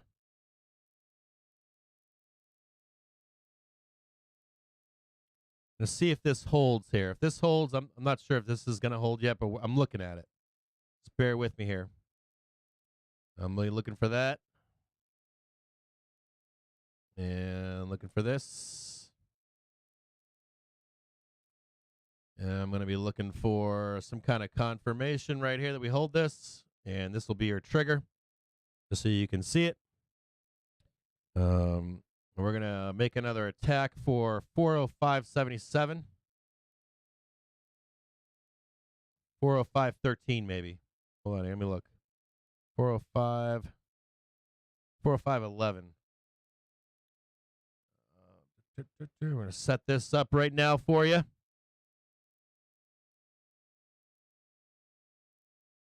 Oh, shit. Captain Jim's getting ready for something. I don't know if it's going to happen or not, but. Oh, yeah, baby. Okay. I'm going to watch this real quick here. Don't get too excited with the Bookmap, what Bookmap's telling you here. There's another little band hiding above here. Right there. Nice and patient today. See if we can look for. Oh, look at that. 405C, 28 cents, 252,000 contracts. These sneaky algorithms. 1, 2, 3, 4, 5, 6, 7, 8, 9, 10. Look at you, dirty algos. We had someone on FinTwit yesterday saying they weren't trading 0 dates anymore. Liars. Trading 30 cents right now. I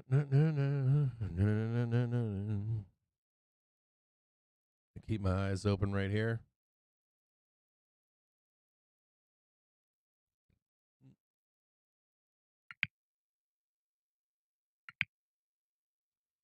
I'm in 405Cs for 30 cents. We're gonna see if we can make a run up here. I'm afraid of this area right here. I want to tag this 405.01 if I can.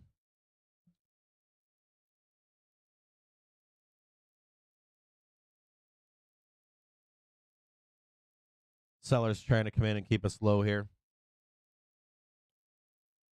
Dangerous trade. I'm going to put a stop right here.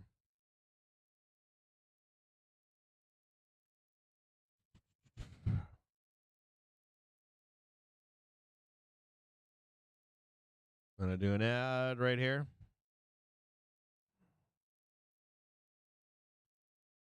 In case we get a liquidity break real quick.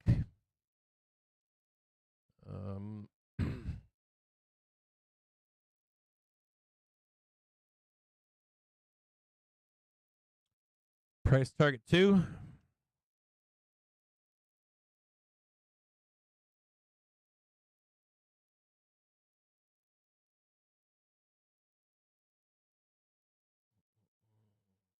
Price target 1.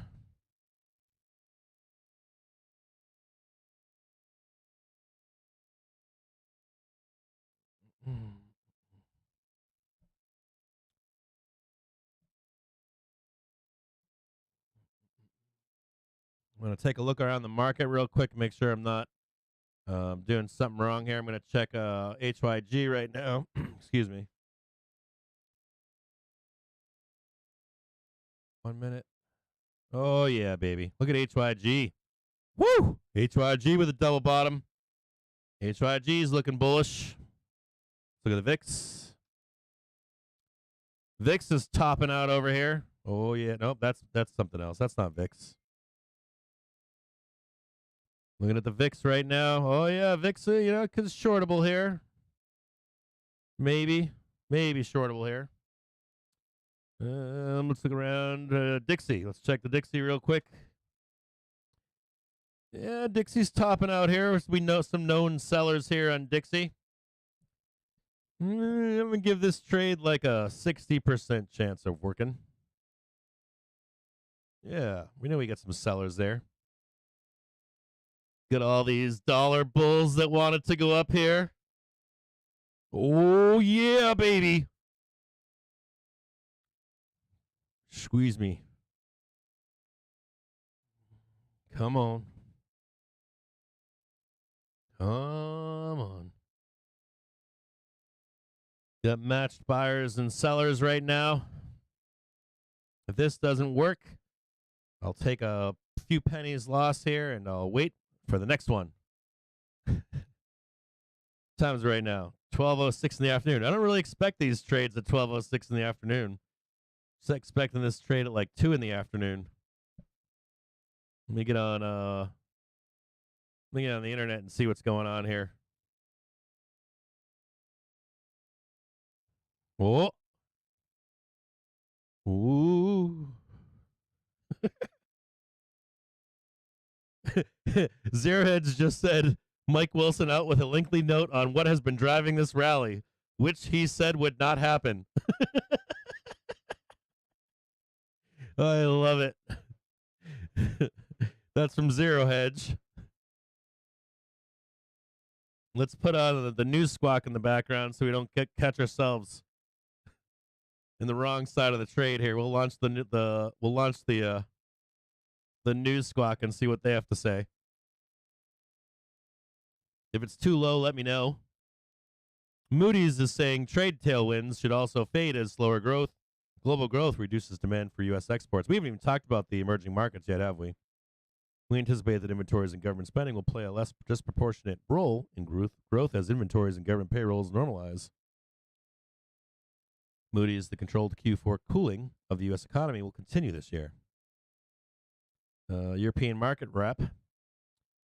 Political report finds U.S. further curbs investments in U.S. might further curb investments in Chinese tech firms. We already know that. That's the implied from possible TikTok ban. What am I going to do with my kids when I tell them there's no more TikTok?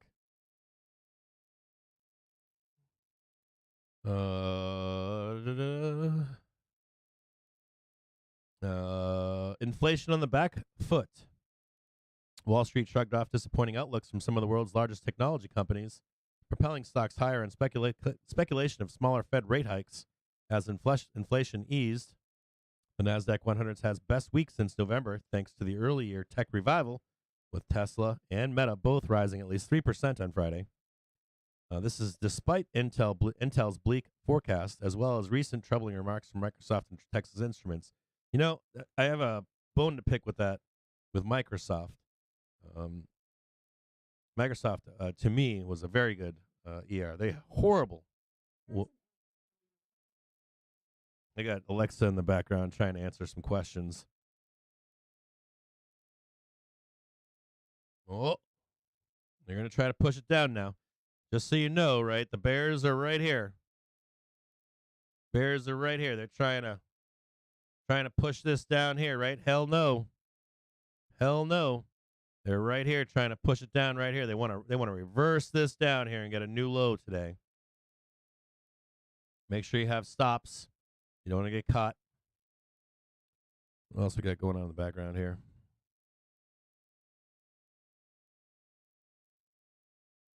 See what the old Walter Bloomberg is saying. Shares in Johnson & Johnson down fall sharply after news bankruptcy petition dismissed. Last down 2.7%. 50 BPS ECB hike this week, fully priced in, first time since December 28th. Moody's says U.S. economy controlled Q4 cooling will continue this year. Yeah, we already talked about them. U.S. crude futures, CL1 turns positive. Or C1 turns positive, I should have said that. Tesla Incorporated shares down 2.8%. Woo! American Marine Metal Vehicles and GM Defense win contract for the first phase of the U.S. Army Common Tactical Truck Program. That's GM. I think someone was talking about that over the weekend, looking at defense sector stocks. Saudi Arabia invests 1 trillion reals to generate clean energy. What else we got here? CVNA paused due to volatility. this is 2 hours ago. U.S. Stocks extend fall. NASDAQ down 1 point. What else we got here? Boeing got a contract. Defense season.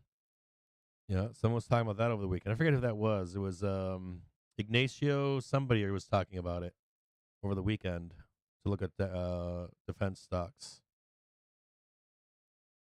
That's all I got so far. So I'm sitting here, got my finger on the sell trigger just in case. We'll see if we can roll this over or not. Hold on here. I'll try to clean up this slop over here so you can see it. More buyers than sellers currently on the order book.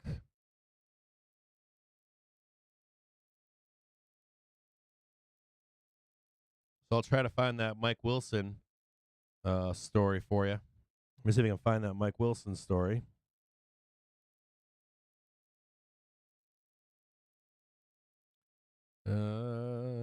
Morgan Stanley says don't buy. Let's look at that one. Tools most recent. Sort by date. It is 5 hours ago. So I'll hold on here. I'll read this story to you in the background. A second here. You'll get my sweet voice.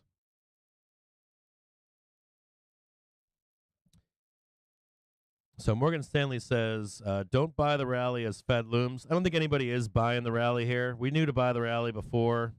So this is kind of like non-news for us at least. This is kind of interesting. Investors flocking to equity rally will be disappointed as they're in direct defiance of the Federal Reserve, according to Morgan Stanley strategists. I don't think retailers are buying right here. I don't think there's any like, hey, I'm going to buy stock right now. So I don't know who they're talking to. I think retailers are looking for bottoms to buy. Looks like they did already back in October. Looks like they did already on the 3rd of the year in January. What does a retailer need to happen to be upside down? This isn't the age of the 1960s. This is, the age of the internet age where we have instant information. I feel like some of this stuff is old news by the time they get this out. I don't know any retailers that are buying here. I think the retailers already bought. They took profit. Talked about that on FinTwit on Friday, right? We said take the money and run. If you're just an investor, we take your money, you get out. We know to stay on the sidelines heading into FOMC. Investors flocking to the equity rally will be disappointed as they're in direct defiance of the Federal Reserve, according to Morgan Stanley strategists. Thanks to Morgan Stanley, we know that. Better price action in stocks has started to convince many investors they are missing something. compelling them to participate more actively. A team led by Michael Wilson wrote in a note. We think, note this too, 1 month ago, Mike Wilson said don't participate. We think the recent price action is more of a reflection of the seasonal January effect and short covering after a tough end of December and a brutal year. I agree with that. I don't disagree with that. In reality, earnings are worse than expected, especially on the margins front, they said. Secondly, investors seem to have forgotten the cardinal rule of don't fight the Fed. Perhaps this week will serve as a reminder.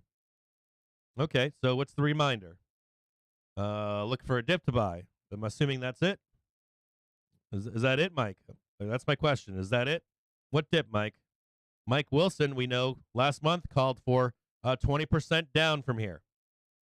Was that 20% down from 345? Was that 20% down from 405? I want to know, Mike. Is it 30%, 40%? What is it? Still 20%? What is it? Explain yourself. Officials at the U.S. Central Bank are poised to raise their benchmark federal funds rate by a 0.25 percentage point on Wednesday, dialing back the size of the increase for a second straight meeting. The move would follow a slew of recent data suggesting the Fed's aggressive campaign to slow inflation is working. U.S. stocks rally in New Year. The S&P 500 rallied since earnings season started, extending the New Year's advance, even as signs of a slowdown mount.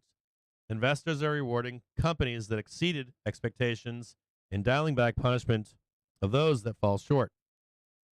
Bloomberg Intelligence's Wendy Soong attributed that dynamic to restructuring efforts and cost-cutting plans, creating more confidence among investors. I agree with that. I think when you look at the dour outlooks by some of these companies, they are doing the right thing. They're, people on TikTok that are doing the day in the life videos are getting cut. I'm watching here to see if we get the bounce or not. Yet a Fed that's unwilling to pivot to a more dovish. Hold on, I can keep my hand on the sell trigger here just in case. Hold on here. We'll get back where I was.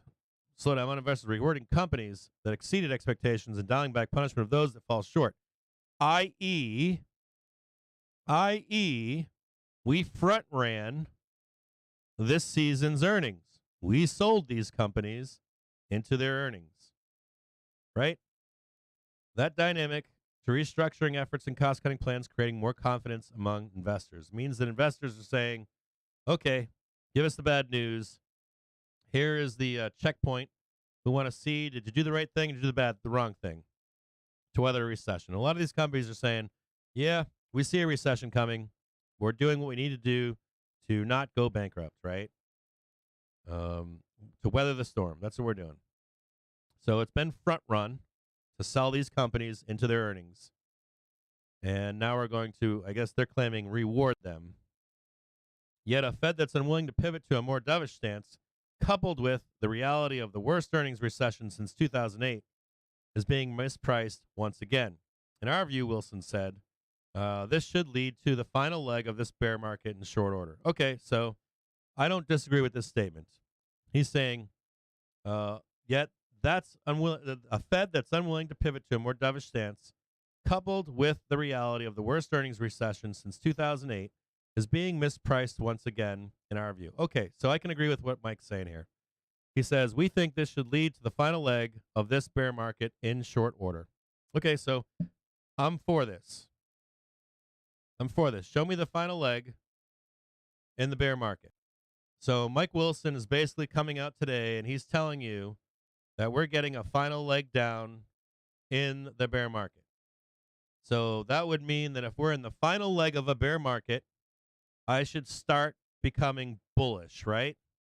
I should start looking for a dip to buy, Mike Wilson's telling me, right? That's what he's telling me.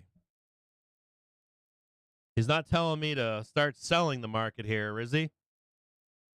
He's telling me to start looking for a dip to buy. Strategists at JPM, Morgan and Chase and Company also said investors should sell the rally even if markets keep moving higher. I agree with that. I don't mind selling the rally here. I have no problem. Sold it on Friday. No problem. even if it moves higher. Fundamental confirmation for the next leg higher might not come, and weaker earnings as well as activity could weigh on equities. Okay, so what is that? Sideways. Team by Mislav Machka wrote in a separate note on Monday. Last week, the bank's chief global market strategist and co-head of global research, Marko Kolonovic, said the economy is headed for a downturn at times stocks are rallying, setting the stage for a sell-off. He expects a recession in the U.S. and Europe as interest rates rise and consumers become less resilient, he said. That seems like a little bit, Marco seems a little bit more bearish than Mike Wilson. So let's look at what Mike Wilson's saying here. He's saying that we're going to get a final leg down in the stock market.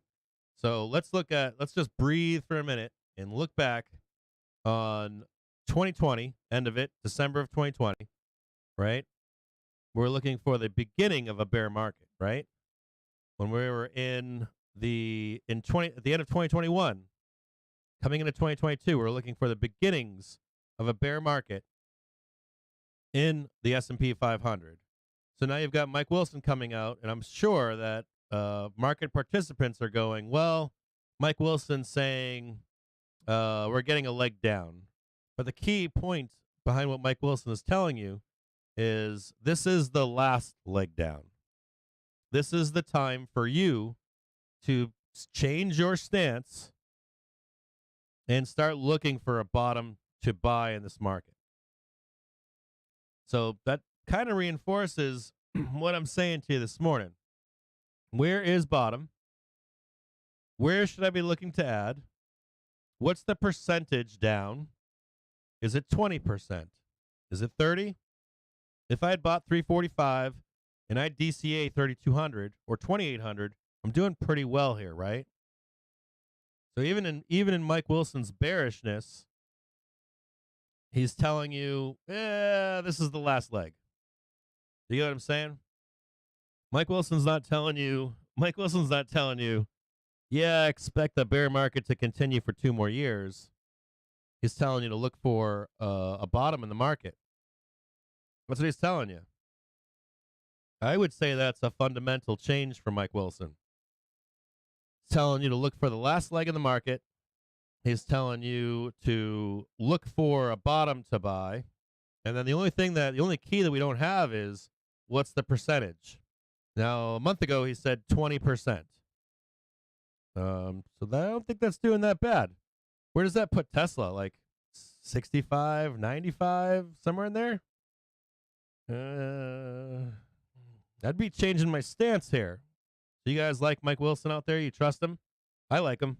I have a lot of respect for the guy. Guy's very smart, very intelligent. Guy runs JP Morgan. Savvy guy. Coming out publicly telling you you're getting your last leg down.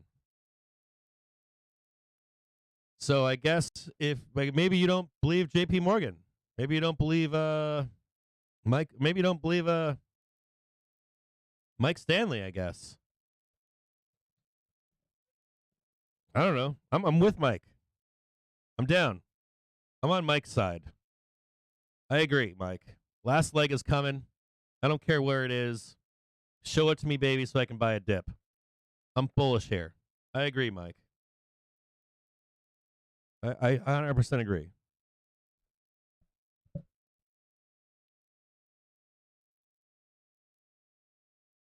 100%.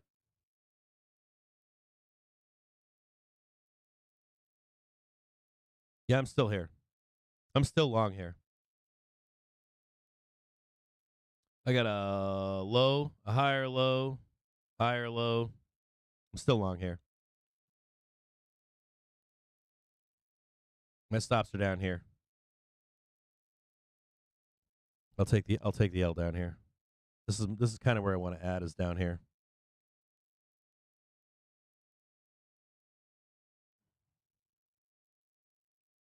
I'm still long. I'm still watching. Now there's 268,000 calls.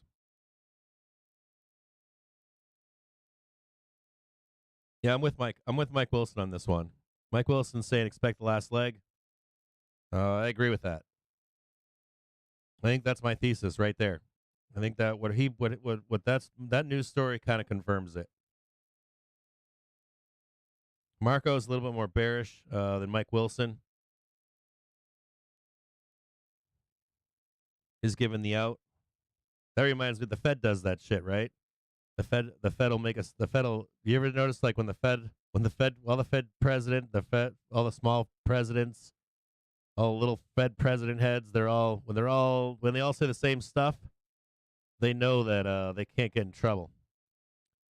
You always see like the Fed president will make a statement, and then when you see derision from the little Fed chair presidents, they'll give opposing views so they can come back and say, "Oh yeah, we weren't sure at that time period. We have an out for ourselves." So I'm going with Mike Wilson on this one. Mike Wilson saying, "Don't buy here," which we didn't. We sold here. We sold on Friday.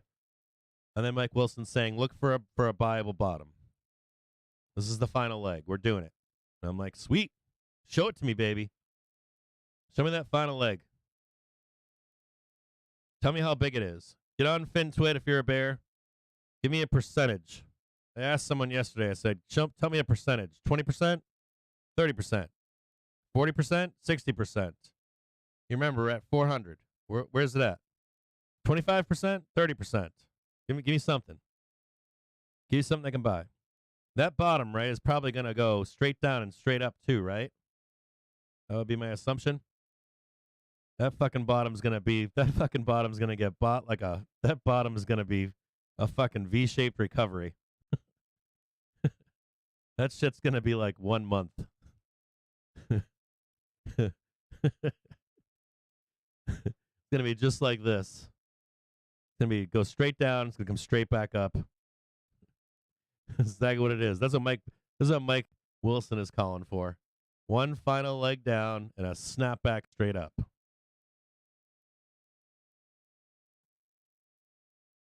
Man, crazy town. Oh, getting close here to sell. I'm getting spicy here. They're going to try to sell this on me.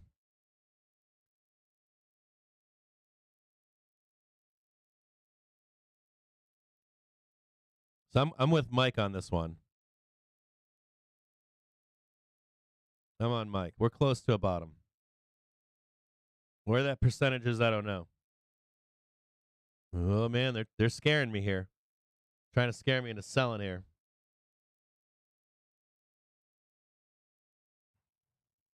They're trying. I'm still holding there. I haven't sold nothing. And I'm going to add 10 more here.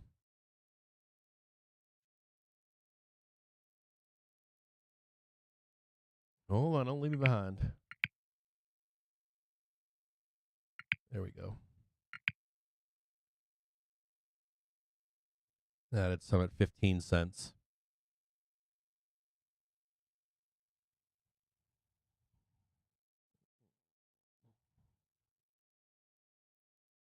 My stop's right in here. If we start to break right here, I'm going to cut loose. Right here.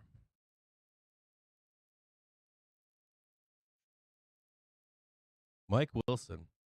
Final leg. Right here. That's where my stop is.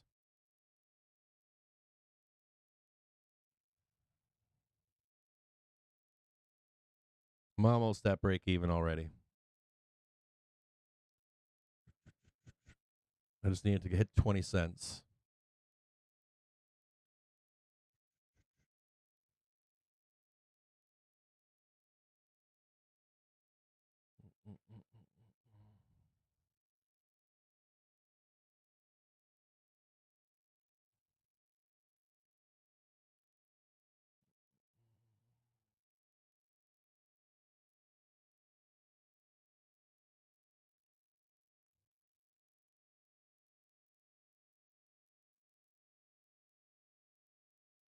Come on, baby, print me.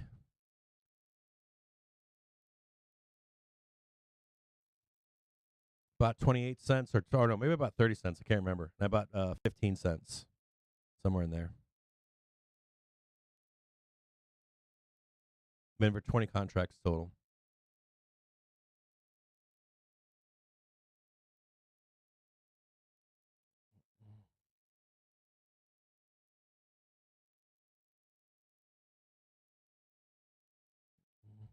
If we do roll here, I'll give you a price target lower so you can see it. Hold on here.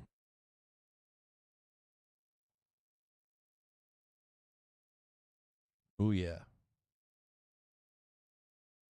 Yeah, I'm definitely a dip buyer here. Definitely a dip buyer here. Now trading 21 cents.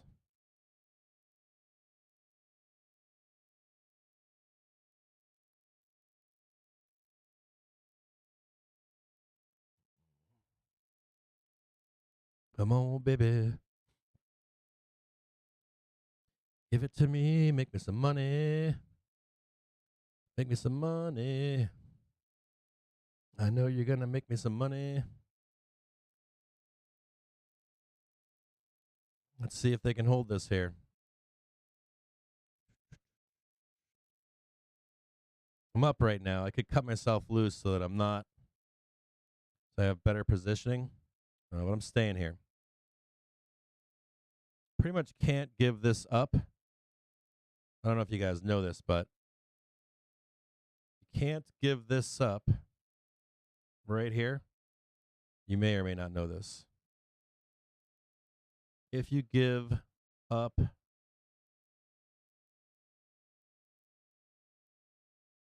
I'm going to show you what happens if you give this up. 395. Here, I'll show you guys on a hold on here.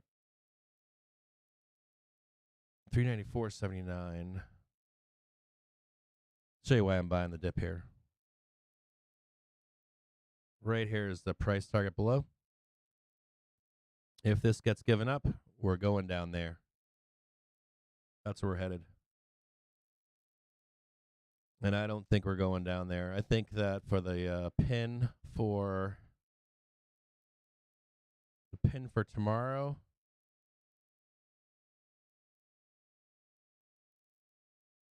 I don't think we're going down there. I'm going to look at SPX real quick.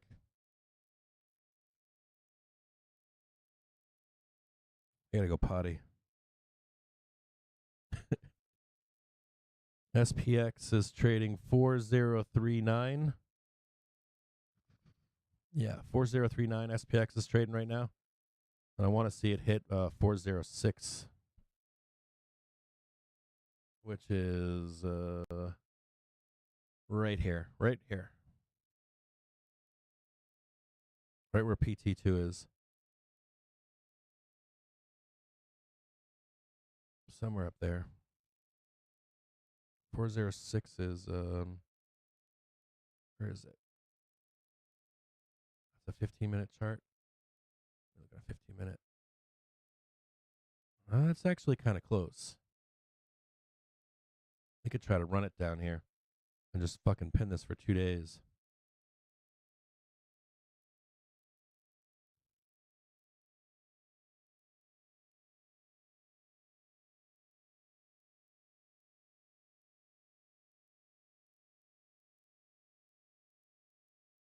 This is what the Bears want it down below here.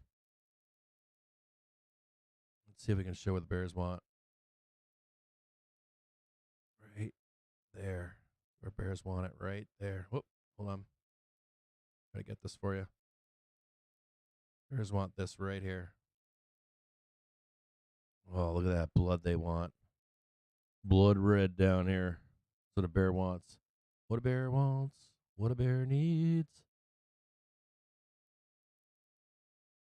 Look at that. I wonder what a put down there costs.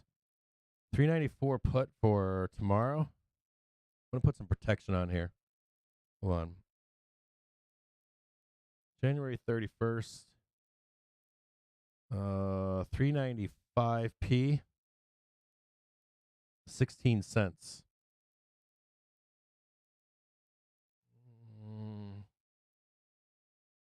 That's pretty cheap.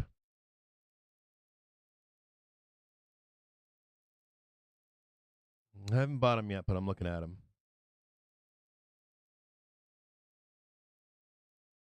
395p down here is if we break here, this is where we're headed.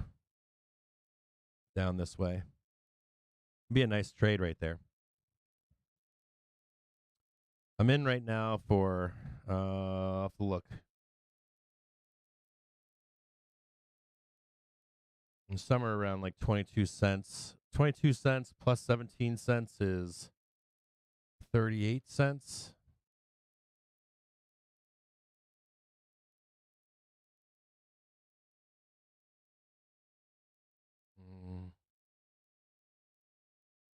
It's a 30 cent. So the trade would be like a long to here and then some kind of a bloodbath down to here into Friday. Or not Friday, Tuesday. Like some protection here.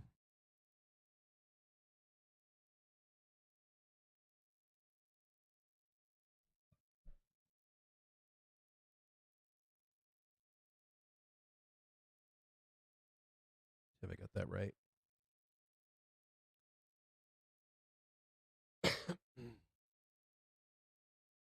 I'm watching the 395 Ps.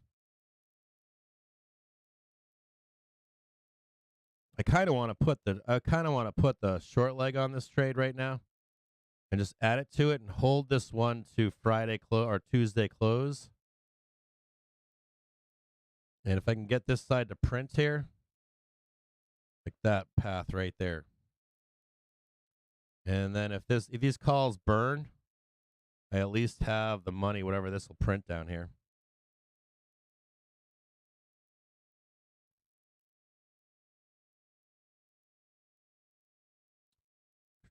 Still just long.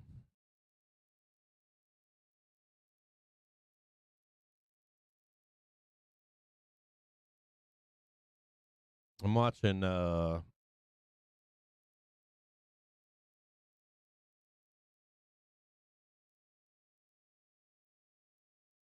I would like that too. I would love that. I would fucking love to buy down here. I would like I'd give my left nut to buy the market down there, to be honest with you.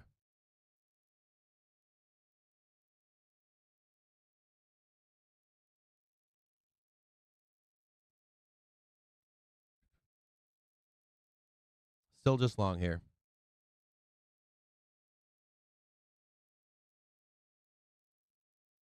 I would. I'd give everything to buy down there.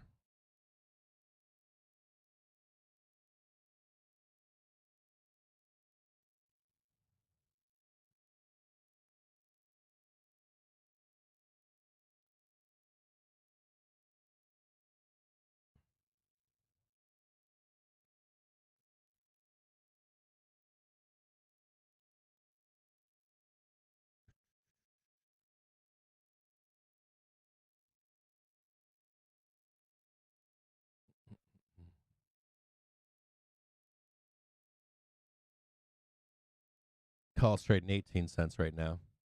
Added at 15, bought at 30, I think. 28 or 30. I haven't looked at what I bought them at. And then I added another 10 pack at 15 cents.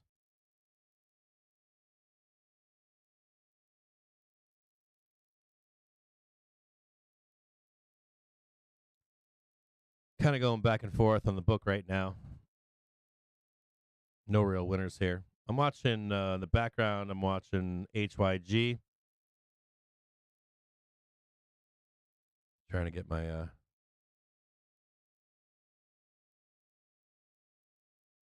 I looked at VIX and I looked at Dixie.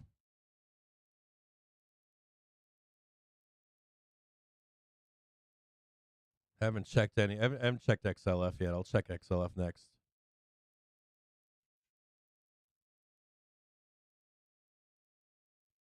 Well, XLF looks like it's going to squeeze.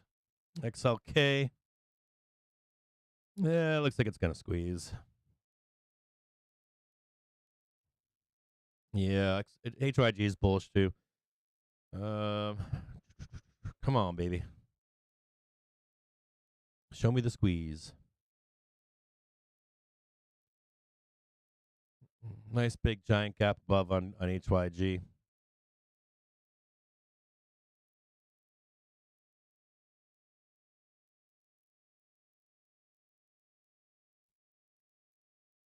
Let me look at VIX again.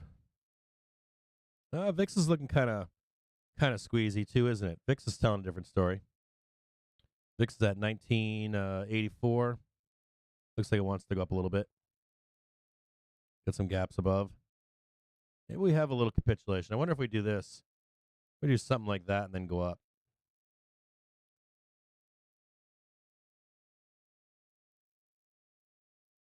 I think I'm still long here no matter what.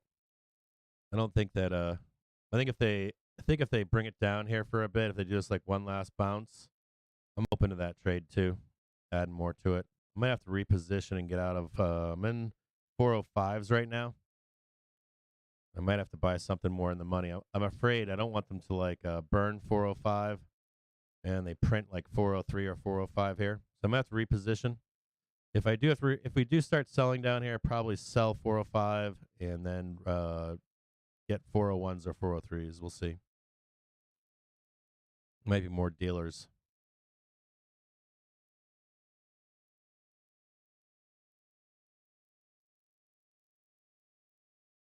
Four hundred threes are getting juicy. They're like 66 cents right now.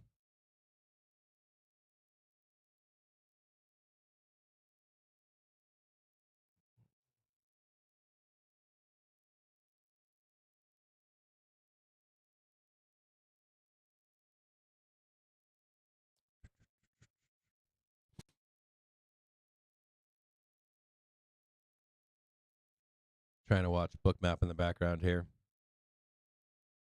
See if we get a rug pull or not.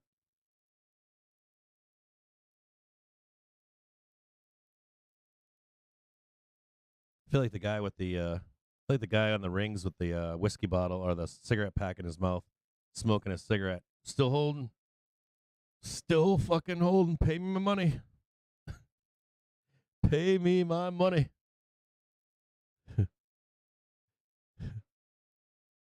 Pay me my money, dealers.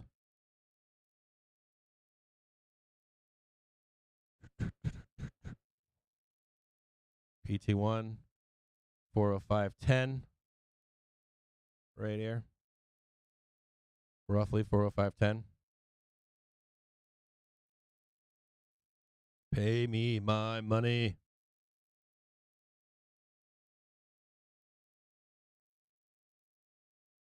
Do me a solid, dealers. Take the opposite side of all these put buyers. Give me that push higher for all these bearish bears out there. Make them pay for those puts. Make them have to double down into tomorrow. Make them have to double down into Wednesday.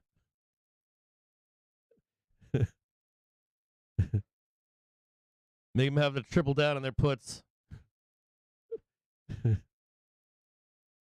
Now trading 19 cents. Bouncing around here, not doing too much.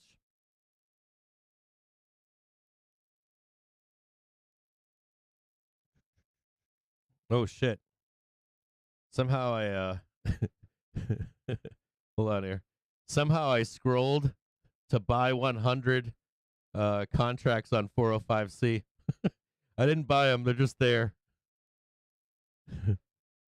When I'm looking to sell 20 contracts.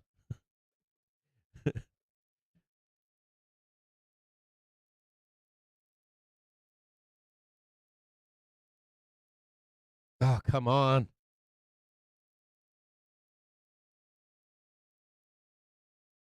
Killing me here.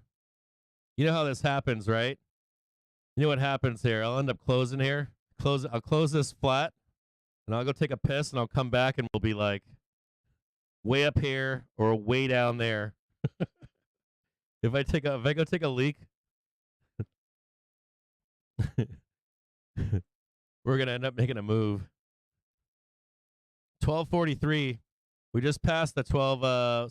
So I want to say something. So 12:30, we should see a move here, and so this is 12:27 right here, and I'm looking for that half-hour move right here. Like 12:30 kicks in, get a new high. We barely got a new high. I don't like seeing that. I'm looking for the bulls to make a move here in the next hour between 12:30 and 1:30. If they can't make a move here, man, come on, bulls, put it together, baby. You got an hour. print me on a Monday. Or, yeah, today's Monday, right? I'm like, is today Monday? Print me on a Monday. Print me some money so I can make one trade today. We can wrap up this live stream. We can go make some margaritas or some bourbons or some tea or coffee. Smoke a doobie, whatever you do.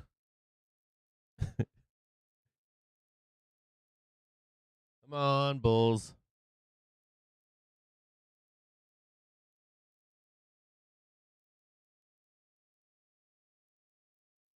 Ah, shit. Come on. They're going to fucking come down. Let me see. Back down to 16 cents. You know what I should do is walk away, take a break.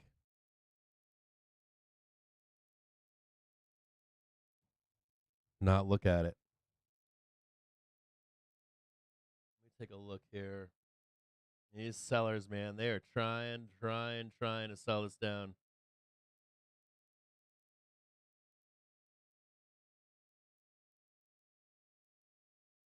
Trying bad.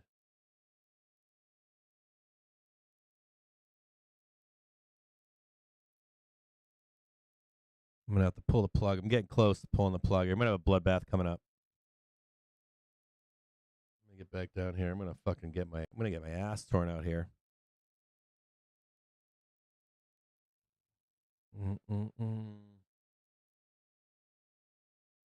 4045.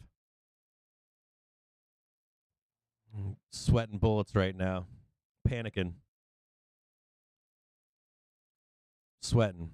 I'm not going to lie.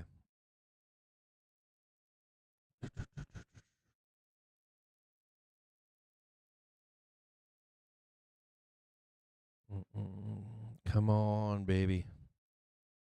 It's kind of like your last chance here, Bulls.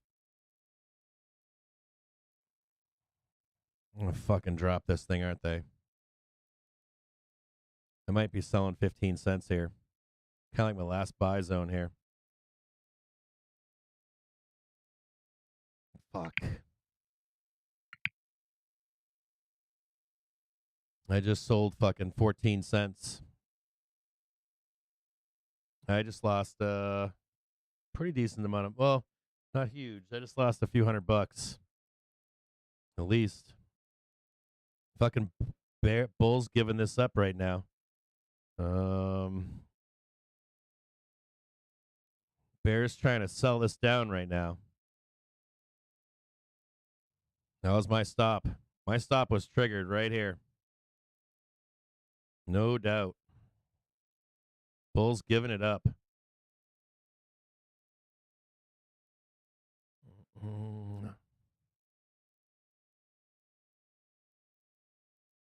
Bulls giving this up bad. Give you some price targets down below. If we can get down there, I don't know if this is a fake out right here or not, but I don't like seeing this right here. Still have 395 down below here. See if we can look down below. That's really the target, man. If this gets given up, it's way down here. Way down there. Way down there. I'll give you a 5-minute and a 15-minute place to look. Yeah, right there's the 5-minute down below under the 5. PT1's right here. Not getting it. See that green line right there? I'm trying to get that on the 15-minute. Trying to grab this buy to hit this green target. And then a possible squeeze higher. Not getting it on the 15-minute right now. It's pretty bearish.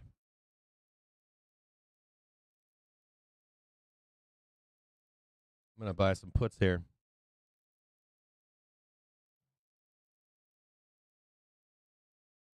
Oh, man, they're trying to sell the fuck out of this. Look at that big, beautiful. Bears winning right now.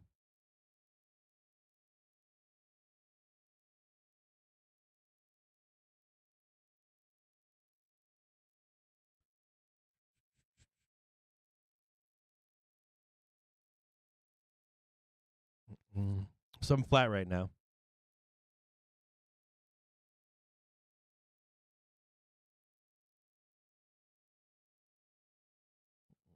See here, January 30th.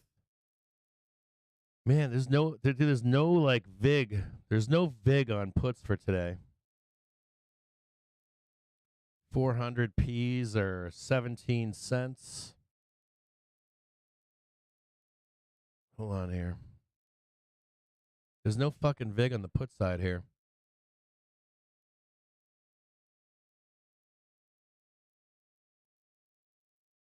$400 Ps. 18 cents. 10, 10, 10.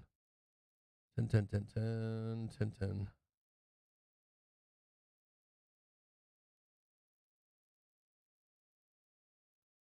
If the bears can hold this right here, I might take a put position. I want to see this come down. I'm looking at 400 Ps right now. They're 19 cents right now.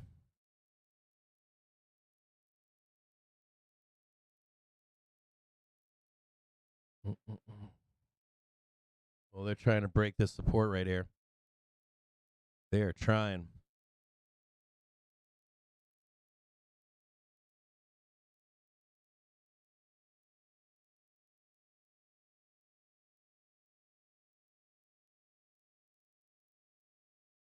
Trading 22 cents. Haven't bought them yet.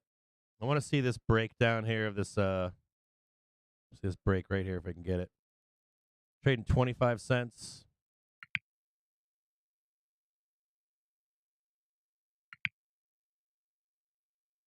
I'm in at 26 cents right now.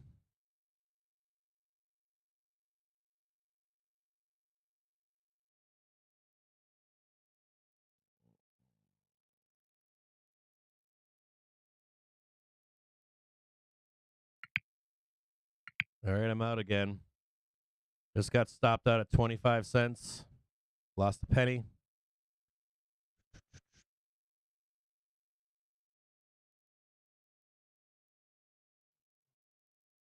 No, not horizontal.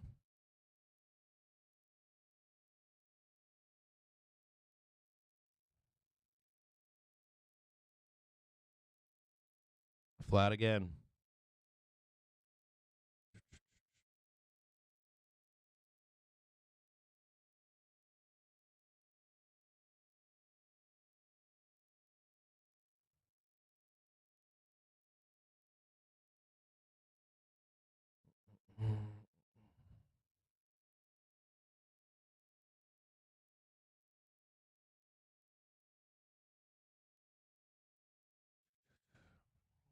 Set up another.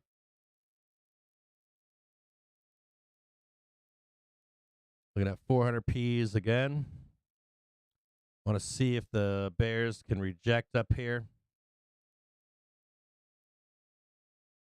Right there, I want to see some kind of rejection.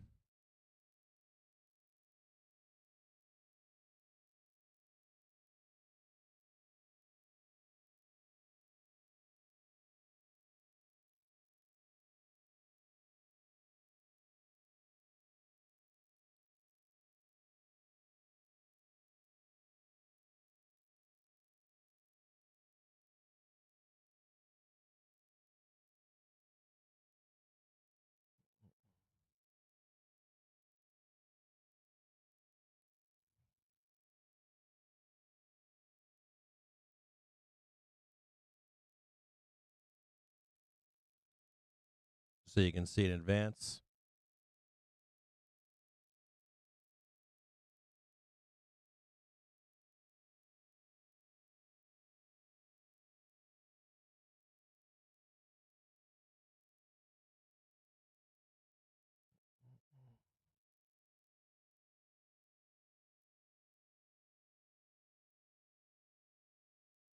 Sellers are trying hard here to sell.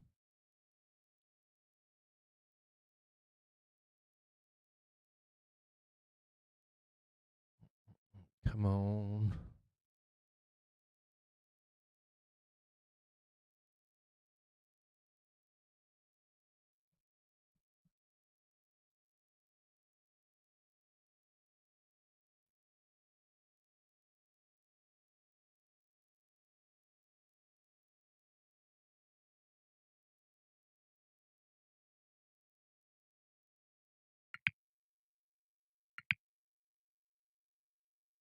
All right, I'm in on puts again. Make sure you don't get stopped out here. So I'm in some puts. I'm in 400 P's, 18 cents. I'm gonna change these stops over here. My stops here. I'm gonna add right in here. See if we can get a directional move here, up or down.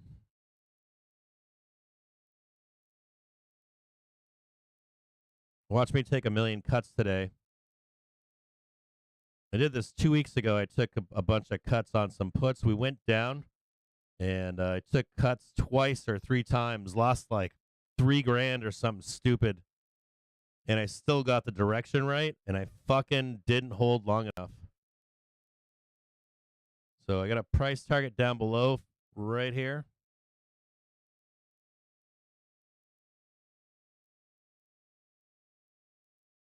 If we can get it.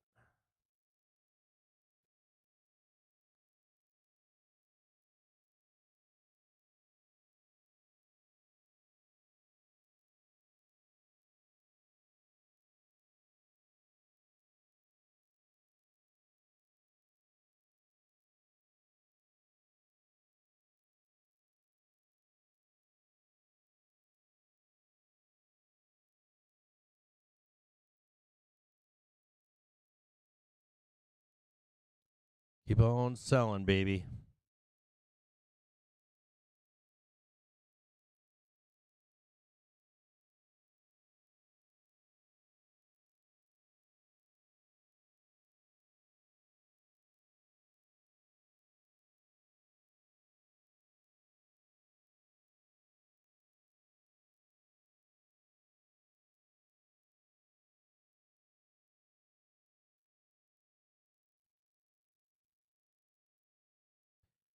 I want some blood.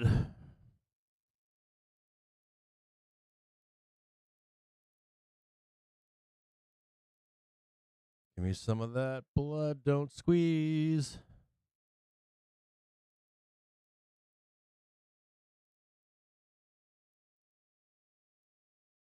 Give me some of that fucking blood. Give me some of that blood, please.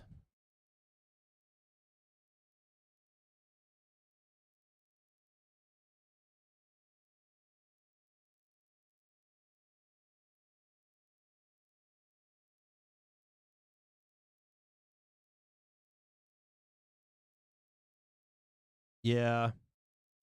It's hard here. I'm like, I don't like that 400 P's are like, there's no money on them. If we do this bullshit in here, like million little cuts, they got like there's 300,000 calls at 405C right now, and it looks like they want to fucking print them at the end of the day for no money. There's no vig right now. I've got 22 cents right now on puts. They were I bought them at 19.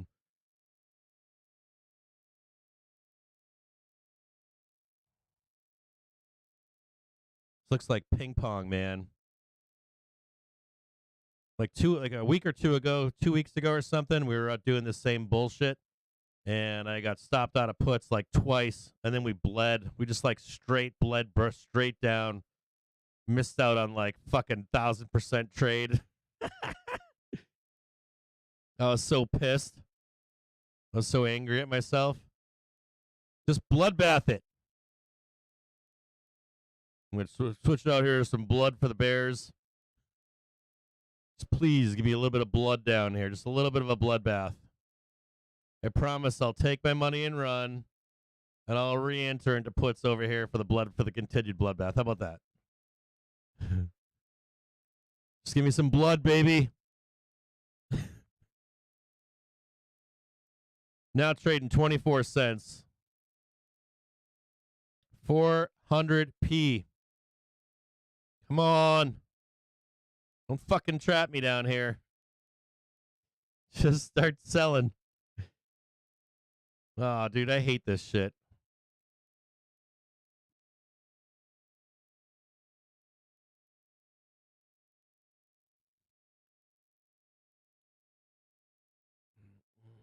I need to take a piss so bad.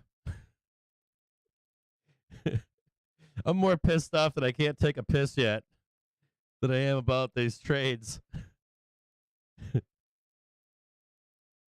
Trading 21 cents. I'm up 2 pennies right now. How do you bears do this?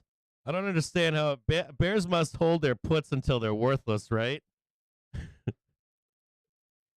They got to.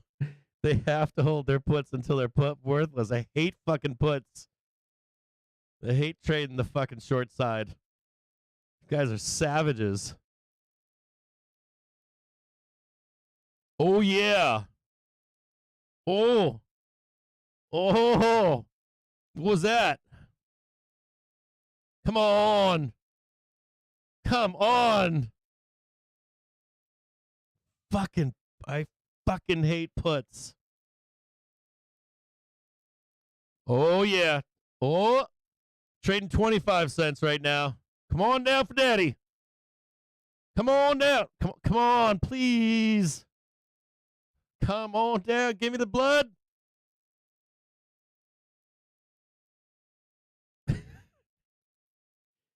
I'm up 26 cents. Should I just take the money and run? 25 cents. Just fill the gap. Just do that. Just fill the gap. All right, fuck this. I'm going to put in 30 cents as a sell. There. If we hit 30 cents, I'll take it. I'll take it. I'll take the money. I'll take it. I promise I won't buy puts ever again.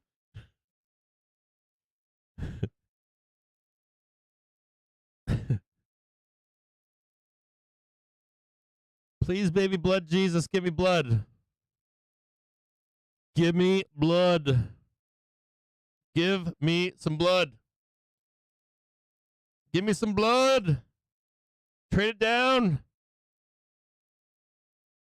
Close the gap. Go to the pre-market low. Hit the yellow box. Dude, they're only trading 20s. They won't give you the money. They're like stuck on 26 cents right now. I fucking hate dealers. Oh. Oh. Dude, come on. Print me. 27 cents. Print it. Got a penny. That was a penny? Come on, man. It was 27 cents so far. I want 3 more pennies. 28 cents.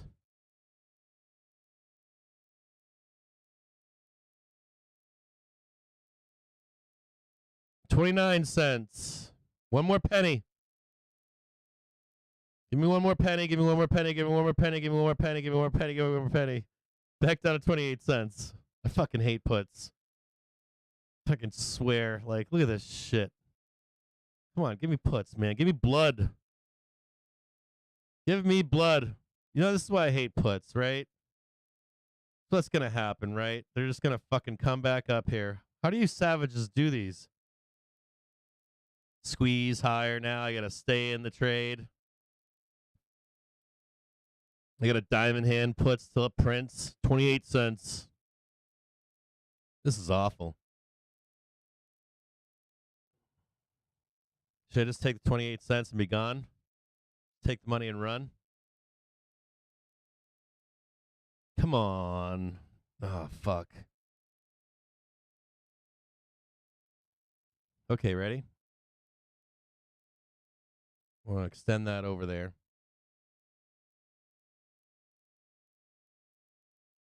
Blood. Not paying as much, though. They don't want to pay him.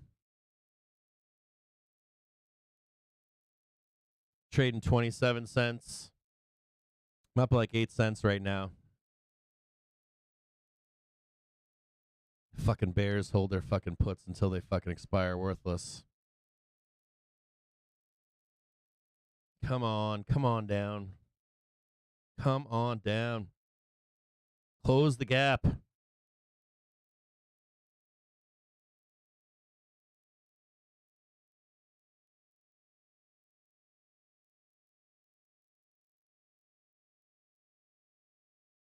Ah, fuck me. I fucking hate fucking puts, dude. Look at this. Such fucking nonsense.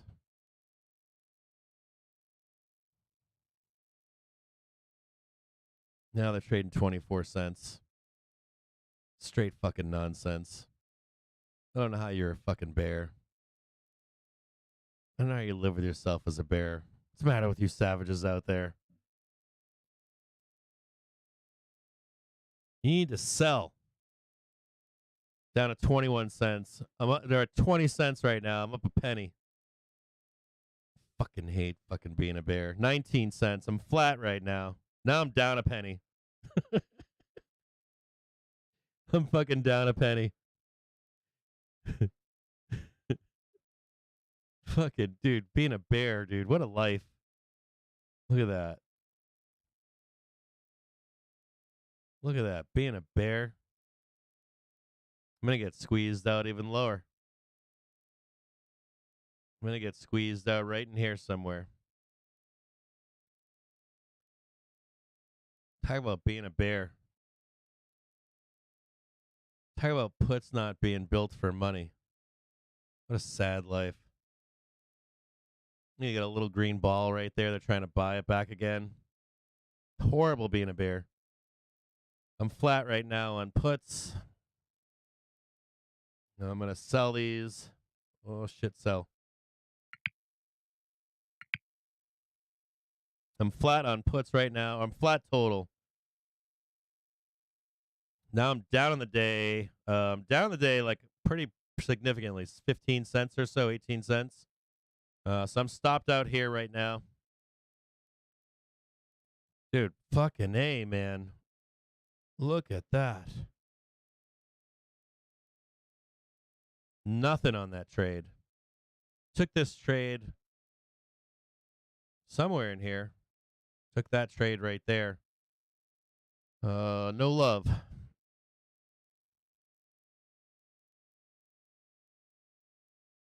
No love at all.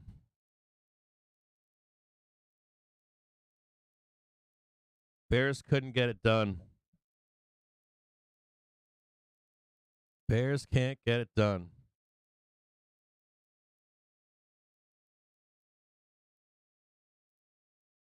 Nothing.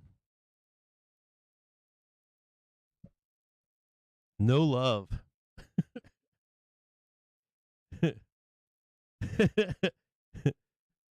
No love for the Bears. Couldn't close the gap. couldn't hit pre-market low at 401.48. No love for the Bears. I tried. I fucking tried.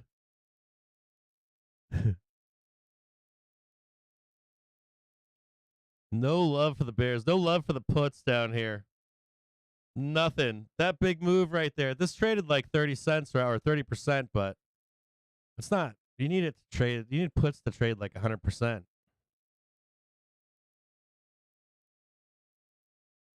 Now I'm just looking for a fucking dip to buy again.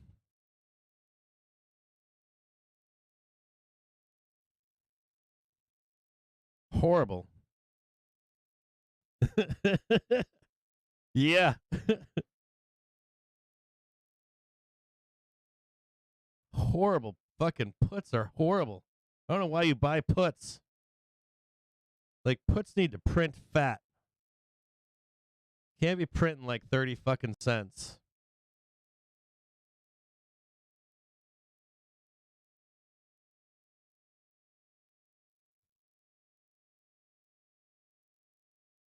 I got a good fill. I did really good. I got a good fill up here. I mean, they went up like 30% in here. But that's not what I'm looking for. I'm looking for like 300% or something. 100% fucking trade.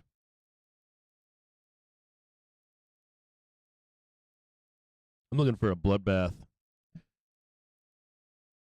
That's why I don't like trading puts. I want this right here. I'll tell you what I want. I want this shit right here. That's what I want. I want the move. I want the blood. I want the fucking blood.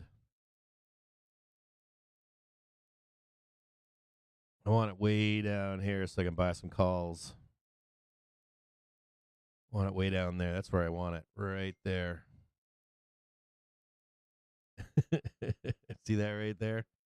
I want that blood. I want that move. It's not going to happen. Bears are weak down here, losing velocity. You guys can see that, right? They're not getting that velocity. 404 C's. 2, 3, 4, 5, 6, 7, 8, 10. 25 cents. Send it.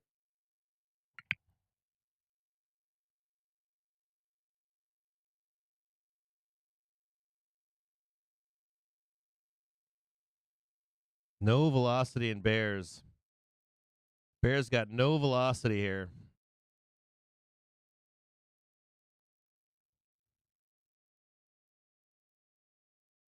Mm. 404 C's, 25 cents for right here. I'm on 404C.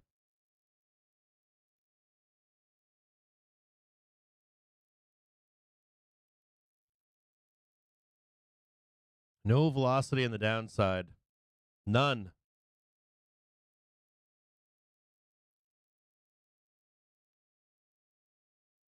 No velocity. Can't believe it. They're trying to sell this right now, but I mean, you can see it in the order book. They're trying to sell here, but I want velocity. I want like 400. I want 500,000 sellers right now.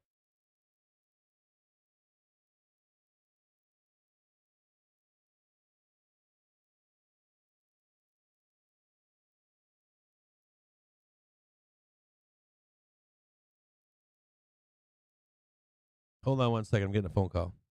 Hang tight 1 second. I'm long here if you want to know. 404 C's. I bought for 25 cents. Hang tight.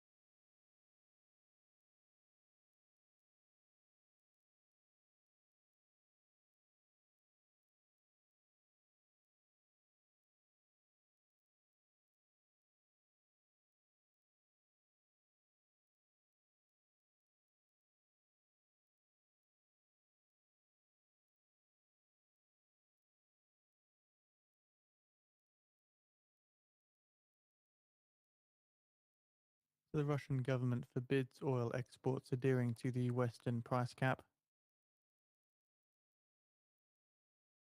The Russian government charges oil companies with monitoring contract wording.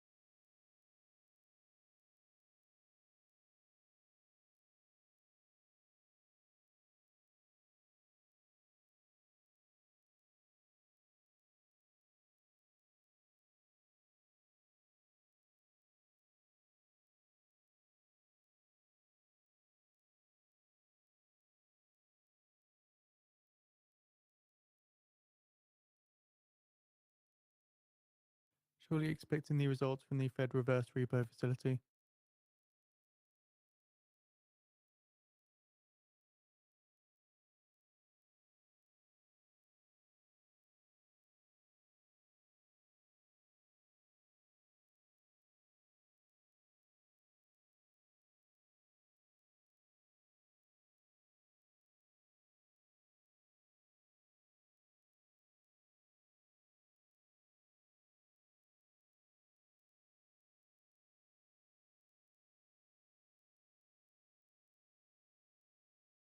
So just noticing some dollar strength at the moment. The Dixie index currently up around spot 3%.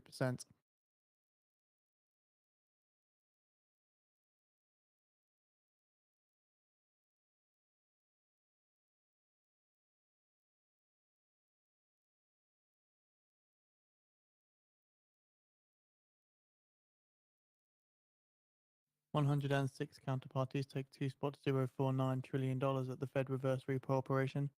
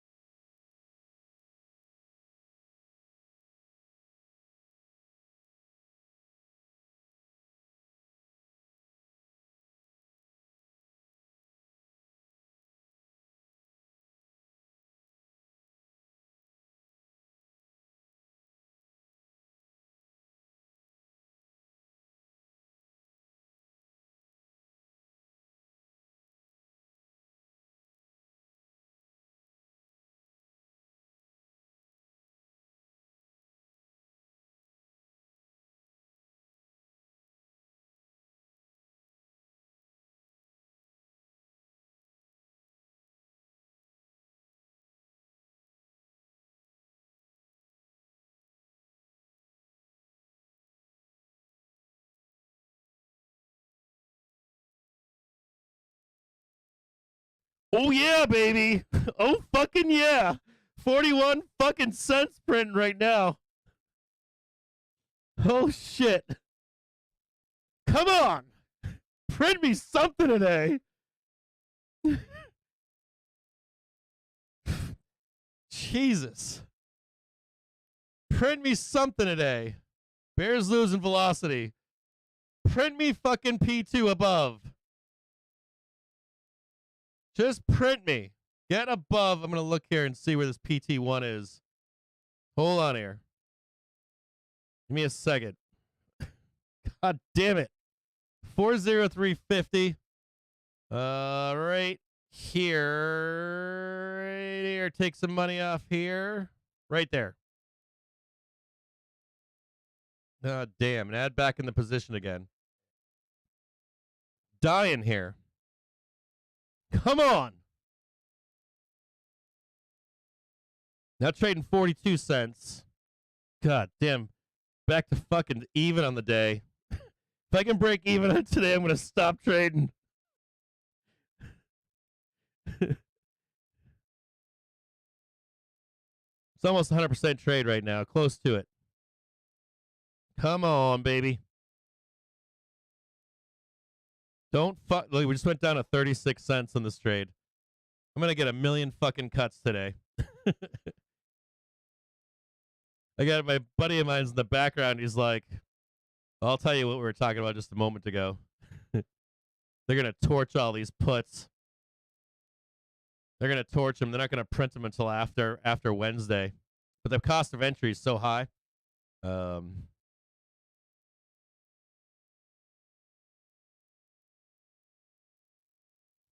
The Russian government decree doesn't impose a floor. Can on you the hear oil this export this price. news squawk in the The background? Russian government decree does not impose a floor on the oil export price.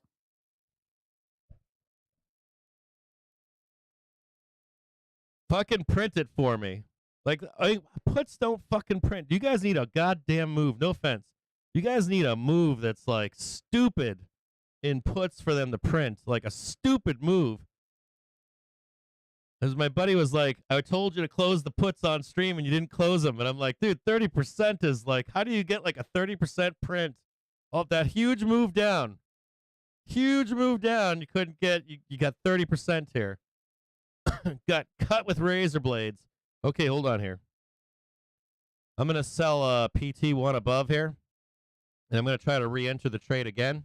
So I'm looking for a still same move, looking for the move higher here. And hold on here.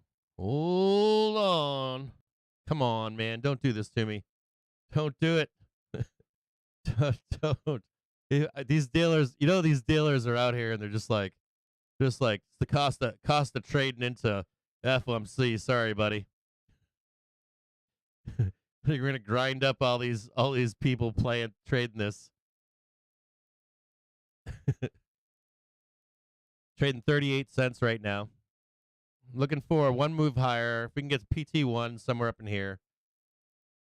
I'm going to try to take some off right here, add back in for another trade higher right here. See if it works. I want to, just like usual, just as we usually do it around here. I'm looking for this thing to come up here.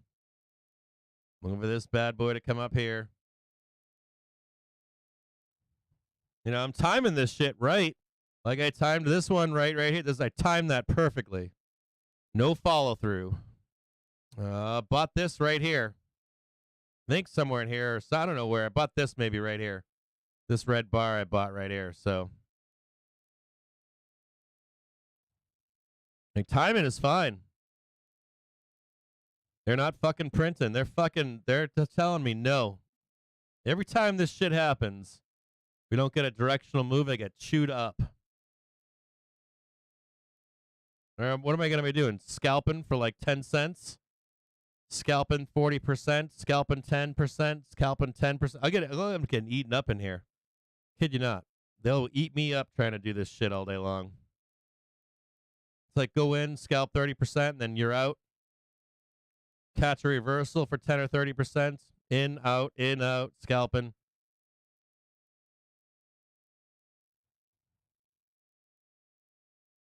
Come on, man. Just print one side. Print a fucking 100% print. Now trading 38 cents.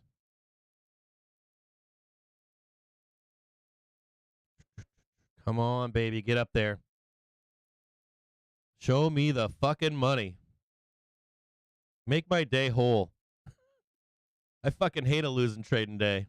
They don't happen often. When they happen, it's usually because I'm dicking around with this sideways bullshit.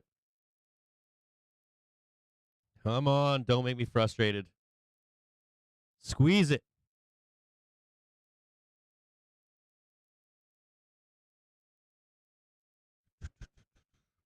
Trading 37 cents. Just grinding my calls down still.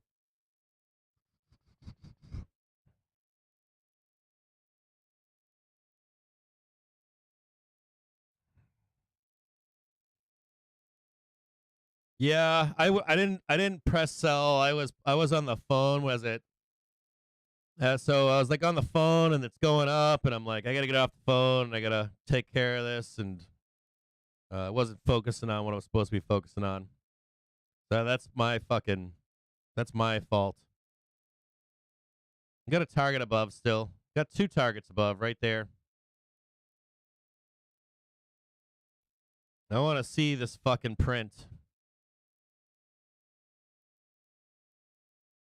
Get up there. Get up there. I swear if this doesn't go up there and tag it, I'm going to call it a day. This better fucking tag. Now trading 41 cents. I kid you not, if this fucking fails, I'm done. I don't want to fuck around with these market makers, or not market makers, but dealers. Dealers trying to fucking trap. This used to happen in Apple. I used to day trade Apple a long time ago, and you come into like Apple earnings. I haven't done it in a few years, but I used to trade into, hey, what's up, buddy? I used to day trade into Apple earnings, and you could day trade these small moves into Apple. And then like the last like day to 3 days, they'd end up trapping you into the earnings. So you'd make money like pretty consistently for like 2-3 weeks. And then like the last trade, the day before Apple earnings, they would just fucking consume you in that last trade where you should have just sat in your hands and did nothing. We'll look at earnings too today at some point. I'm going to take a piss at some point. I haven't taken a piss all morning. I've been drinking coffee like a madman, drinking water and shit.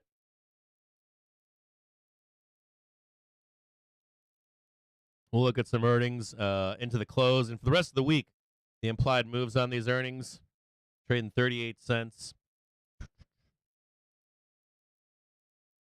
I want to see this interaction here and see if we can get a move higher.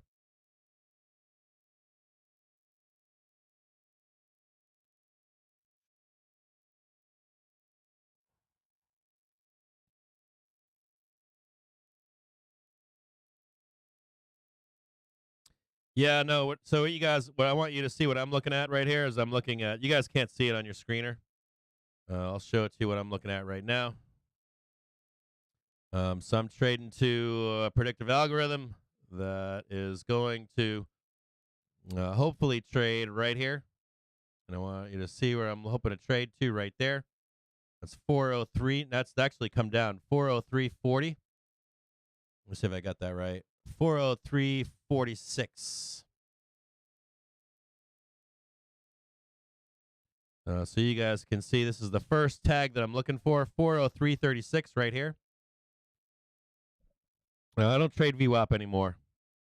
Just trade this trade right here. It works for me every time. Or almost every time. So I'm trying to trade back to that. This is an hourly trigger. If we trade there,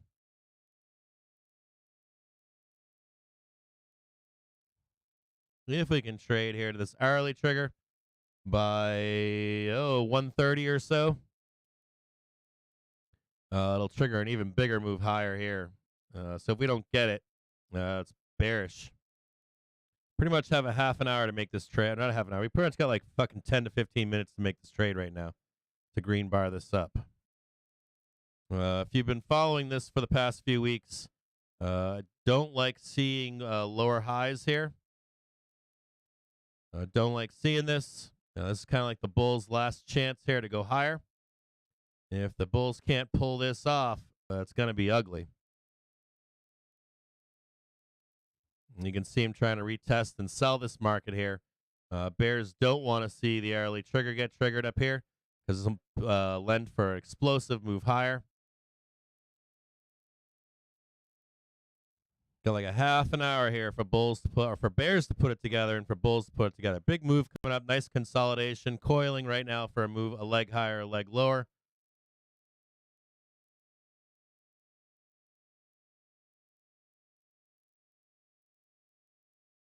Bears trying not to let this sell or let this play out for the move for the leg higher.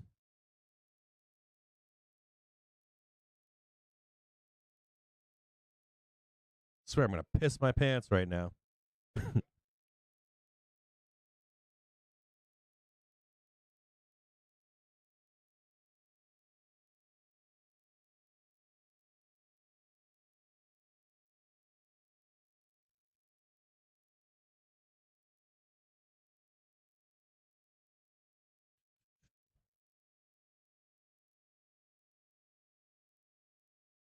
Should get a nice explosive move here, up or down. I am long right now. Long calls, not long puts. Looking for this tag higher. And then looking for that move up into the bell.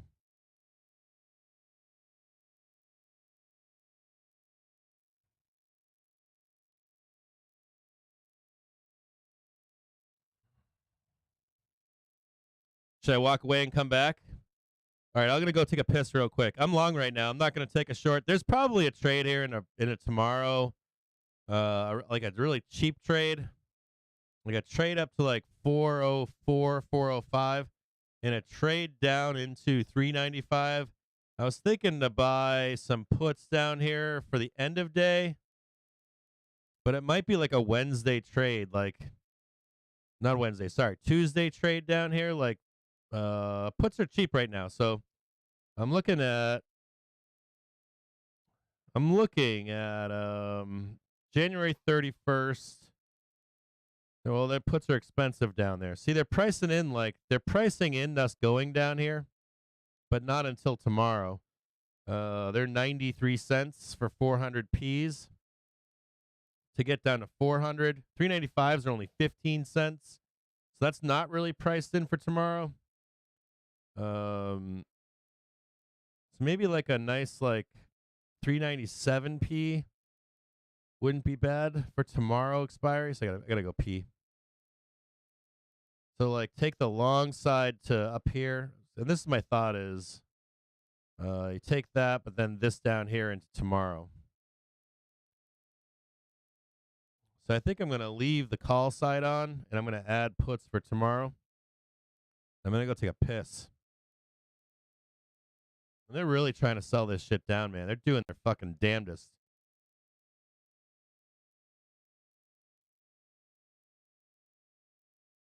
And the whole key here, too, is you need to break. You really need to break. Hold on, I got to go take a piss. I'll be right back. I got to go to the bathroom. You really need to break this right here to get down here. To open this door down below. To open that bloodbath. They're like da bam, da bam, da bam. I get it. I get that they were selling here, but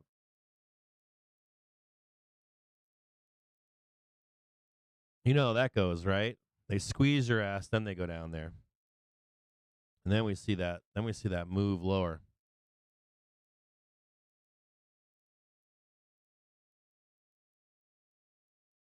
So I'm gonna go take a piss. I'm still long. I'm not gonna sell them.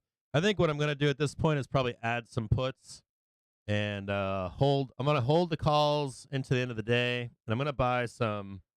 Hold on a second here.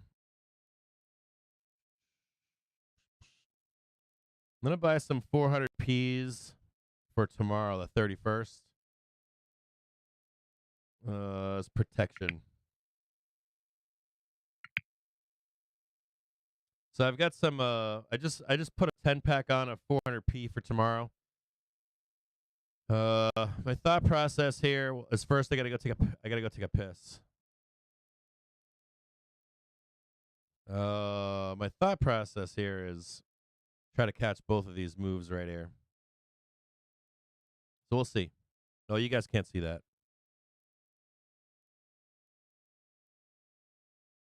I'm gonna go take a piss.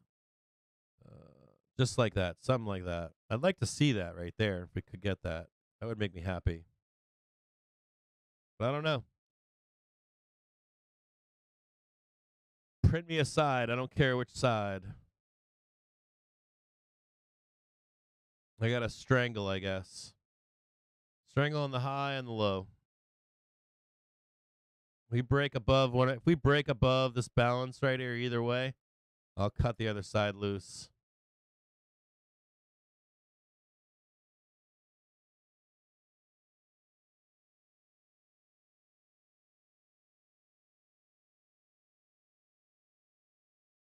Right there.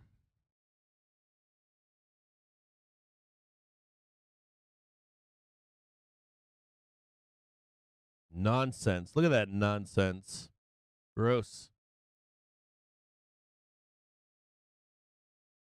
I'll be right back. I'm gonna go potty. I gotta go potty. I can't wait anymore.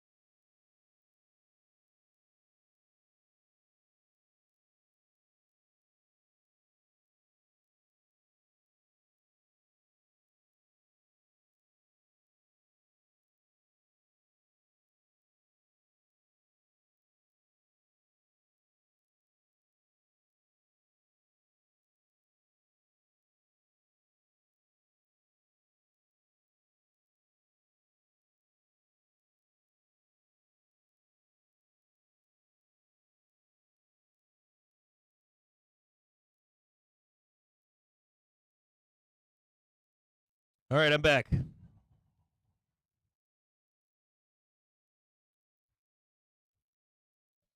Whew. And what's happened? Nothing? Whole lot of nothing. Hold on, I gotta sell some calls here.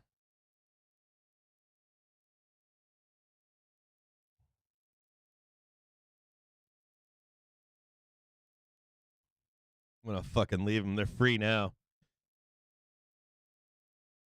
Look at that. Whole lot of dog shit today. Whole lot of nothing. Look at that nastiness in there. Gross. That's just gross. Look at that. Disgusting. Bing, bom, bam, bam, bam, bam. Don't tell me. We're going there next.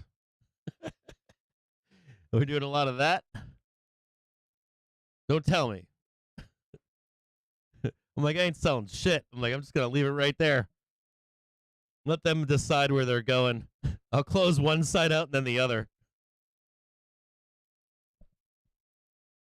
Matt Ryan, what's up, brother? Playing ping pong, bro. Dude, I had to take a leak so bad.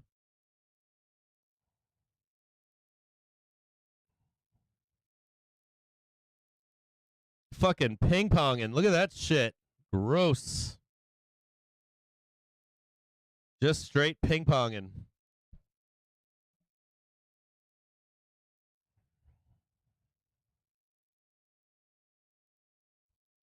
Yeah, I grabbed some puts over here somewhere.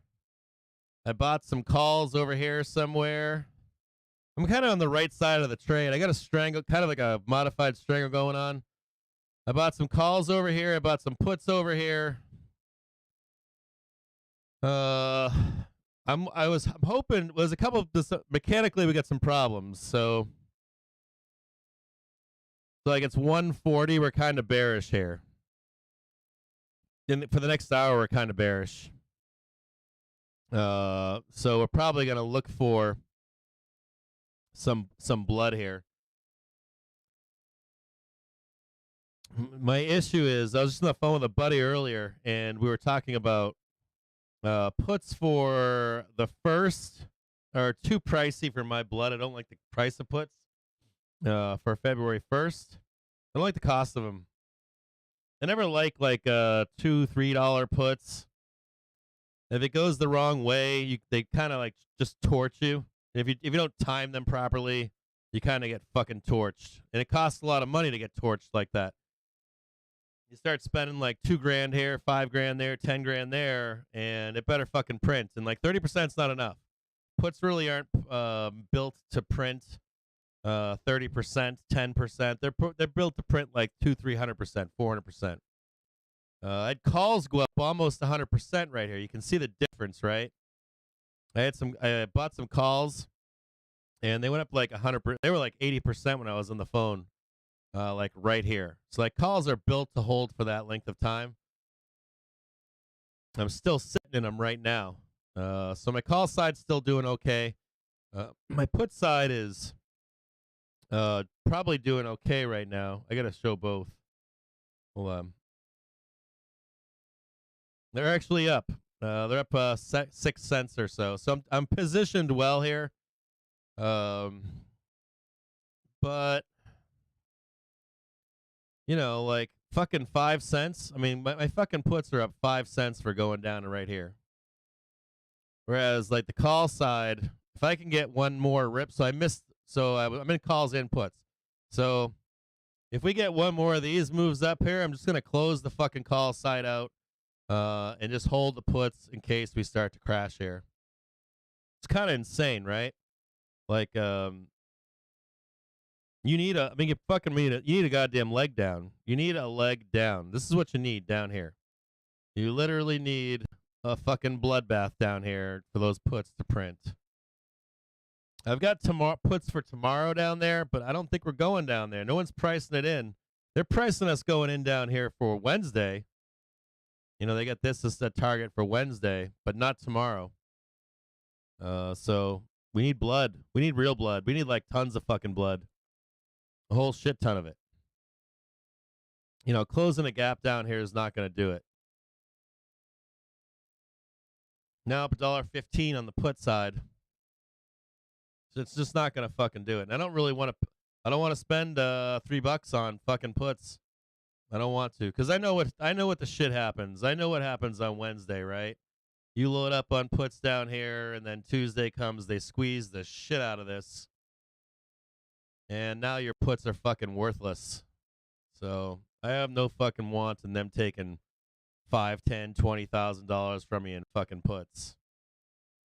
I'll play the fucking dollar puts for tomorrow, but definitely not $3, $4, $5 fucking entries into Wednesday.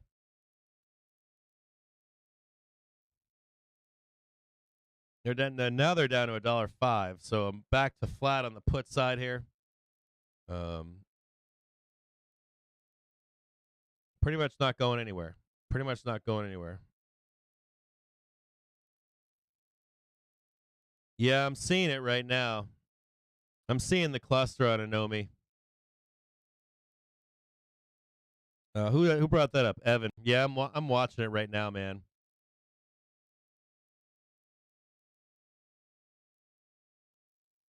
I'm watching the cluster right now.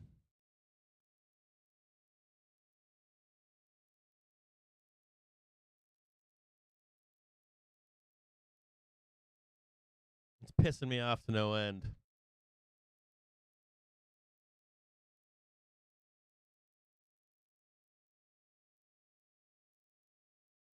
I mean, the truth is, you really want to get down to like. I mean, the truth is, you really want to. If you're a bull, you really want to get down here. See, if you're a bull, you're just begging for this trade down here. You're like begging for a move down, and because we're gonna rocket ship off this.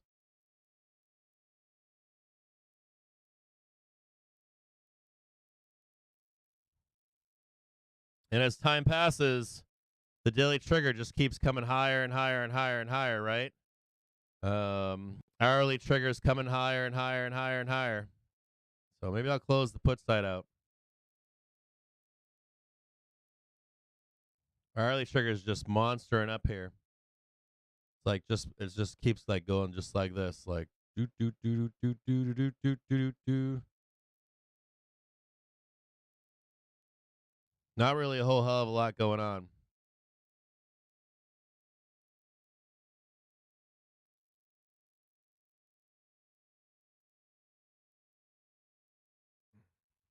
I went to the bathroom.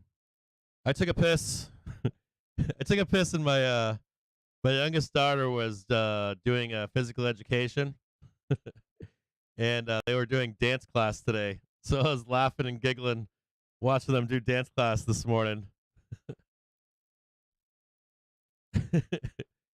She's still at that like my youngest is like she's like 9 3/4, so um she's very adorable watching her do dance class. It's kind of like children's advanced dance class. Yeah, I know. I went to the bathroom. I'm good. I'm fucking good. I'm like over here trying to fucking day trade while I gotta go take a piss. Man, this is dog shit. Look at this. Gross.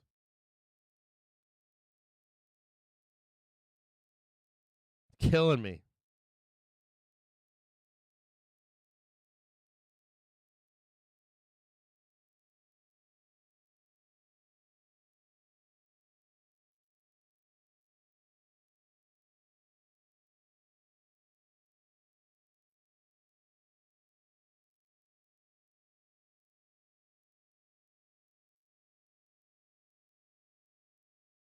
There's some sellers coming in here. They keep trying to dump this shit, and I'm like, yeah, I get it. Trying to dump it. We know it's going down into Wednesday. It looks like they don't want to do it today, though. All right, here. Let's take a look at some. Yeah, I got a strangle on the market right now. We'll see what happens. One side will print, hopefully at some point. Hopefully hopefully one side prints before tomorrow, or in a month.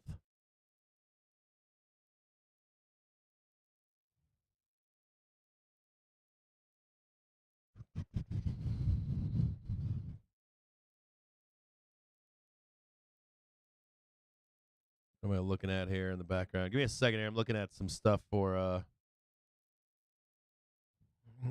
come on, baby. What am I looking at?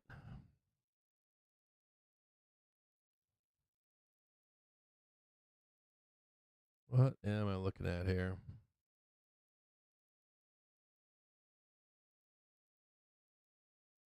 Not looking at that.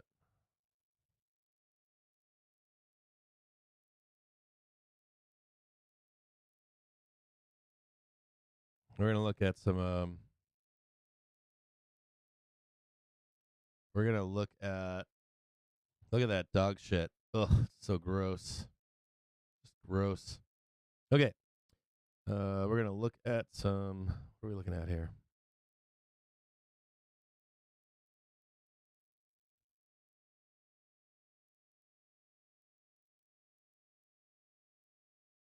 Why is this not showing?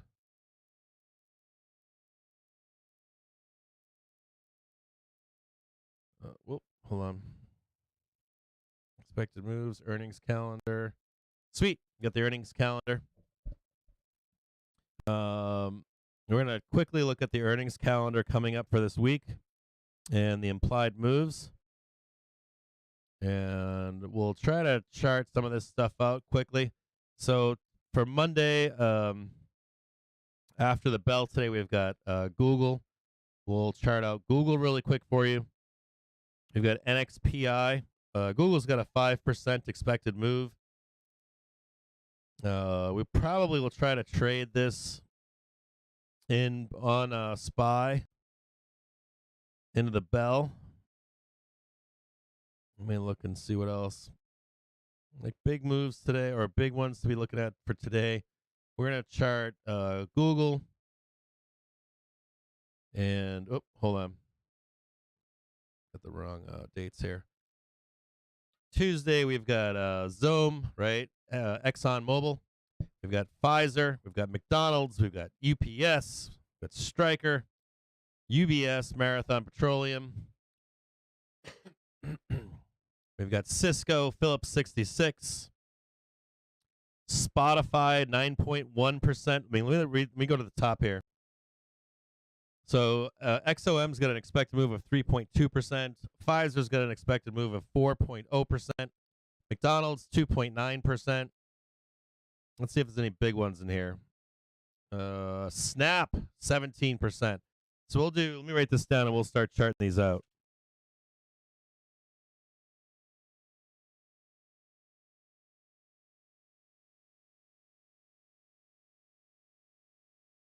Give me a second here.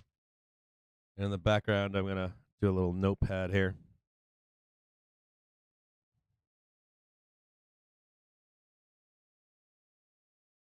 So we're going to do Google. We'll do Snap. Match, 8.3%. See if there's any others in here that look like someone's going to want to have them charted out. Nope. Okay. Wednesday. Let me write this down here. Monday after the close. Snap Tuesday after or before the close?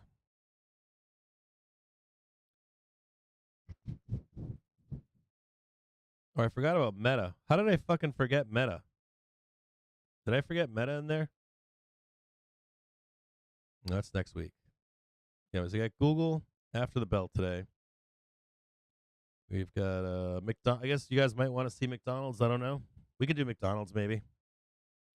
We'll do McDonald's. Google.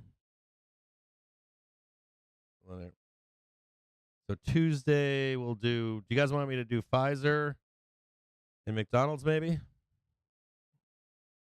Pfizer and McDonald's. PFE. We'll do PFE. People like Pfizer. We'll do PFE. Let me go back to Monday. Monday, we've got Google. That's the big one, right? Big old Google. That's after the bell. Tuesday, we've got, before the open, we've got PFE. So Tuesday, before. Monday after.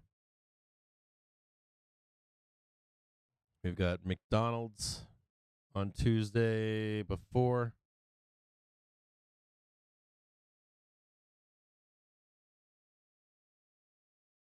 Yeah, we'll just do them one at a time. Let's just fucking do them. We're not even going to fucking write this shit down. Don't save it. We're going to start on Monday.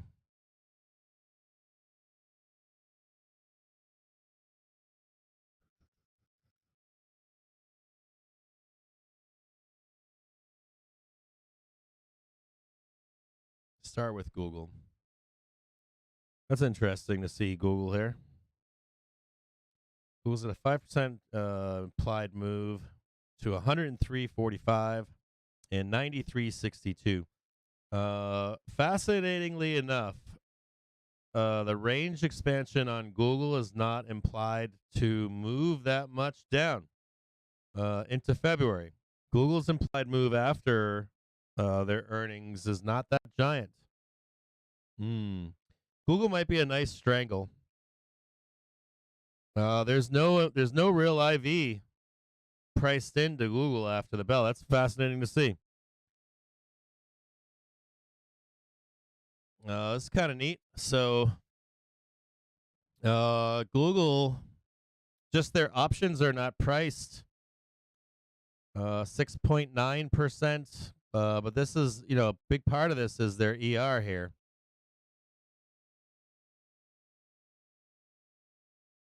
This will make a nice straddle with some time on it. 38% IV, 41%, 46%, 59% on Goog. Let's take a look at Goog. Let me look at Goog in the background.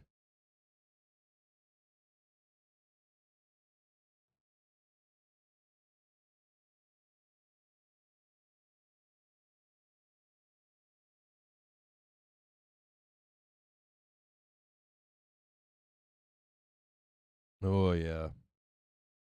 Google's had lots of sellers on it, huh? Trying to take some profit on Google.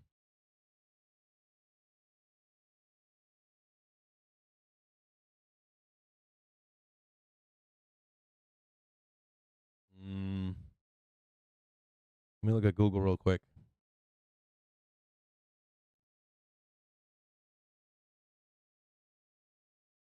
$103.41, 93.58.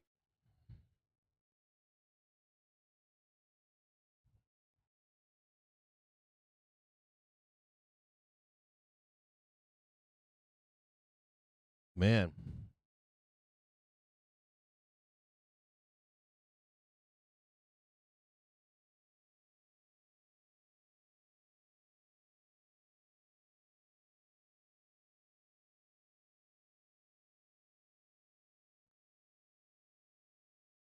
You know who your real enemy is? It's the dividend bros, your real enemy. It's always the fucking dividend bros. 93.44.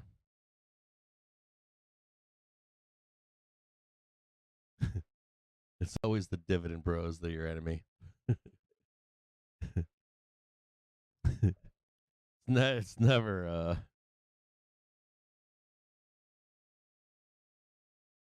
it's not much. Just sideways bullshit. I bet you I get a fucking print off that strangle. This strangle will print one of these two sides into the bell today. Let's look on a 1 hour at least. Not really telling you too much. Trend is down on Google on the hourly. You can see the blue line right there. You can see the little expand. This is the implied move on Google right here.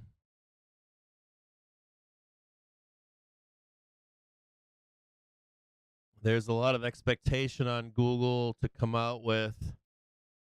It wouldn't surprise me to see them print both sides on Google either, right? They did that with Microsoft. They printed both sides.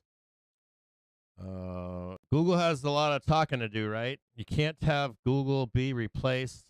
Even this is the fucked up part about Google is The fucked up part about Google is no one cares what they think. And like investors don't care. Like if Google comes out and they're like, yeah, AI will never replace a Google search or a search engine search, no one cares. People care about are you going to do anything with AI? On a daily on Google, man, they look like they want to rock and roll. Google looks like Google looks like it wants to rip, doesn't it?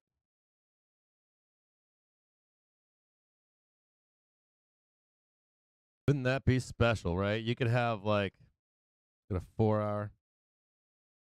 Boy, doesn't that just, you know what this looks like to me?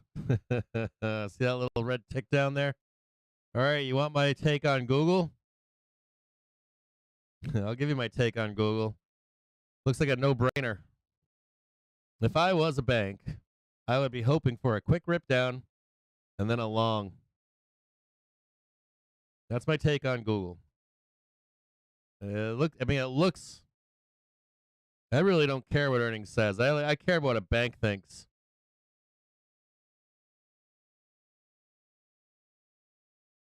If I had to guess on Google that they're just begging. Where'd I put the right there? If I was a bank, I'm begging to see $93. Hoping, praying, and begging. So I'm actually gonna look at I might buy Google today.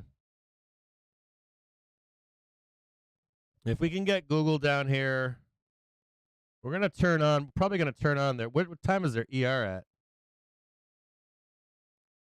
I own Tesla. I might want to buy some Google today. I wish I fucking missed buying Microsoft. I didn't buy it. I was like busy trading or some shit. I was on the phone with some friends and I was like, I'd like to buy Microsoft down here, and it didn't. What time is the actual guidance at?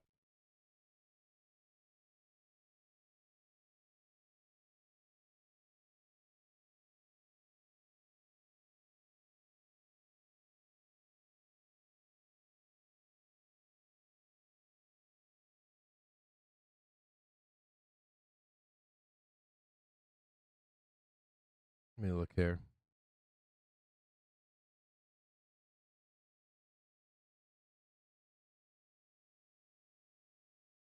It says here that their earnings call on Thursday, February 2nd. Do I have this wrong?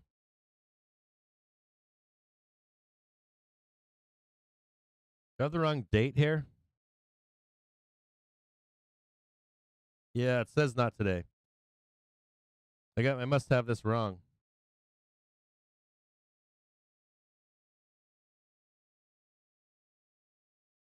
Yeah, I missed it.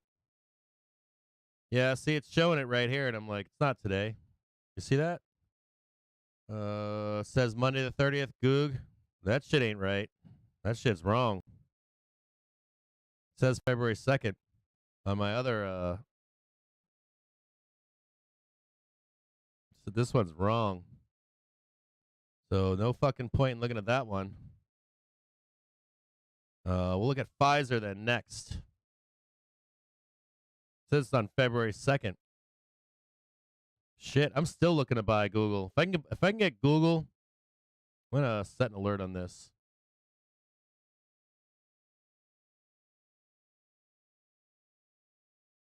Put this over here. February 2nd. not 5 minute, yeah. I want to buy Google. If I can buy Google on the 2nd,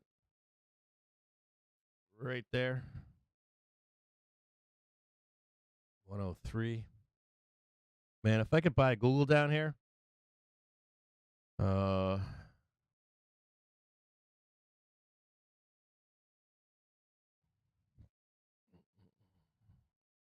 I'm game on to buy it.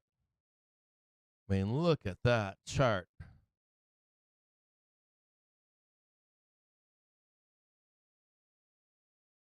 Here's the gap down below. And there's a gap above right here. There's another one right here.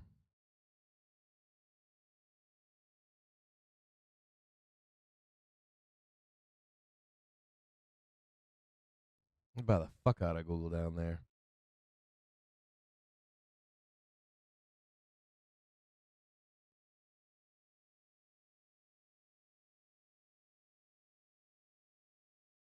No. That's a green.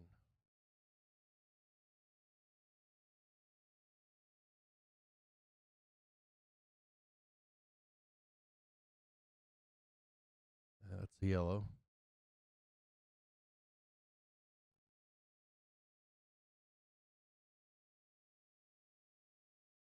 And that's a red right up there.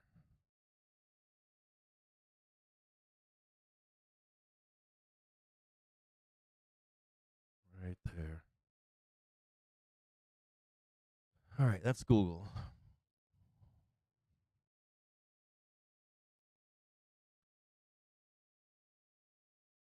What are we looking at next? PFE, are they fucking actually going to report on Tuesday? I got to check every one of these companies, don't I? See if these reports are even right. January 31st for Tuesday. That one's good.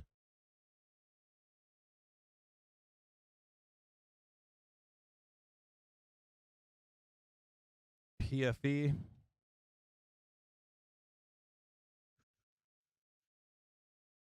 This is for Tuesday report. Are there any reports you want to see for today at the bell? After today? Anybody want to see specific reports?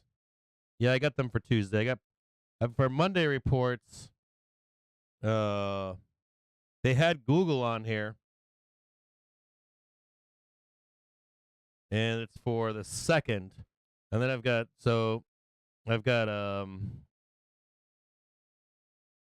think tight here. So Google's actually the 2nd, and then I don't see any others for today that I'm interested in. Let me go back to Monday.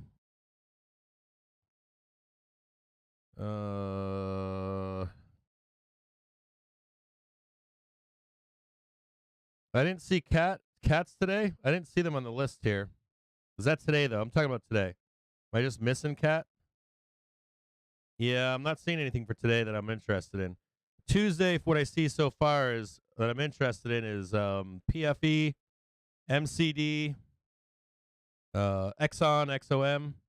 I call it Zome. You got any guys interested in either of those for Tuesday? This is PFE. Monday, Tuesday. Yeah, I don't see cat on here. I'm surprised. I see Snap. Let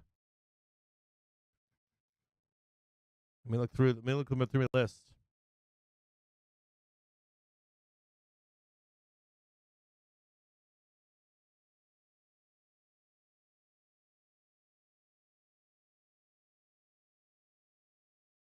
Cat's got a 4% move.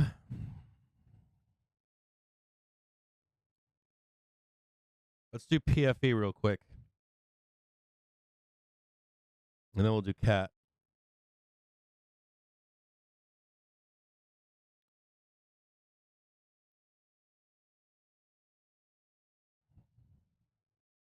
Yeah, we'll look at Snap too.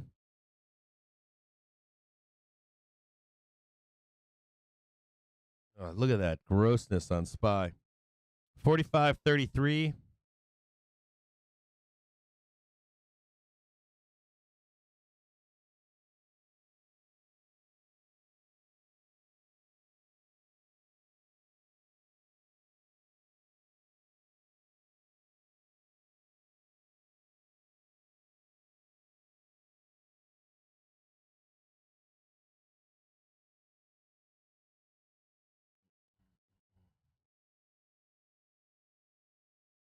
$41.82.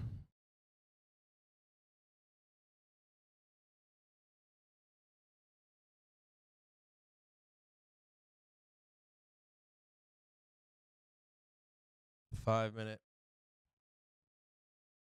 giant gap above needs filled. 15-minute. Another gap higher. 1 hour. My God. Death and destruction. Double bottom on Pfizer right down there.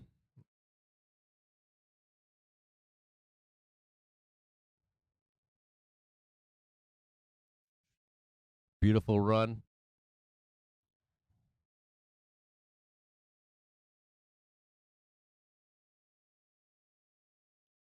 They took him to the woodshed, right?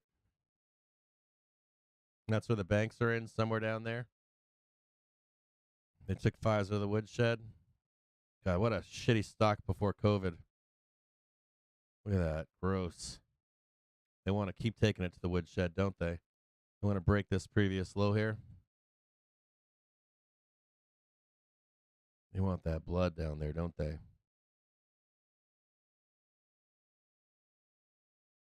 Sold it down.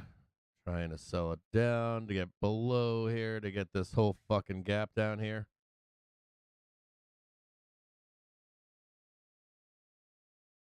I don't even know if that's a buy down there. Man, I'm bearish on. So just noting some continuing strength in the dollar at the moment, referring to the Dixie. We're not buying this.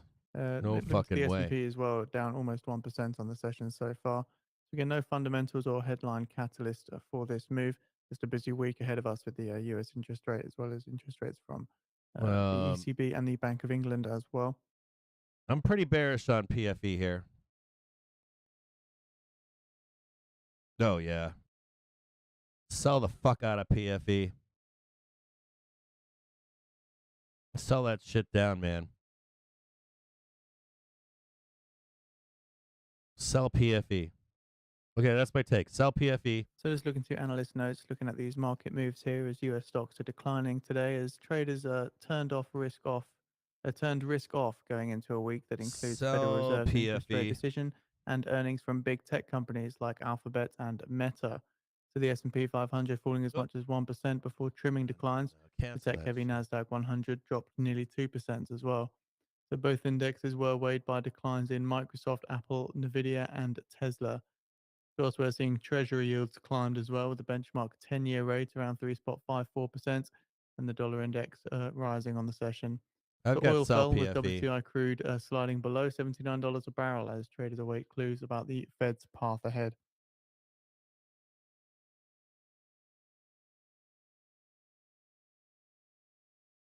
Why is Google not coming up again now? A minute. I've got Google as a buy down here. I would be hoping for some kind of a bloodbath down here to buy Google. Want to do Snap next? McDonald's, Snap. Yeah, no. Yeah, fuck Pfizer. Sell the fuck out of PFE. I don't care what their earnings are. Fucking sell. Snap. We'll look at Snap next. Let's look at Snap. Now, Snap's a good one. Snap, I like the idea of Snap. Their earnings are Tuesday, right? Yeah, they're getting the sympathy play on. Well, I don't like Snap here. They're getting the sympathy play on TikTok. Oh, I like that. Oh, I like that. Trading $83. Man, Snap. Dude, I don't know. I'm bullish on Snap. There you go. I'm bullish on Snap. I'm bullish. I'm fucking bullish right now on Snap. I'm super bullish on Snap. Yes. Buy Snap. My God. I never thought I'd add Snap to my portfolio ever again. Never in a million years did I think buy Snap. Haven't looked at Snap in 2 years, truthfully. Look at that. Sold. These are all fucking. That's one problem with Snap is it's like one problem with Snap is gonna take some time, isn't it? you're talking about these guys up here like if it just goes up $5, I'll take the 5. Just I've keep been in mind, stuck in this Biden shit currently since speaking on when? infrastructure in Baltimore at the moment. We provided the video on the feed for those interested. 2021. And here's the big one, right? 221 torched. This is some big right here. Let's look at back here time. So you bought the high back here, let's say, in February 24th of 2021. Remember this? The fucking they were telling people in 2020, they were like, yeah, buy spec growth. Woo! And then they just trapped your ass. Woohoo! Yeah. Uh-oh. Whoa. Please, we're going to new high. Oh yeah, baby. Get me out of here. So all these people right here. Fucked, right? There's a whole class of sellers up there. They're right up there. They're like, how long they been in this dog shit? 2 years? 3 years almost, right? That's a big giant sell. They're all up there. They're like, just please. Please, please, please. Sold it down. Probably didn't get trapped. This looks like, maybe some more trap sellers or buyers up in there. Probably. We got some more sellers up here. Pretty big class of sellers, right? They're probably watching this shit so bad. They're just like, please, please, please, just go to $28.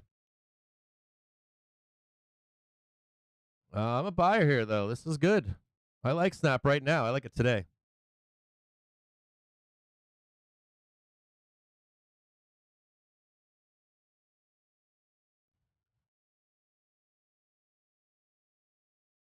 It's got some work to do.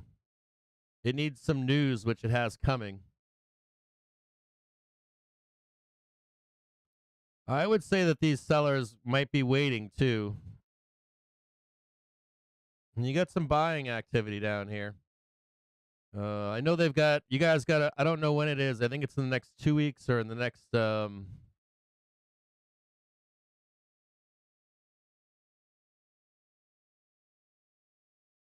next 2 weeks or so. You guys have like some hearings and shit coming out. This is nice consolidation. And even if, there's consolidation right there.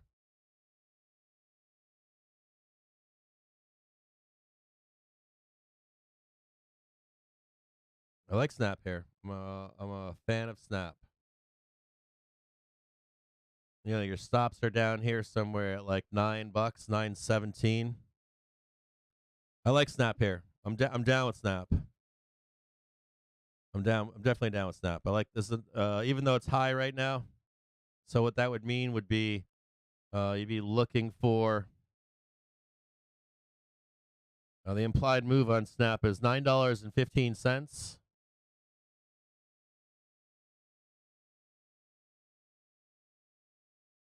Yeah, I'd buy Snap down there. Tuesday. If Snap has a bad earnings,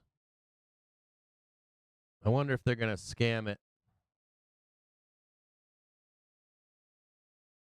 Their upwards move is the IV is 204%, 1290. Let's look and see what 1290 means. We'll scroll back out. 1290. Yeah, this is where the first band of sellers is, I think. That makes sense.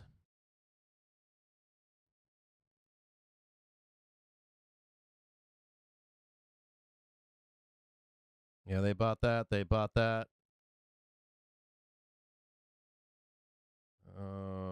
This is where the sell is here, right? But if you get rid of these sellers here, yeah, you go higher than 1290.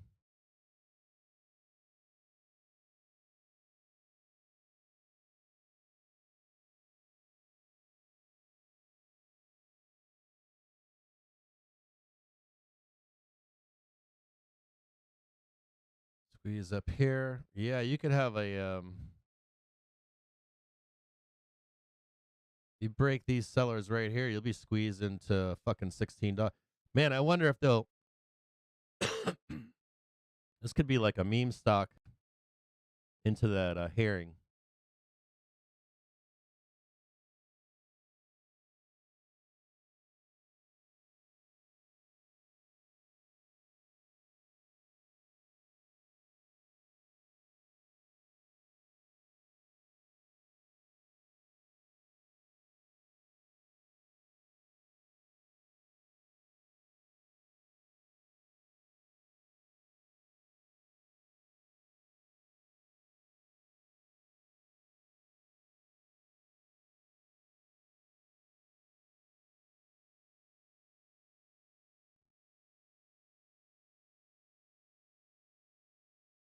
There it is right there, man.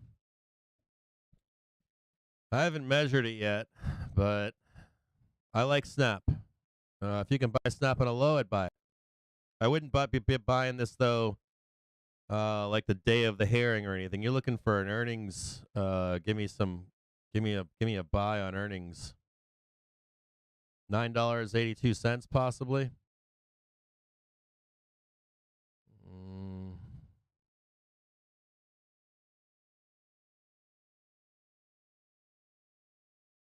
Any of that down there. That's a good one we looked at. Snap. We're going to go back to SPY real quick, see if they can break through. I have a strangle on SPY right now. Trying to break through currently on the SPY. Just grinding down right now. A new low, 401.57. Still I'm at $1.13 on put side here. They're probably going to torch my calls at some point. Still not much going on SPY.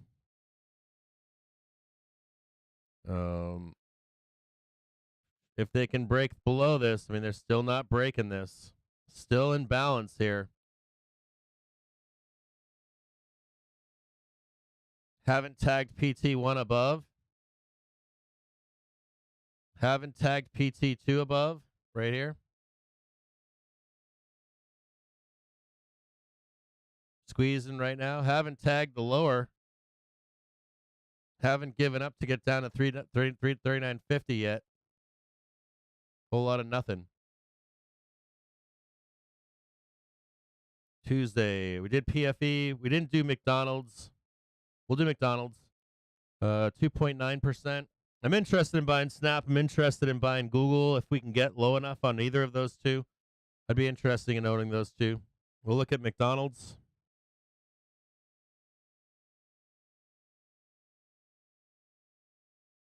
Bearish on McDonald's.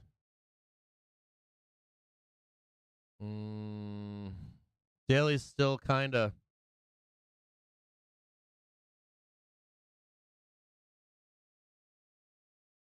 Oh, dude, look at that shit. Come on, man. Look at McDonald's. The king of the world. Look at McDonald's, even if it crashes. It's like, fuck you. Look at McDonald's. It's just gross. You know what McDonald's needs? It needs like a McDonald's needs a moment like Samuel Adams. Like we changed the French fry recipe. Look at McDonald's. That's just so gross.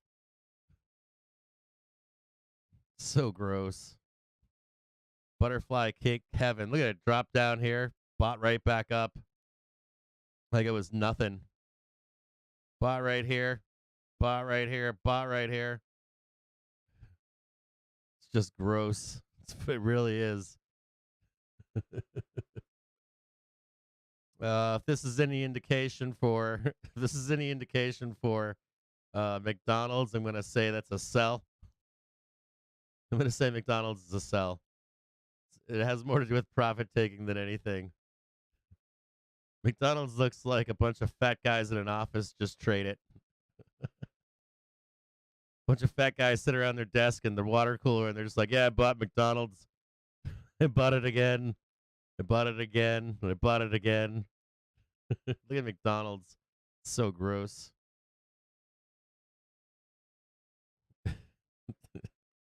Okay, McDonald's.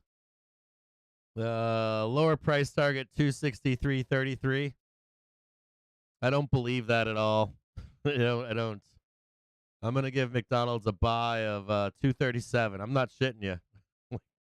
Not worth buying. That's where the buy is on McDonald's. Sorry. I think if anything, you're looking for McDonald's to have a great ER and sell the shit out of it up here. 278.85 is the price target above. So McDonald's is a sell. And you're waiting for earnings to hopefully be good, and you want to sell it. You want to sell McDonald's. You should be like a bear hoping for a great earnings. Sell this POS. You're like hoping that you should be like pumping up McDonald's earnings and hoping that you can get a sell on McDonald's. As a matter of fact, I'm going to make this one green or yellow, and I'm going to hope to fill that gap down below. We'll come back to these. We usually do. I clear the charts, but we'll come back and check them. That's what I'm hoping. I'm hoping for like the kick-ass ER. I'm hoping that they're going to rob you in like 4 o'clock in the morning. You know, you're going to get like this nice blast up. You're going to be like, yeah, my calls are printing by 9 a.m. We're fucking selling on McDonald's. Mostly because a bunch of fat guys in an office trading this shit. Look at that. It's gross.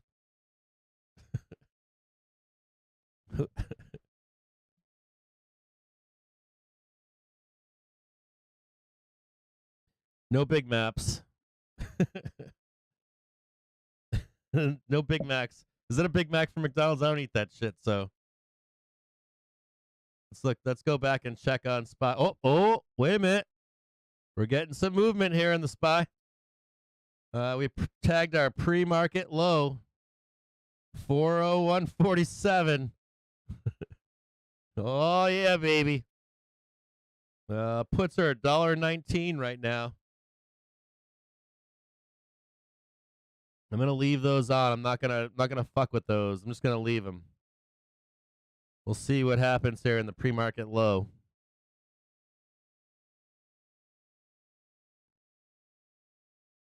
What else are we looking at?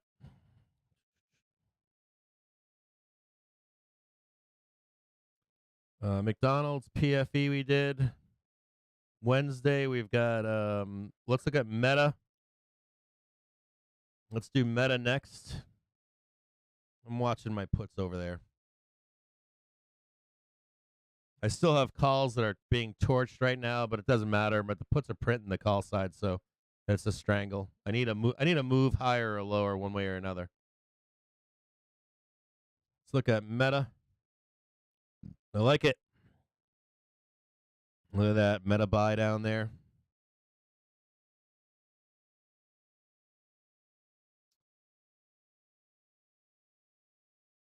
Man, I fucking hate Meta though, don't I? I really do. I hate it with a passion. They'll trade anything, won't they?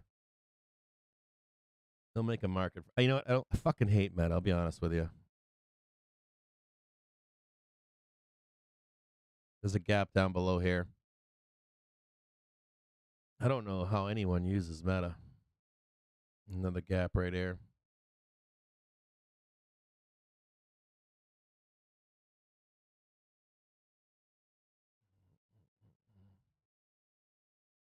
I'm not willing to buy Meta. I'll be honest with you. I'll buy it at $100 or something. I've got no. I guess they get the sympathy play. Meta's implied move is 8.4%. I don't doubt that. I don't. That's 135.55. It's right where we are right here. I don't doubt that Meta Meta has yeah, see that shit? I would be warning you on Meta. Even if this might actually be the best play for the announcement for TikTok. What I would say to you on Facebook is hope that you can get a bloodbath on this ER. Hope that you can get a bloodbath down here, and then I would try to look for a trade for that for that congressional hearing. When is that congressional hearing or Senate hearing? Was it Dick Duck?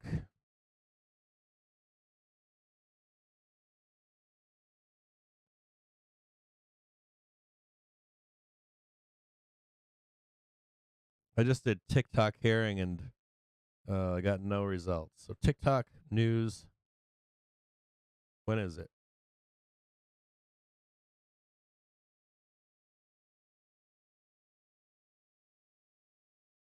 You don't really want to care about in March? Yeah, when is it in March? March 23rd. So I've got some kind of scholarship thing I got to go to. My oldest daughter is looking at a scholarship. Okay. So here's the hearing for TikTok in March. You might get a nice be looking for something into that hearing. What I would warn you is you don't really care about the hearing itself. You don't care what the announcement is or what the decision is in the hearing. You just care about that ramp. Facebook might be a nice trade for that. Better trade than Snap, believe it or not. Just because of where it is, you can get a nice dip buy in here. You'll have trap call buyers above.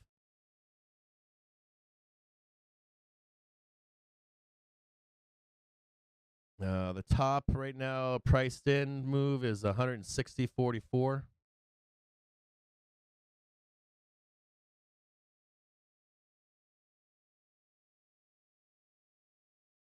That'd be a net seller of Facebook and ride it like a ride it like a meme play.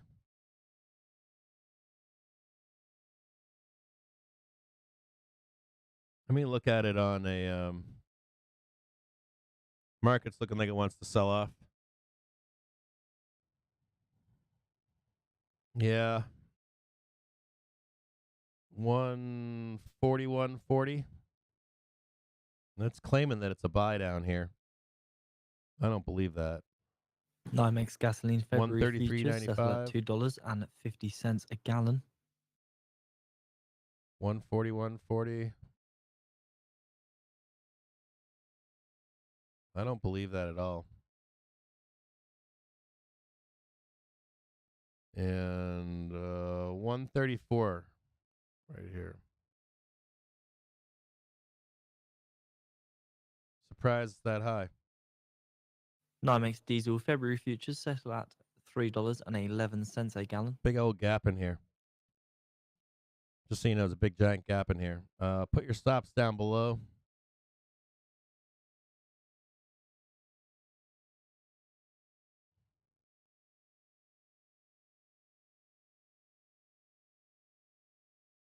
I'd be a net seller of March Meta settled at $77.90 a barrel. Just repeat that. That's $77.90 a barrel.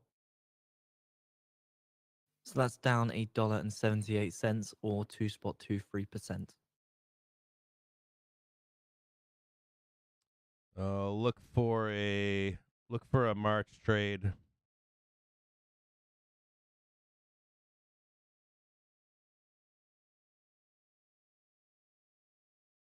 We're gonna look at SPY right now.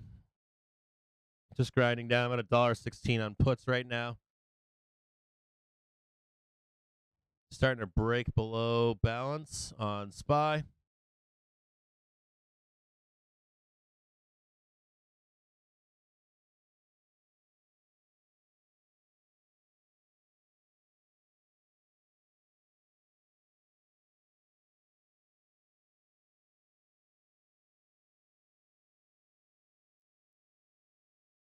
Here.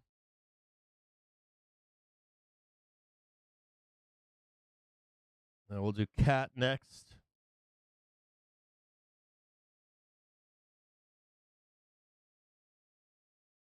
I'm looking through to see if there's anybody else worth doing at the moment.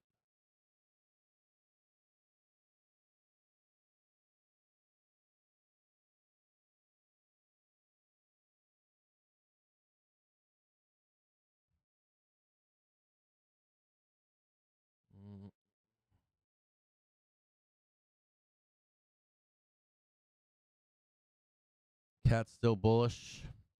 Still bullish. My fucking look at that. Still bullish on cat. Monster. Hard to short cat. It really is hard to short cat right now.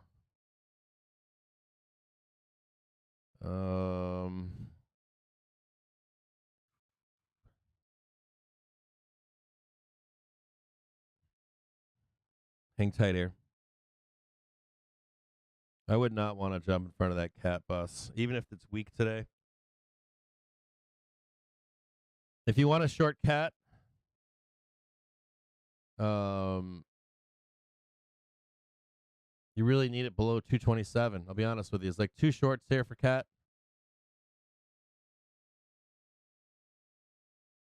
Here's one. I don't like short and strength like this. I'll be straight up with you. If you tried to short cat from $1.50 or $158, you just got run over. Literally, I don't care what anybody's. And NYMEX you guys natural out there gas saying. March futures settle at $2.67. Let's look at the implied move on cat is 273.57. Oh, I guess it is a short. 273.57. I might find that Chase, if you're out there, this might be your short, brother. Finally, I know you've been asking about it for some time. This might be your short finally on cat. You might have finally gotten it, brother.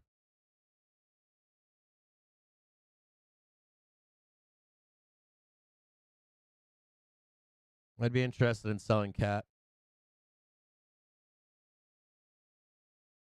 Oh, look at that. How you doing?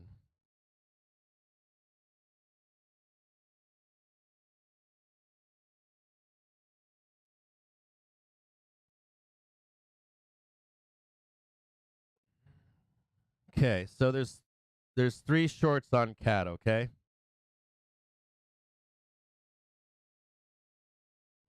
I'd be really wary of cat pulling that bullshit there.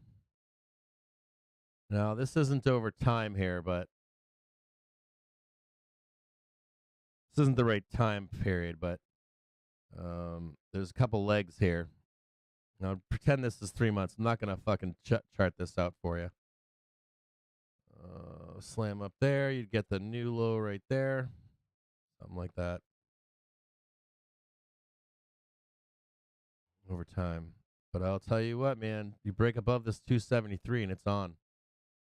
You might have the short. I'd be waiting on that short, though. Or I don't know. I'd be looking for, like, you want to get underneath. Yeah, you want to go tag it up. All right, so start selling it off. Fail to make the new high. Come back down.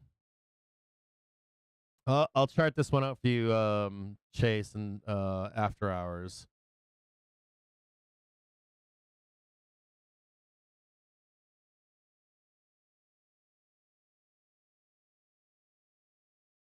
Price target's going to be down there somewhere. Way out here in June or something while we were pumping up tech stocks. You're going to have people out there telling you cat's the best thing in the world, blah, blah, blah. Meanwhile, you're going to get trapped in cat while fucking tech is running. That would be my guess.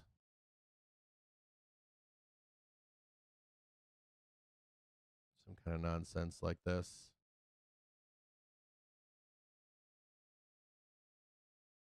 That looks about right, doesn't it? That does look about right, doesn't it? Fucking gone, bam.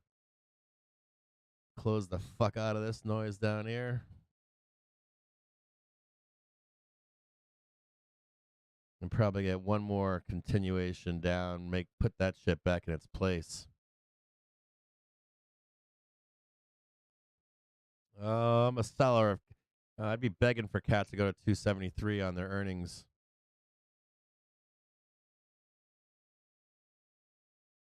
I used to live in Seoul. I used to live north of Seoul. I lived 45 minutes north of Seoul.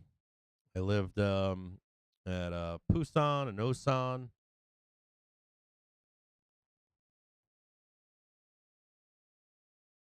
Look at that. 1 hour trigger.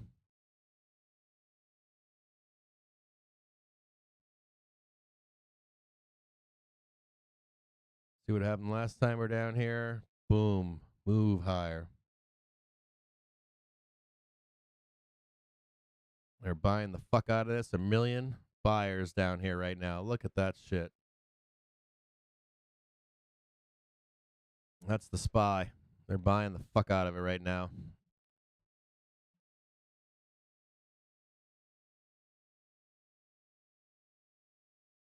They're buying the fuck out of the SPY right here. They're loading the boat right now on the SPY.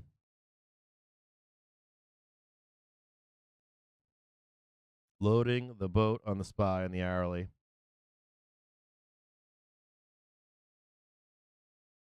They're buying this. They're buying a ton of this right now. It's the bottom probably.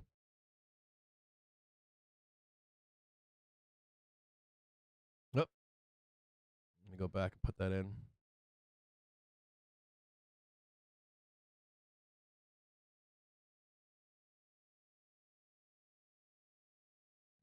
Put the 1 minute up.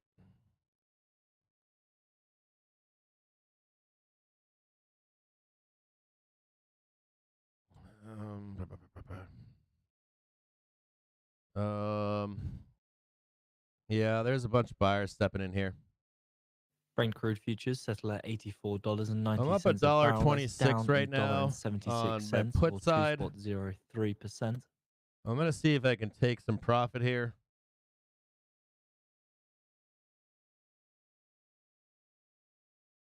Oh yeah, I'm gonna take some profit here. I sold puts on the 31st.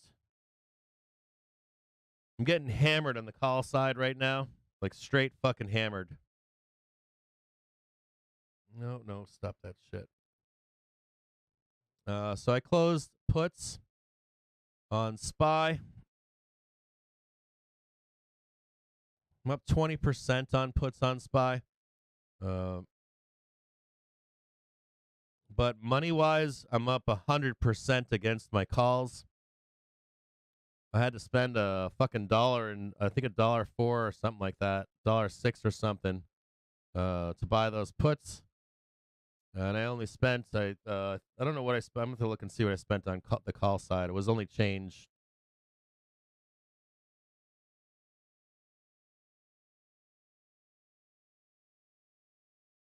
So I'm still long the SPY here.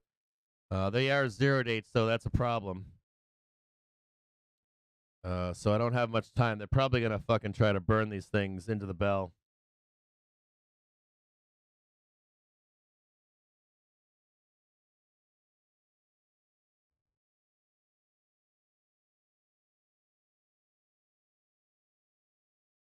So we got Meta on Wednesday. What else we got? Apple, baby. Amazon, baby. We already did Goog. We're going to do Apple and Amazon next. We'll take a look at those.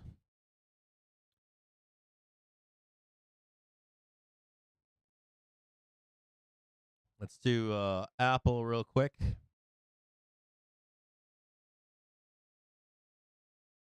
We saw the breach for Apple down below here at 144. We did Apple this morning. We said we don't want to go below 144. We know what the target is down here, 138.70.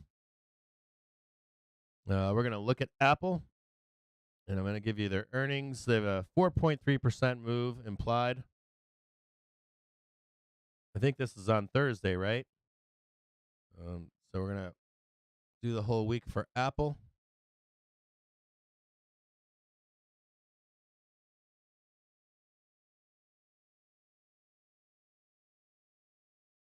And their implied move is 136.94 on the downside. So we're going to, I'm just thinking a 5-day here. I get a 5-day? Monday, Tuesday, Wednesday, Thursday.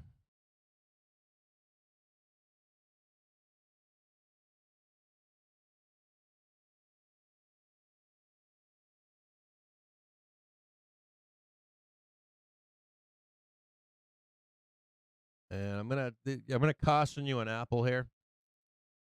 Hold on. 149.29.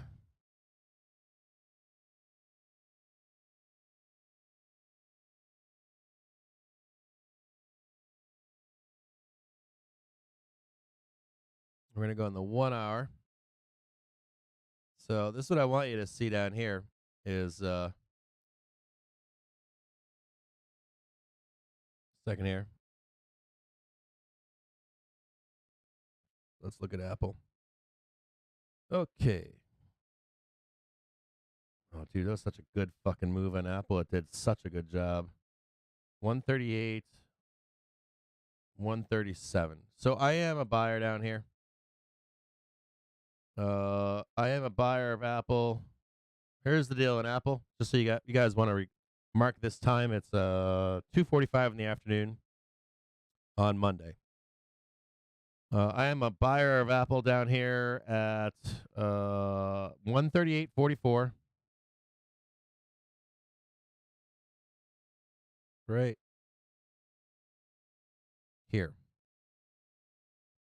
And I'm also a buyer of Apple 137.66.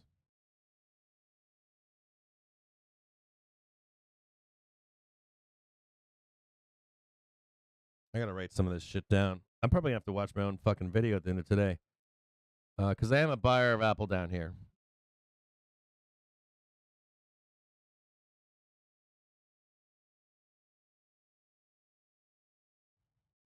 I'm gonna have to spend some fucking money. I'm gonna have to call my fucking bank.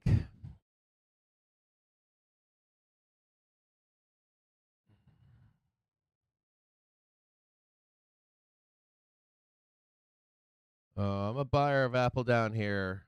I'd be willing to have a stop loss down below, or maybe look for. I might have stops here though on Apple too. I don't know if I'd be willing to hold Apple below.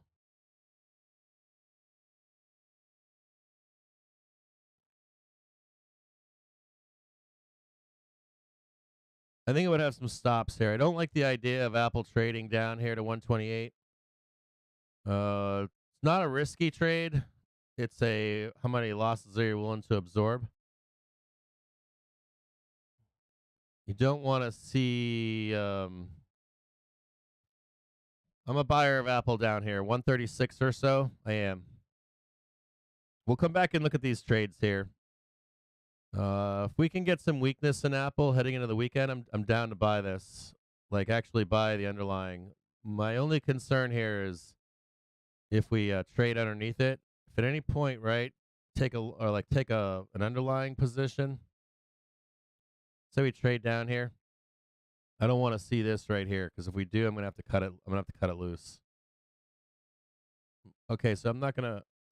You know what I'm gonna do is I'm gonna tighten this up because I'm interested in this trade. I'm interested in being a buyer of Apple.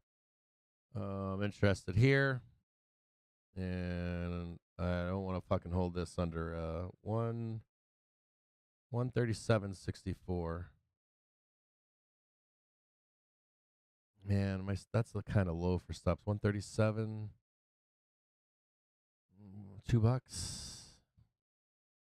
somewhere in there. I might even go 128 on this. Oh no, maybe I am a buyer of Apple down here no matter what. I'm gonna watch this one.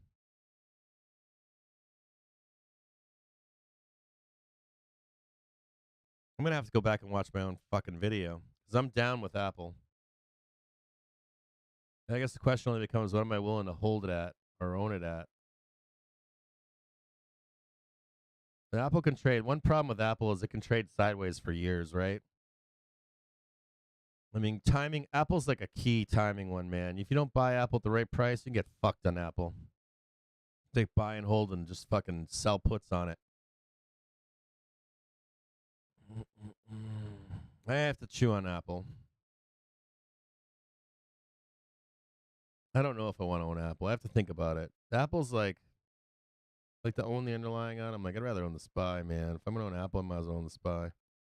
Amazon. Sometimes I like to own Amazon or previous bull runs. I'd like to own Amazon. We'll look at Amazon. Let me go back to Apple real quick. I want to look at it. I gotta look at it.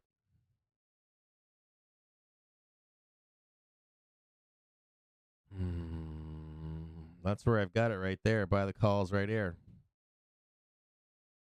I'll fucking tell you what, man. Oh, I'm gonna tell you this. Yeah, that's what I'm saying, right down there. So, I gotta look at that. So I gotta look at this shit again. If you're gonna buy Apple, you better have some stops on it,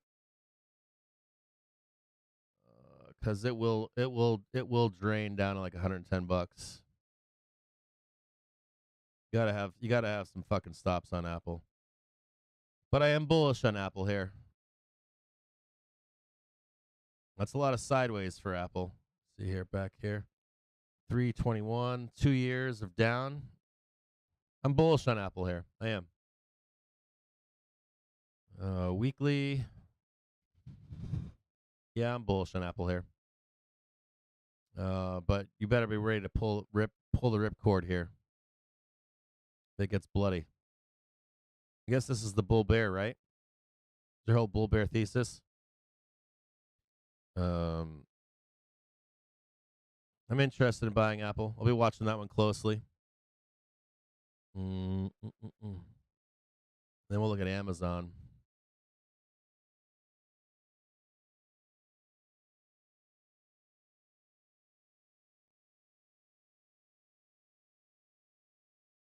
Let me just check on SPY real quick. SPY breaking below 401.05 to S2.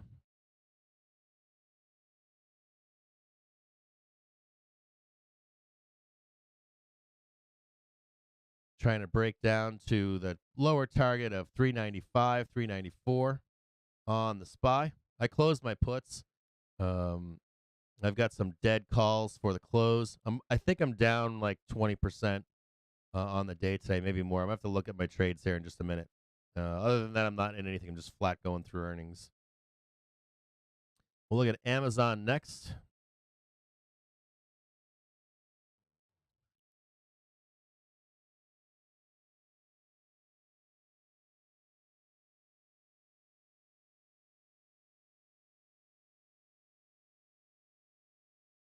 Oh, yeah. Look at the big boys, man. Look at the big boys.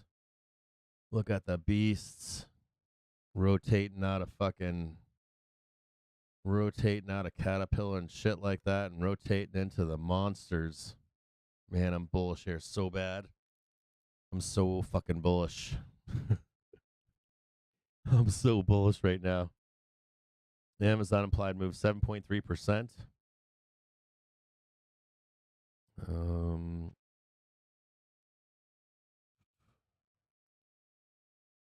93.47.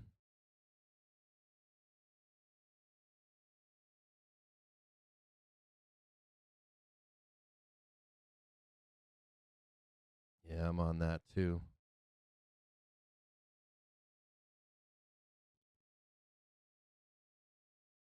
I'm bullish on Amazon too. You're going to have to do stops here. I'll look at why here in a second. I think you're going to have to, but I'm not sure what the lower price target would be. The US Brent crude futures extend losses in post-settlement trade. Both benchmarks down more than $2. 93.83. Okay, so 93.83.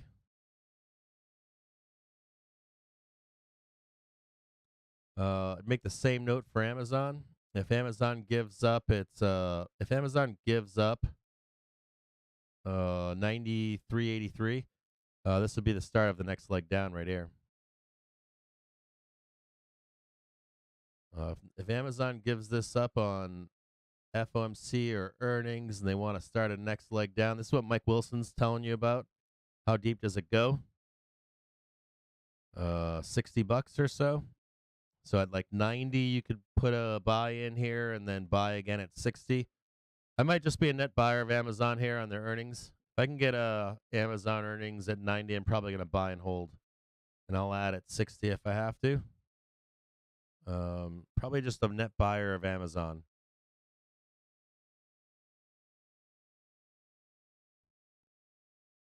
I'm a net buyer of Amazon. If I can get 90, watch me come back and I don't get this buy.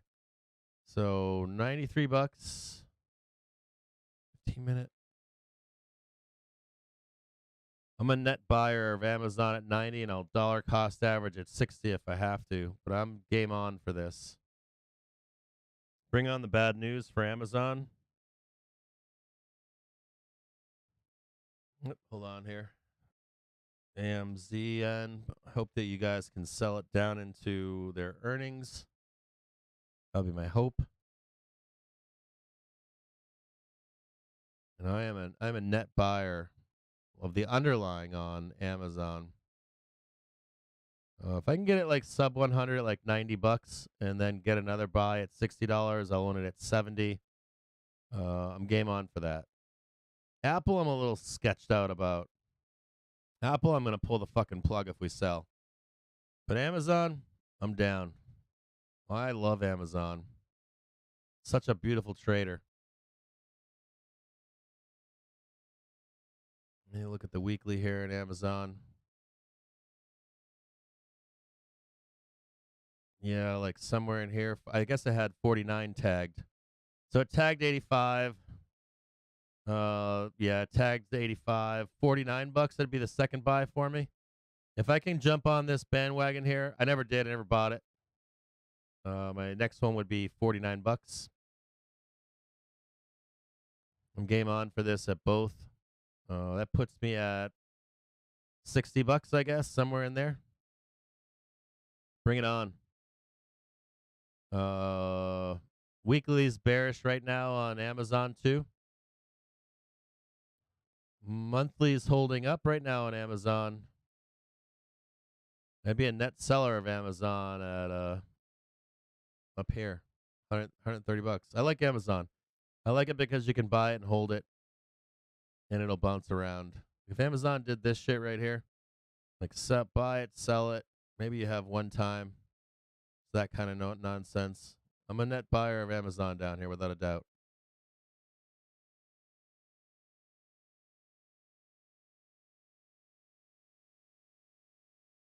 I like Amazon. Not Cat, dude. Cat is like out of control.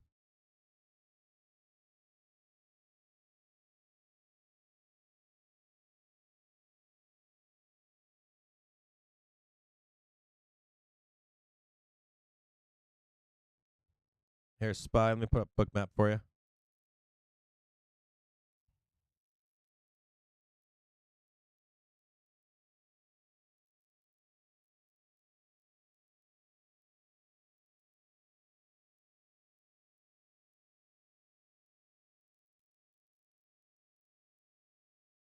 Where's that 395 down there?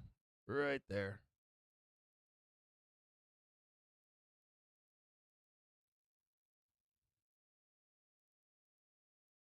I think that's all of them. Did I get them all out of the way? Let me know in the chat if I've gotten out everything, all the majors out for the week. Let me look back. Friday. I don't see anything on Friday that's major. I think that's all of it for the week.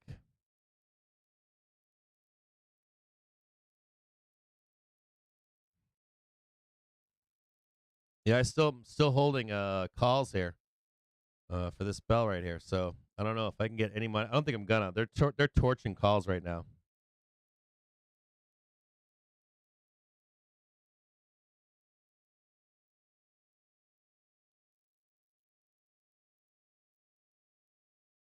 Oh yeah, you guys want another look at Tesla? Same as Tesla. So Tesla right now is we did Tesla this morning.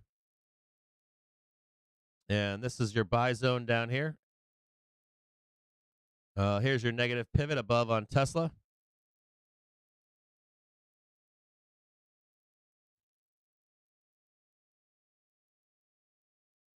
There's your pivot on your hourly. We're bearish on Tesla right here. So on Tesla, you're bearish. On the hourly, we're bearish. 171.36. Bears are going to want to sell that for a target down below of 157.61. You can see that bears are trying to sell this. This is not unanticipated on the daily. What you're looking for here, if you're a bull, you guys want to snap a snip of this. You can. Hold on a second. You want to see this here. Bullish reversal on the daily, right? Came up. Sellers step back in. You're going to want to pick this back up if you're a bull right here and take this trade up here. So you're going to be looking for a buy at 146.28 and 153.83 on Tesla. That should correspond with some weakness into.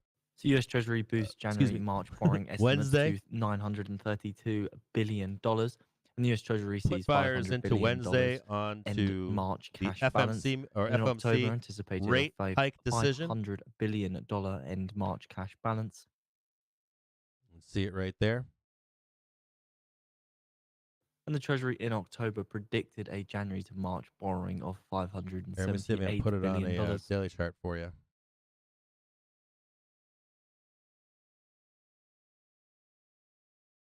You're going to look to be a buyer right here.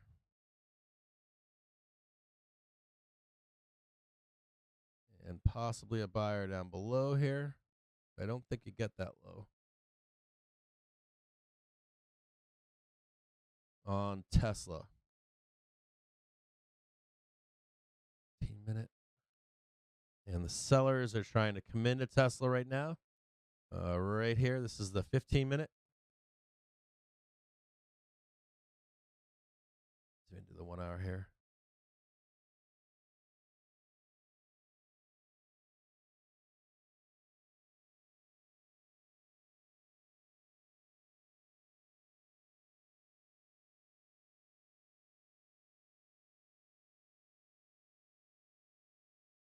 Sellers are going to try to take this down into, this is the 31st, and this is the 1st. Do I think you should buy here in Tesla? Do I think you should buy here in Tesla, I guess is the question. Let's take a look at Tesla down here. This is the 1 minute chart, right? This is kind of like the last place for the bulls. I'm going to show it to you on the algo right here. So on Tesla, right?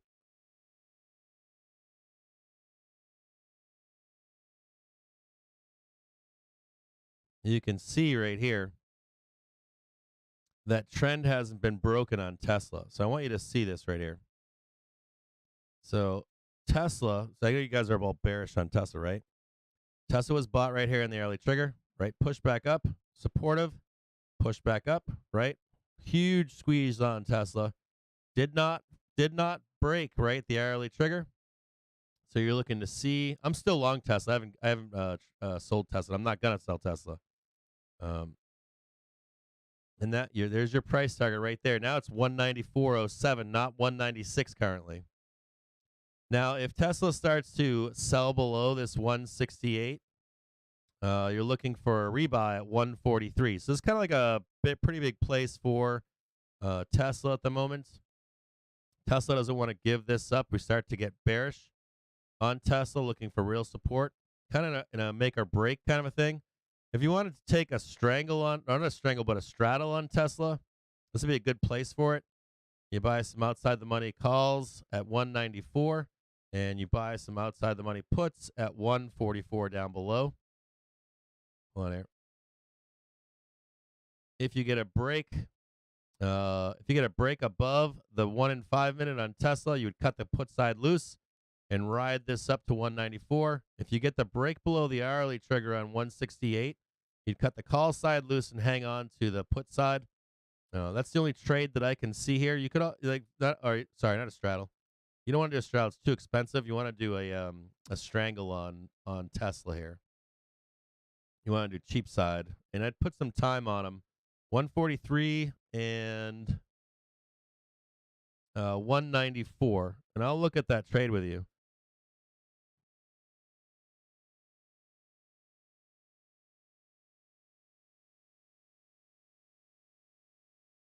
I wonder. Oh, hold on, not wrong. I'm on the wrong thing. Sorry, I'm trying to look at it on my brokerage. Hold on here. You might actually get both. The fuck is going on here? Hold on here. You might actually be able to print both sides of that. I wonder if that somebody mark this trade for me.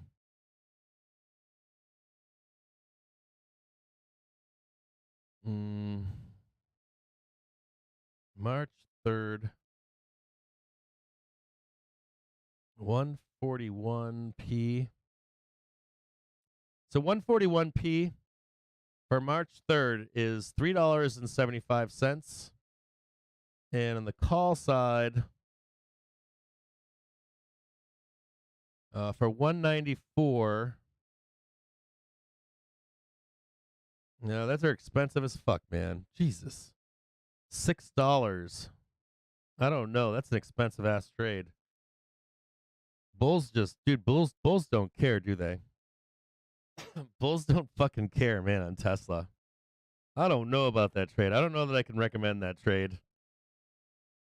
You know, bulls don't care. That's the one thing I got to give bulls. They don't give a flying fuck. Like March 3rd, 195 C's are $6. Man. Even bleeding down here.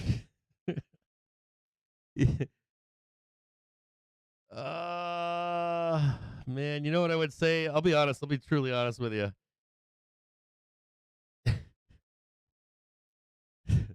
I'm like, maybe you buy the put, even being here, maybe you buy the put side and look for the call side to add on to the trade later. I can't recommend that trade. That's so expensive. Maybe a better trade would be a put and call spread on Tesla. Look at like March 3rd, 141p and 195c and see what that pays. I'm not going to do that one on live with you because it's too much time. But dude, it's ridiculous right here. I'm like Tesla call buyers just don't give a fuck, do they? Tesla call buyers just don't care. How do we have $6 calls for 195 at $6 for Tesla on March 3rd? Why? Man.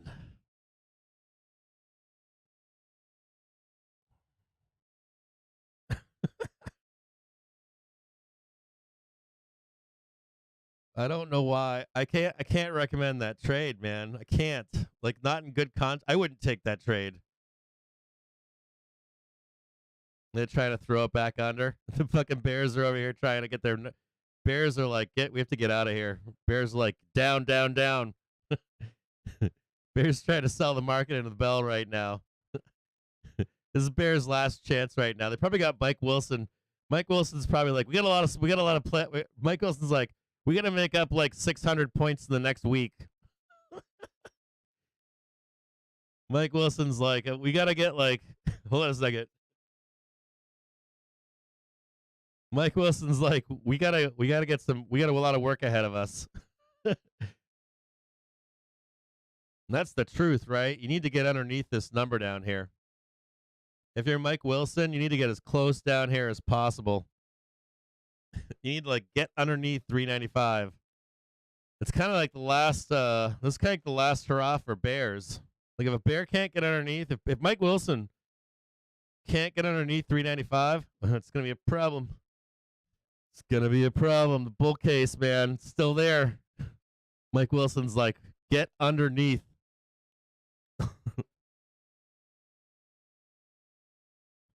Get underneath. Sell, sell, sell, sell, sell, sell, sell.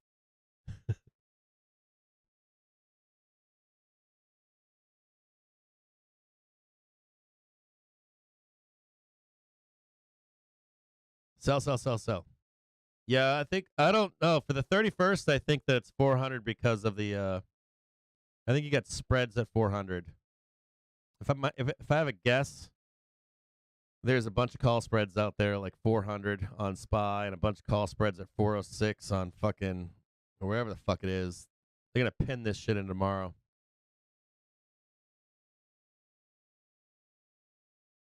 They're gonna pin this stupid shit in tomorrow. Make sure their shit prints.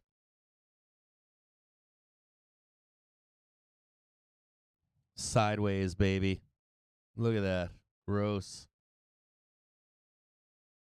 310 power hour.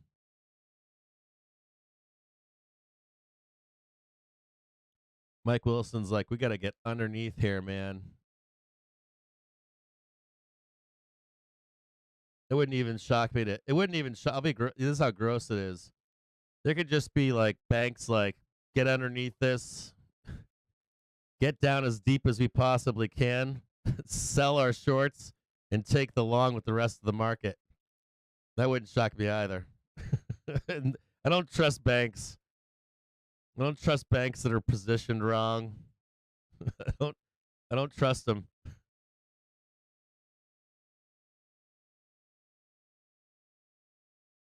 I mean, Mike's been short for a month, right? Mike's been short since 380. You guys believe that? Been short since 380. Imagine being Morgan Stanley being like, shit. They'll say anything to get it down to 380.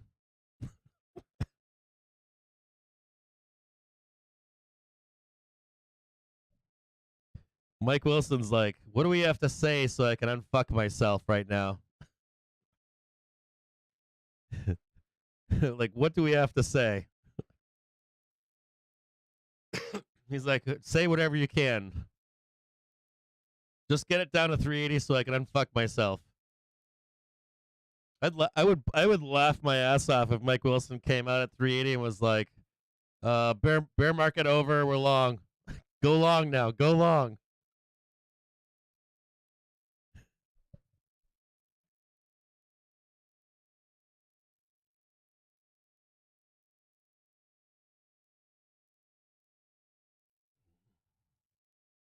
Yeah, no, Mike Wilson was short last. You guys don't know that? Wilson was short, man. He was short a month ago.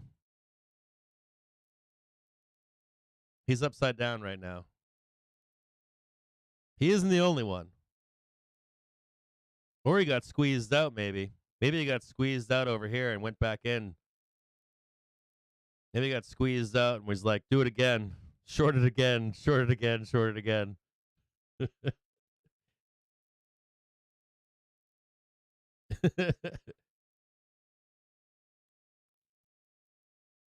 Yeah, I saw that. Were they saying that last night? They were saying, I saw that note last night. They were like, anticipating China reopening bull trade. I saw that shit. I thought that was funny too.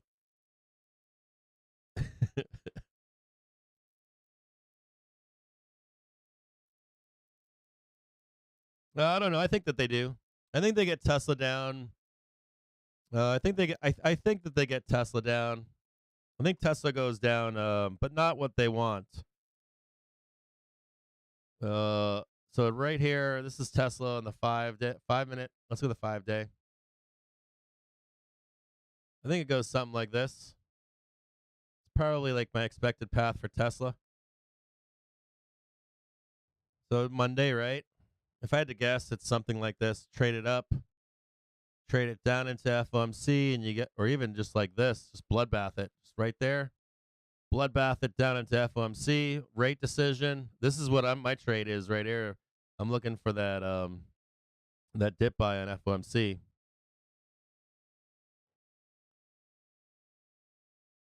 And even if you get the Mike Wilson trade, the question is still, hold on here.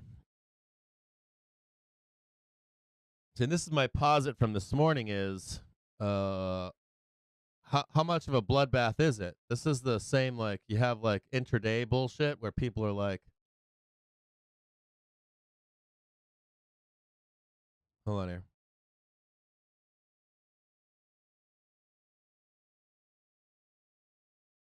So this is what, and Mike Wilson admits to this, which is good to see. So this is what Mike Wilson is saying. He's saying we're in the final leg of the bear market. So if you own the underlying, right? I own the underlying.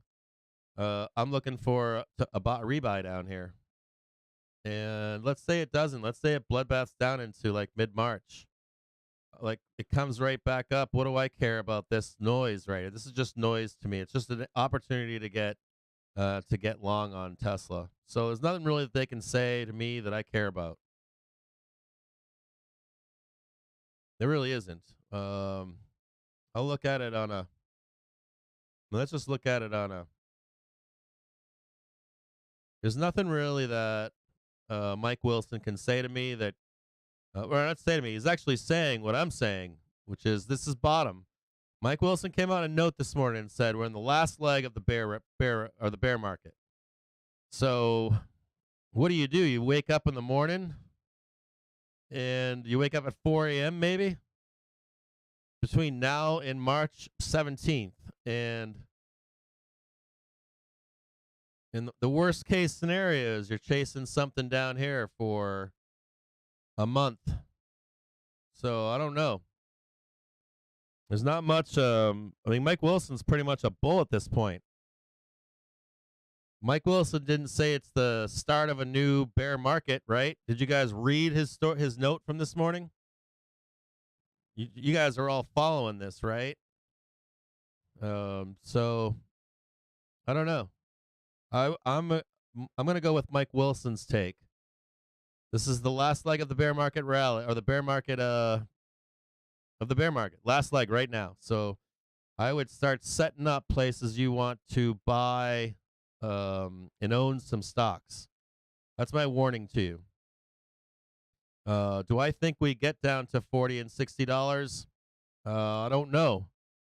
You know, banks give warnings. What my thing about banks is they give warnings like expect to be down here, and then we don't get down there, right? So I think risk exposure. I'm in down here, so I was a buyer down here. I think 135 and change I bought. So I could care less where we are right now, and any dip buys down below, I'm going to buy on Tesla. So bring it on. Invariably, Mike Wilson is this is the last of the bear. So get busy picking where you want to own shit. I think if you're a bull out there, that's what you're doing.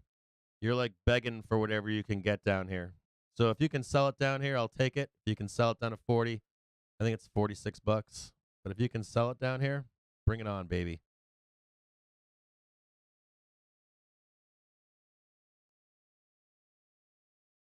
Yeah, you know, the final stage usually is the worst part. How long does it last, though? Minutes. It's like a month. It recovers every time, every single time. So unless you're my posit is that I'm with Mike Wilson on this one. I'm not on the train of I'm not on the train of 1600. I'm not on the train of if I'm guessing here, they're looking for a dip to buy. And I'm not even guessing. Mike told you. This is the last one. This is it. So if you're a bear, Mike Wilson just told you to eat a bag of dicks. That's what he did. Mike Wilson told you bear market roller, last leg down right now. So I don't know. Maybe you disagree with Mike Wilson. You think it's going to be another year, 2 years, 3 years? I disagree. I'm with Mike on this.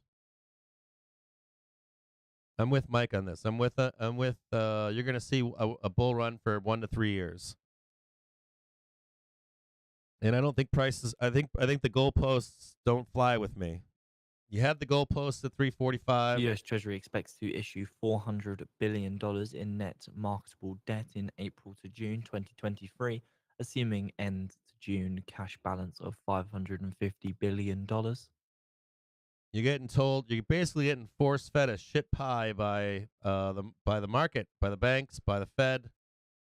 Remember, it was 20% down lower at 345. Now we're at 405, and how much are we down today? We're already down 1.2%. I'm counting right here. 1.2%. You've got 18.8% left to go. That's it. I don't know. You want 30%? What do you want? 50%?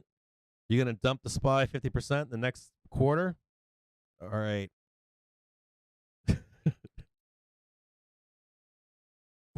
Okay.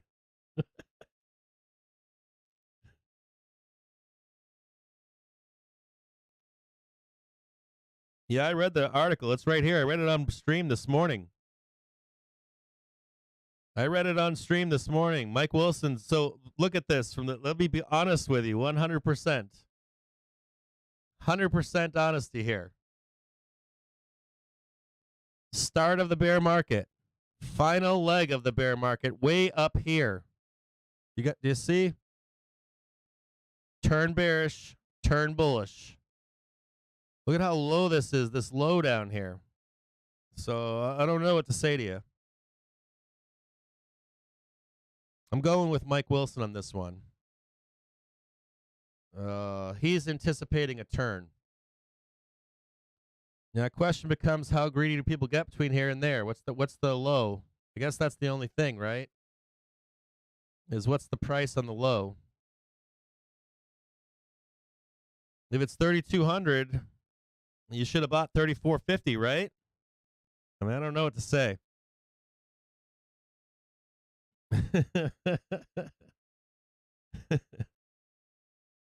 I don't know.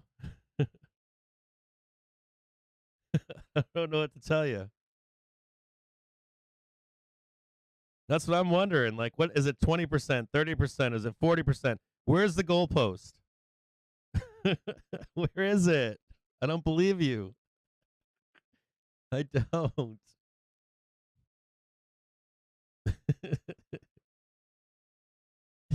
That's the problem with that's the same problem in bull markets too, right?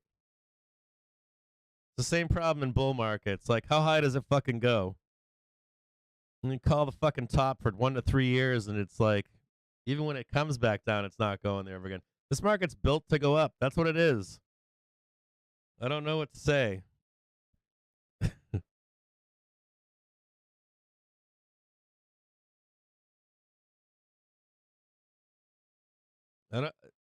I'm going to tell you what Mike's saying. Mike's saying that the bear market's coming to an end is what he's saying. He knows that he sees it. He knows that he sees the underlying, that we're getting a lift higher. So he's going to get as low as he possibly can to buy a dip. We could slingshot up from 3,600 like it's nothing. Like a slingshot. We could slingshot from 32 to 3,600. You know, none the loser there. So I don't know. If I were you, and if you like Mike Wilson or think he knows what he's talking about to any extent, I'd be looking for a dip buy this quarter. We're still in the end of January now. We've got February and March. I would be starting to pull back the bear, maybe be like half bear here, and I'd be looking for a place to enter the market. I 100% agree with him.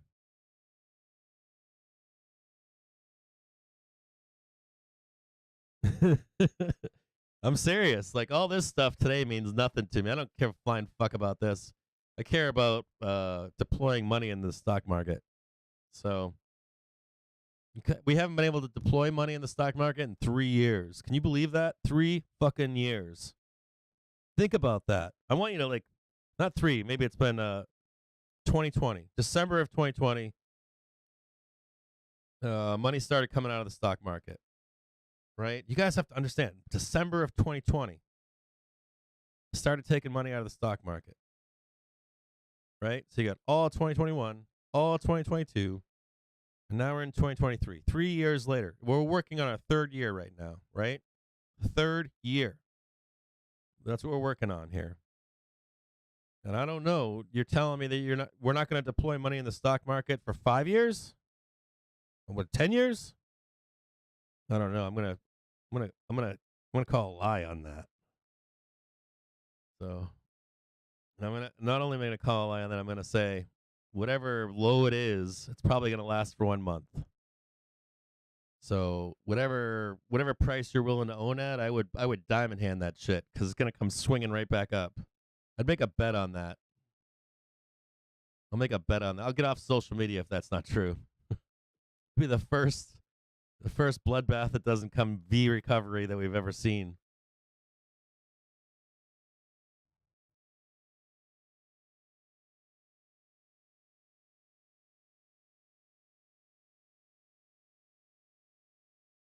Yeah, I take money out. I take money out of my brokerage. I try not to leave money. I try not to leave money I try not to lose money. But I'm probably going to have to add some money. I'm probably have to put some money in to start buying some shit.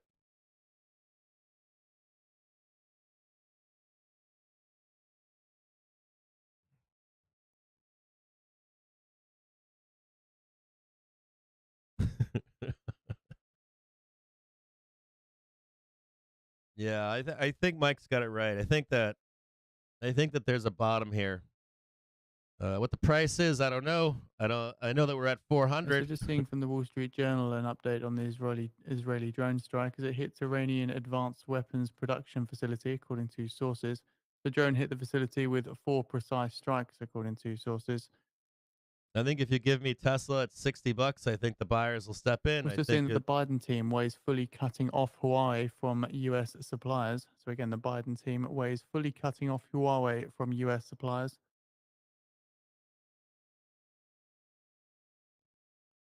Yeah, if you get, I don't know. You give me, you said that at 345 though. You guys have to understand, like, where does it go down to, Chase? Is it 3,200 or 2,800? Is it 2,400 or 1,400? Which is it? You get what I'm saying?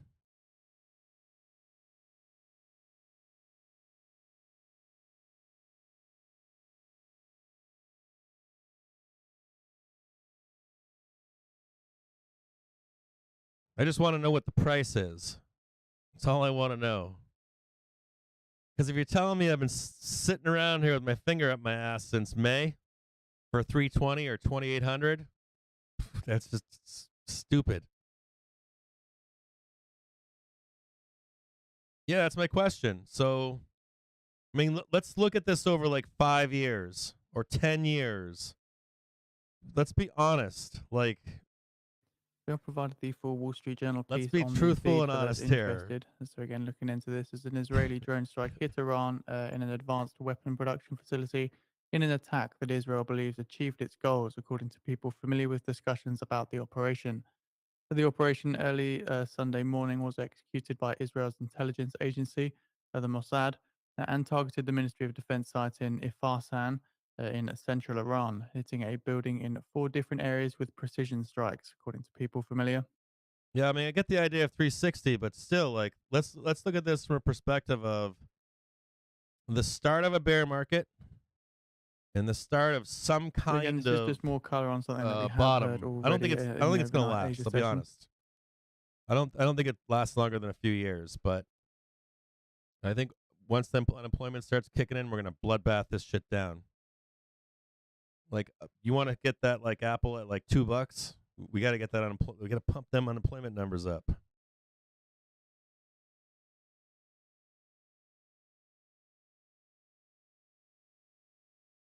I don't know. Maybe we do. I don't know. There's always risk. If I wait for Apple to be $2, I'll be fucking sitting here for a fucking decade. So, yeah, I don't know, man. He's like punching air right now for me. Like, You got banks saying there's going to be a buyable bottom here. So if I can buy a bottom in the next 2 weeks, is it March 17th? I'm down. I'm not ready. I have to fucking call my bank because I'm not ready. Having him say that makes me ready. But it has me very hopeful seeing him say that this morning. Because I don't think I'm going to be the only one out there trying to buy a bottom. I think just the math on it. If it's 3,200, what does that put me at as a DCA on Tesla? If I can get fucking Google and Microsoft and some great prices on some of these stocks for 3 years, I'm gonna be happy.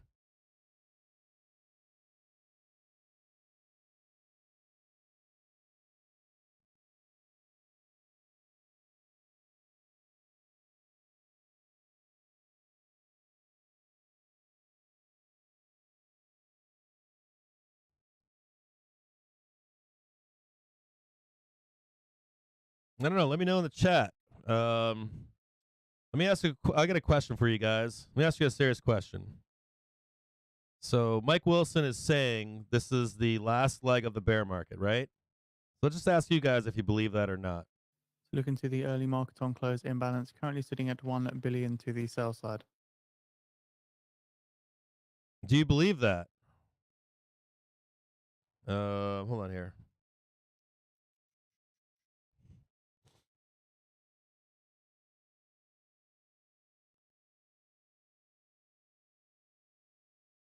Let me see if I can post the question.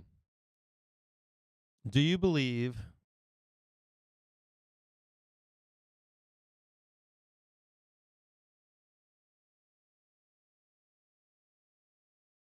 hold on here. Oh, I see.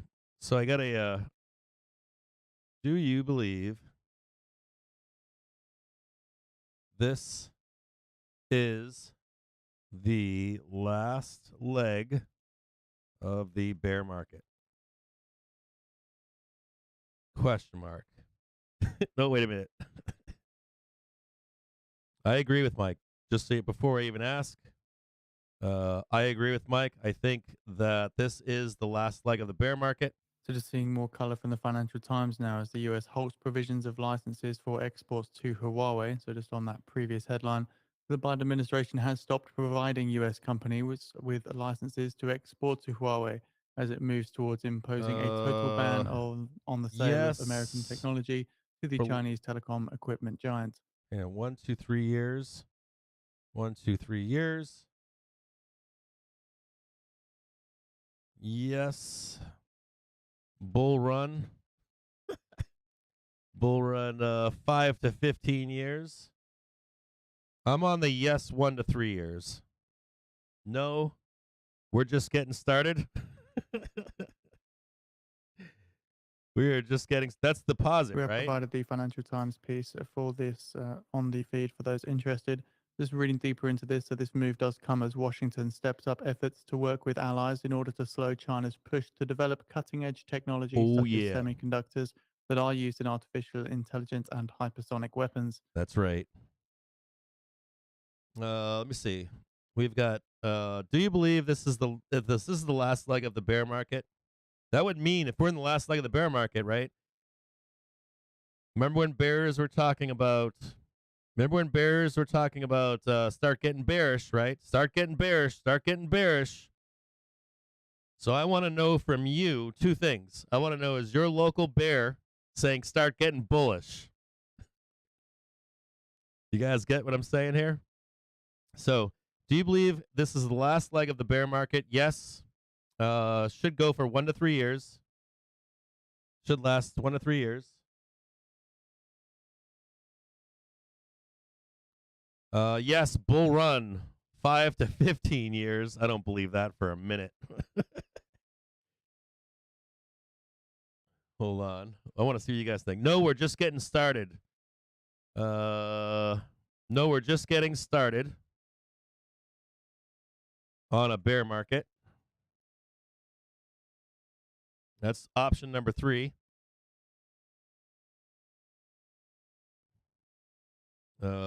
Yes, should be able to buy a bottom. Buy a bottom for 1 to 3 years.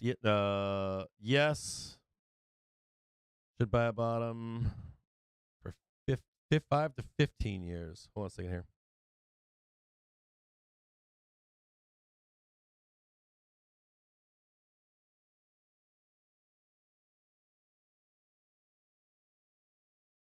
We've got, what's the other one?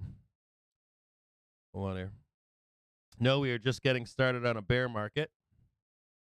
That's like we're going down to 2,800, 1,600, that kind of shit. And then someone's going to say, what's the last one? I don't give a fuck. Where we go. I don't buy underlying. Where we go. I only day trade. Then you don't really care, do you? Okay. Oh, wait a minute. Close. Did I do something wrong here? Ask by for some reason I can't ask the questions on this poll.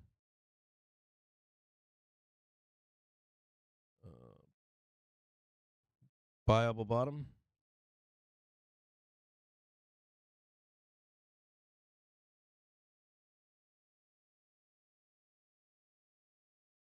Hold on, I can't answer. Or viable bottom. Yes, 1 to 3 years.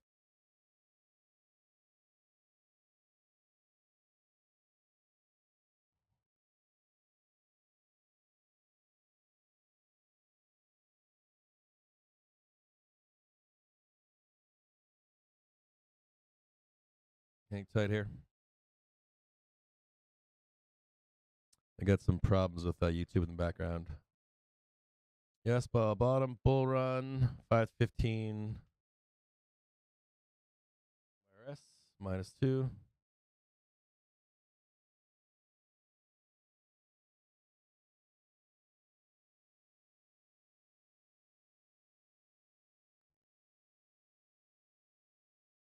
No, we are just getting started.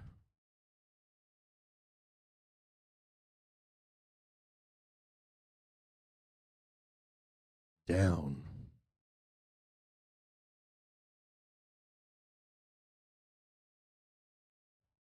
I think I can ask this question. Here we go. Here's a question for you inside the stream. Do you believe this is the last leg of the bear market? This is what Mike Wilson is saying. That would mean that you should start to become bullish here. That would mean that you want to start to look for a bottom in the market.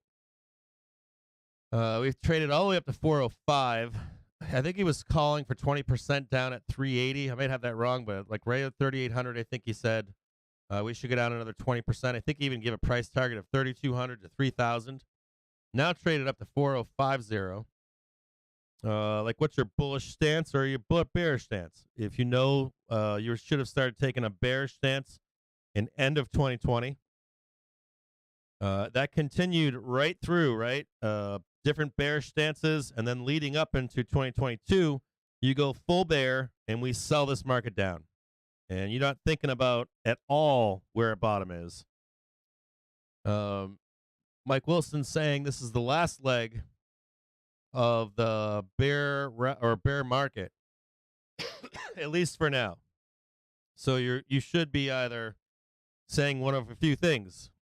Yeah, we'll find a bottom in this last leg, and it should last 1 to 3 years.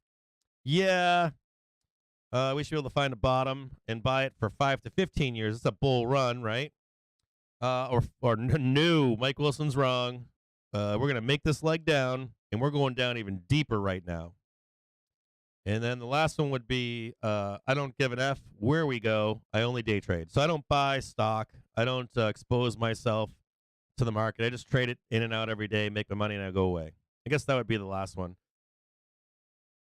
There could be another one. You could do like, I just want it to stabilize so I can take a month-long put or a month-long call. Squeezing higher now on the SPY. 71 votes. Outstanding voting. I'd like to see you guys vote. I appreciate the votes. Please like these videos. 3:38. We got 20 minutes left.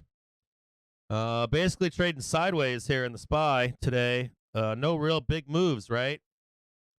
We've got the 31st tomorrow.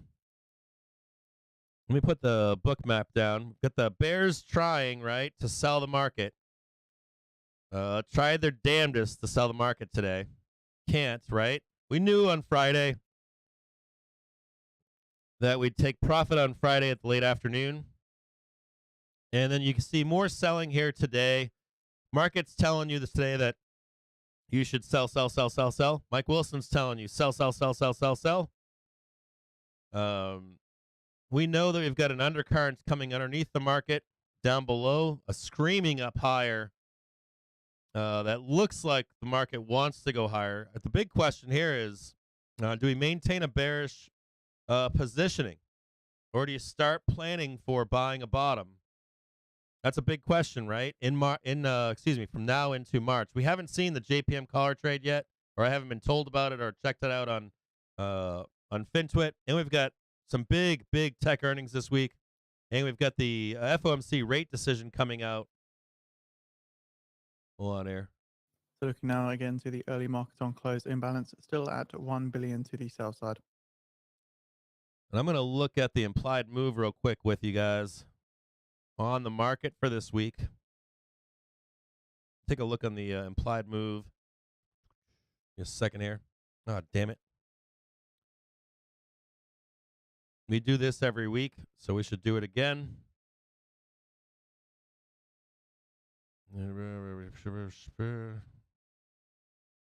SPY.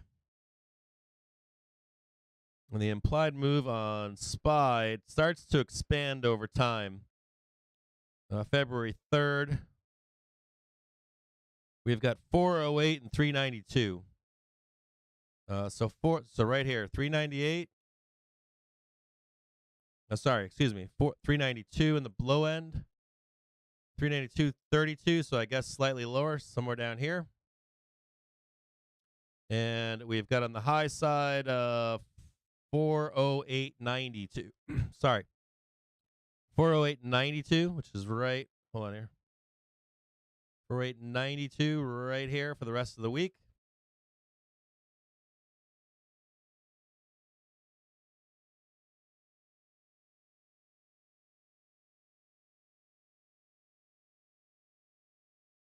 And here's your rate decision. Monday, Tuesday, Wednesday, 2:30 in the afternoon or so. Looks like they got us locked in. We've also got probably some spreads that need to print for tomorrow for the end of the month. And then we've got a rate decision on Wednesday. Now the big question here, I'm gonna end the questionnaire on YouTube right now. And the poll. Let's see what the results are. Do you believe this is the last leg of the bear market? Yes. Buyable bottom for 1 to 3 years, 49%.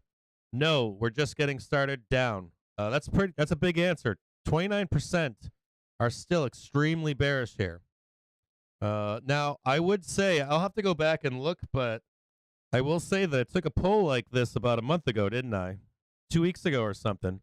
I took a bull bear poll, and it was heavily bearish. It was flipped. So there are some believers out there, more than there were prior to 2 weeks ago, I think, 4 weeks ago. I don't give a fuck where we go. I only day trade 18%. That's a good percentage. Yes, buy the bottom, bull run 15 years, 2%. So that's good. Most of you guys are at least markets. I'm really impressed right now. I will say this. I'm really impressed right now that only 2% of you believe that this is a bottom in the market. And that makes me very happy to see. So that means even if we get a buyable dip, that you have to manage your positioning more than likely for at least 1 to 3 years, if not longer, a decade, right? That's a long time, isn't it?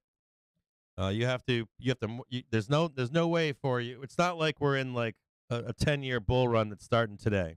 I agree with that statement. 100%.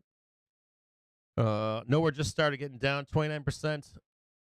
There's still people that think that. I agree. I can respect that 100%. I'll do another poll tomorrow. I want you to think tonight where that bottom is.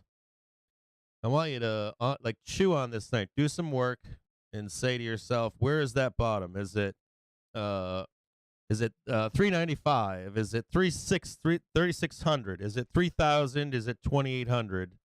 Should I just ask it right now, or do you guys want to do? I'll just ask it right now. And then, or I'll give another choice of lower. We'll ask one more question here. Start a poll. Where's bottom?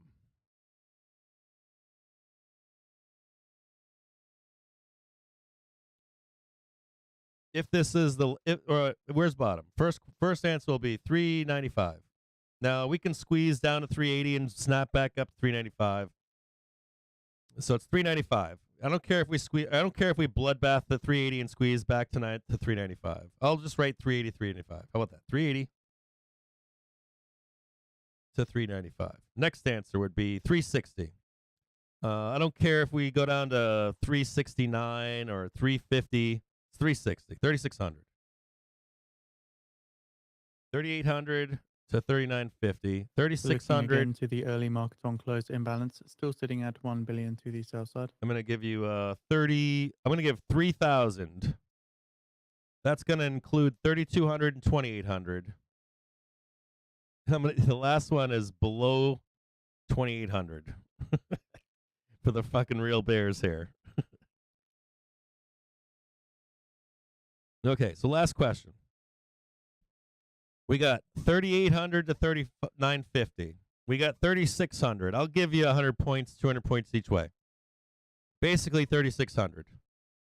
I'm going to give you 3,000. That includes 3,200 and 2,800, somewhere in that range. If we snap up, snap down, or whatever, basically 3,000. And then for the people out there that are like, fuck Mac Wilson, we're going down. He can suck it. You guys have to choose 2,800 or lower.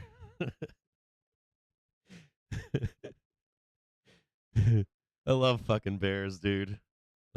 I do. I do. I give bears props, man, because it can happen. I know there's a chance it can happen. But I get it. If you're a bear for life, that's what it is. I feel you, baby. I do. I love you.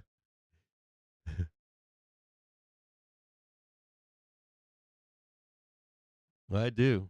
I'm going to expect some weakness into tomorrow. Onto the open.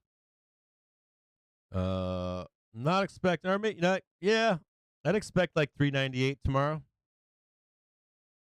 I'd like to see it. I hope we get 398 down here. If we can get S3 down here, I'll be happy. If you guys want to know what I think is going to happen tomorrow. So far, 70 votes. So 13 minutes left. Good job. Good job voting. Where do I think bottom is? I haven't answered that question. Where do I think it is? I think we can go as deep as 3,600. That's where I think we can go, 3,600. That's my answer. I think let me rephrase it. I think 3,600 is very doable with a snapback rally off of it. I think that's where Mike Wills. I think that's where a lot of bears want it to be to get out of, to unfuck themselves. I think they won't tell you this publicly, but I think that there's some real money out there that's like, man, if we can just get 3,600, I'll be happy. That's what I think. I think there are some market participants that are like, shit, we got to get out at 3,600. I think 36, and I think it would be a snapback. I think it would be like bloodbath down to 3,600 and straight back up. It might take a month. That's what I think. I think that's the most probable answer. I think like 3,800 to 3,950 is wishful thinking. I think we need to have some rotation. I think 3,600 though is if we had 1 month from now until like March, end of March, mid-March, where we just like starts selling down, and then you have one quick bloodbath, rips back up to 380, and we're off into summertime. Something like that.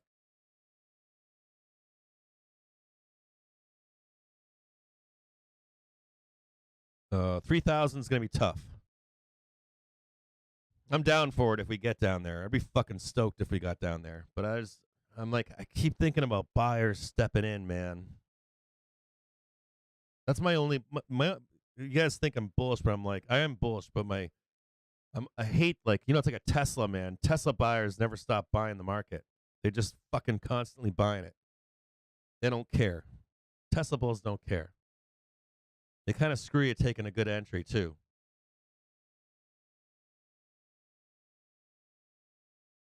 Bears trying to get underneath 400. Bears want right underneath 400 by tomorrow if they can get it. Bears are like, please, please, please close under 400. Please, please, please, please, please, please, please close under 400. Please, please, please, please. Bears like, please, please, please close under 400. I don't care if we do it at 6 p.m. Just do it. Close under 400, please. All right, so I'm going to end this. They're just begging to close under 400. They're just begging. So looking to the market on close imbalance now, currently sitting at 2.3 billion to the sell side, just waiting for the final orders. Market on close imbalance 2.4 billion to the sell side. The market I don't care if we squeeze down another 100 points on 3,600 is like a place marker. It's 3,600. I don't care about your 30 points up or down. I don't care if it squeezes on. If it hits 3,700, I'd give it to you. It's 3,600. If we squeeze down to 35 and then swing back up to 36, I'll give it to you. If you look at a big chart, people will say it held, right? They'll be like, it held. It doesn't matter that it went down for 15 seconds. Nobody cares about us day traders. I'm a day trader. Nobody cares about us. They care about it holding. Like an underlying stockholder is like, yeah, fuck it. It went down for a day or two. It tripped my stop losses. Now I'm angry.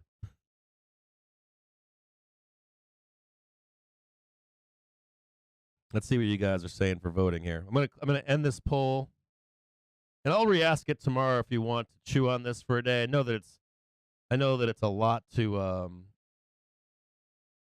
try to think about. So where's bottom? 45% say 3,600. 27% say 3,000. That's still a good percentage. And 13% say 38 to 39.50. Oh shit, I got that wrong.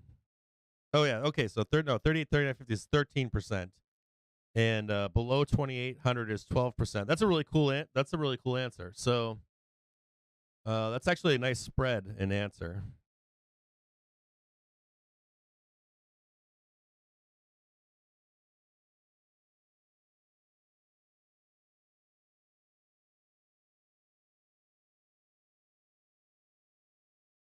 Yeah, no, I don't like doing it on Twitter because the people that are in this stream are some badass traders. People that stay in this stream with me, we make a lot of money here, so I know that I trust these guys. I don't trust Twitter for anything. I have zero trust in Twitter. That's why I try to follow new accounts on Twitter. They tend to be less biased. They're not consuming as much of the Twitter crap that's posted and pushed out there. So I try to follow new people on Twitter because they usually have unbiased opinions. They're not just consuming crap all day long. They're not eating McDonald's every day.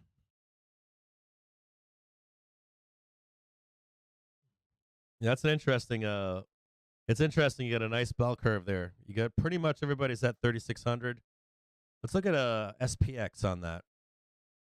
Let's look at SPX. Yeah. Remember, I want you guys to remember something, okay? We got 7 minutes left. I want to warn you of something. Old man, JPM. See that right there? That's where their collar is. They like to park that shit, don't they? They love parking that fucking collar. This is tomorrow. That's where they are.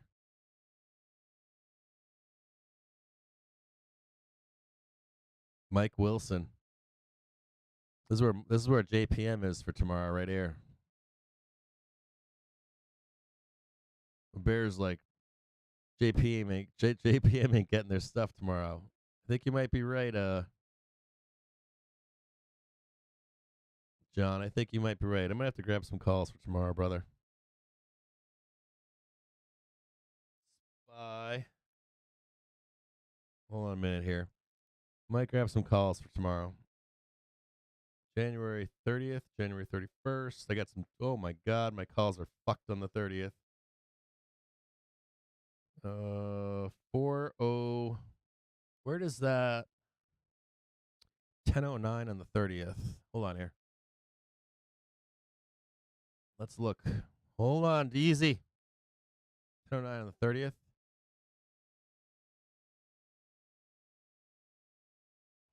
404, huh? 404 C's. Only 57 cents.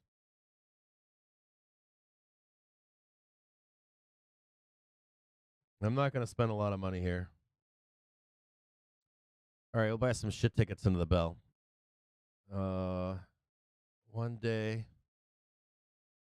The robots want to get underneath 400. Robots want to show you that we're going down. They want to get the close under 400.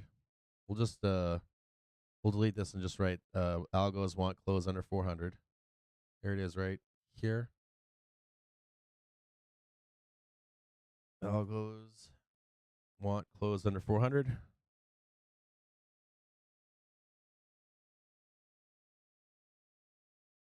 Right there.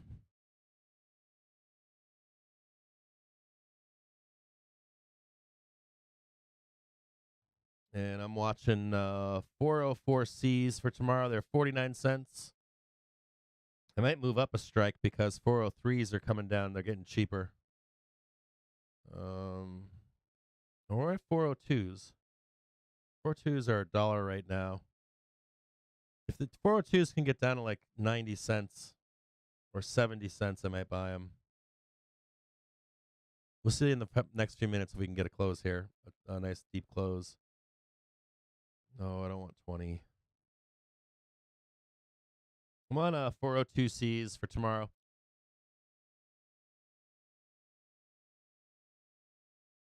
See if we can get this last little bloodbath into the bell here.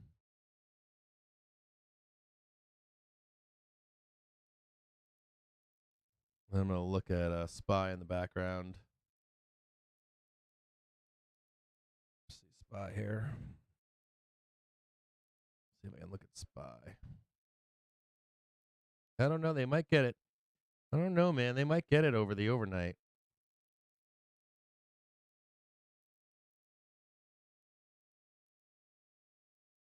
They usually continue down. I don't know if I'd be buying this close. Too risky. I'm looking at it right now. There's nothing saying buy this bottom right here. If anything, this looks like a continued sell into tomorrow.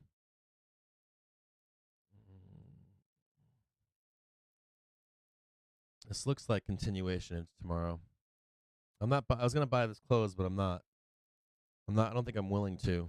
Even if it goes up, I don't think I'm willing to. I think this continues in the overnight. I really want to buy 394.60. And it's pretty close. I want to buy 394.60.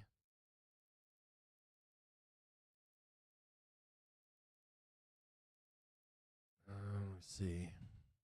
Let's see how the bell goes here. John, you want me to buy it with you?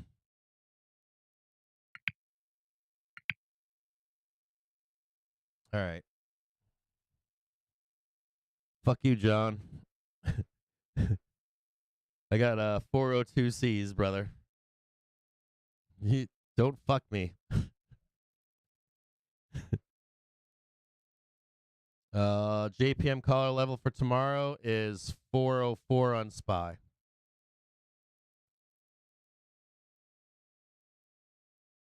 JPM collar level tomorrow is 404 SPY. 4060 on SPX.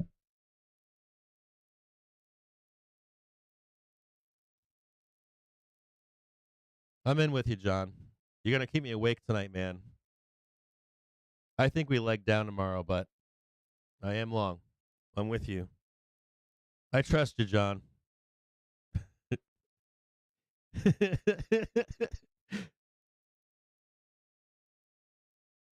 I'm with you, brother.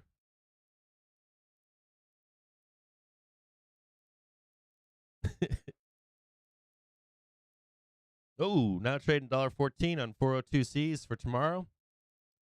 $1.15 for 402Cs.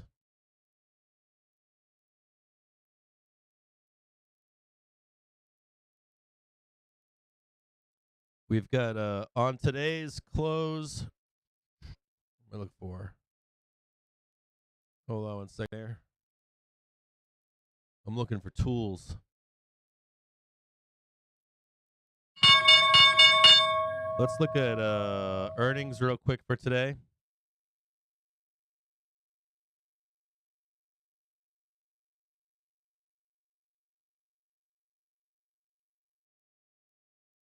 Everything's going wild here.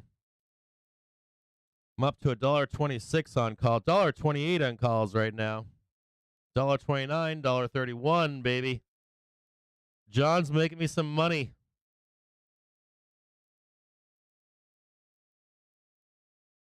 Holy shit.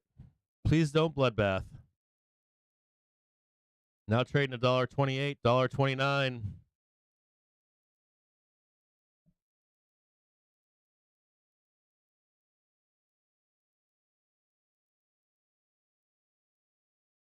Holy shit, John. You held over the weekend?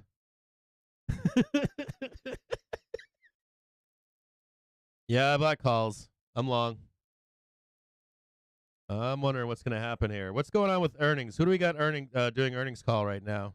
I got to look and see. Google's not that's bullshit. Ryanair.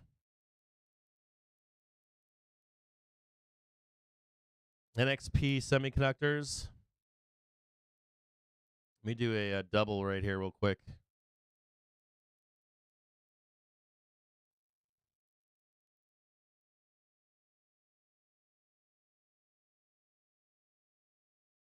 Here's SPY after the bell.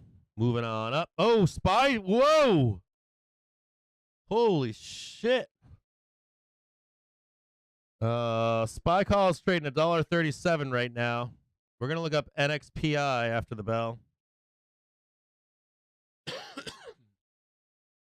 Oh, yeah, baby. NXPI trading 183.17. Woo! Smashing after the bell. $1.34 on 402Cs right now.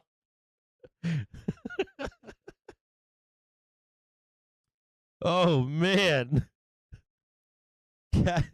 Dude, what else is cranking right now? Apple's cranking after the bell. Look at that. NXPI, man. Straight to the moon. Should I take the money and run here? Jeez.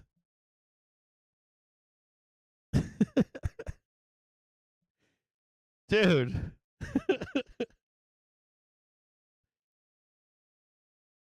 If you're, just wondering just wondering before you log off here, right? You go down to the preferences and you hit playback speed in settings and then hit ×2 and you'll be like 5 seconds behind in the broadcast. Holy shit. I'm at $1.31 right now. Should I hold, John? Take the money and run? Yeah, I think I'm long into tomorrow. Run. Sell. I'm now down to $1.30. I'm still long here. That was crank at $1.28 right now.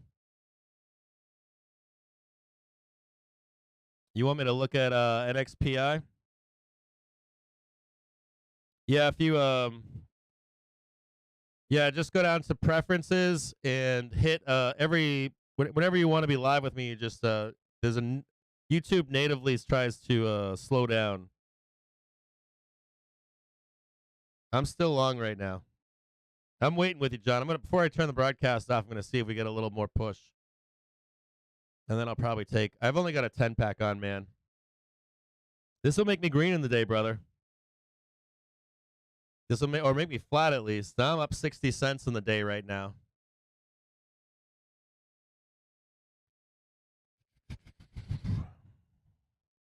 I can't believe this.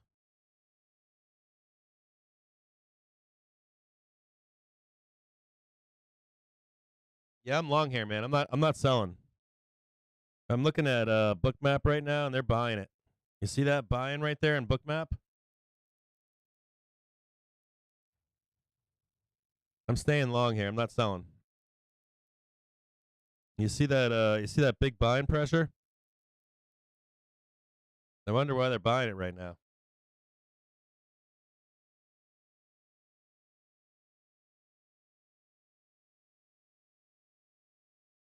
I'm gonna stay long, I think.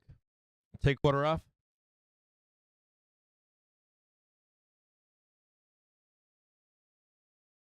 Dude, I'm trading 142 right now. Holy shit. I'm at almost 40%. All right, I'm going to sell. I just sold 137. I got 5 more left on for tomorrow. I'm going to stay on here. If we start cranking, I'm going to sell the other. If we crank into the 415, I'm going to probably take the rest off.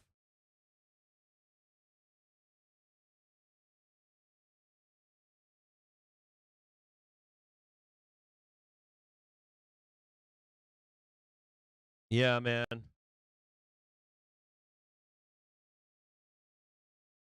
Yeah, I'm still in for 5 right now.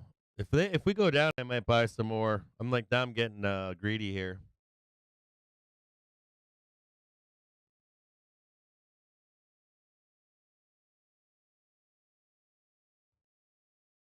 I'm watching, John. I'm gonna stay with you guys until 4:15. It's 4:06. There's 14 minutes left. Let's check some others out. GEHC, we'll check.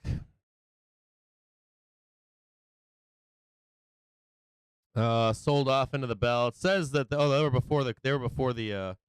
Let's see, after the bell, CFLT.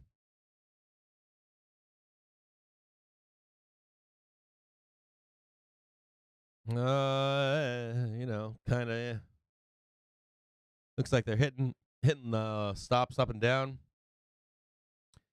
Tomorrow for Tuesday before the open. Exxon made bank, right? Pfizer, I don't like Pfizer in the morning. I don't like McDonald's. You know what? I don't know, man. It might be like might be like I'm going to sell this before the end of the day here and try to re-enter in the morning. Because they got McDonald's in the morning. They'll probably gap up and then come back down, right? XOM would prop up the market. Pfizer's probably a sell. We got energy companies in the morning, huh? We've got energy companies in the morning. They could prop the market up. We got General Motors tomorrow in the morning. Spotify in the morning. I didn't see Spotify. I didn't know. I should have looked at Spotify.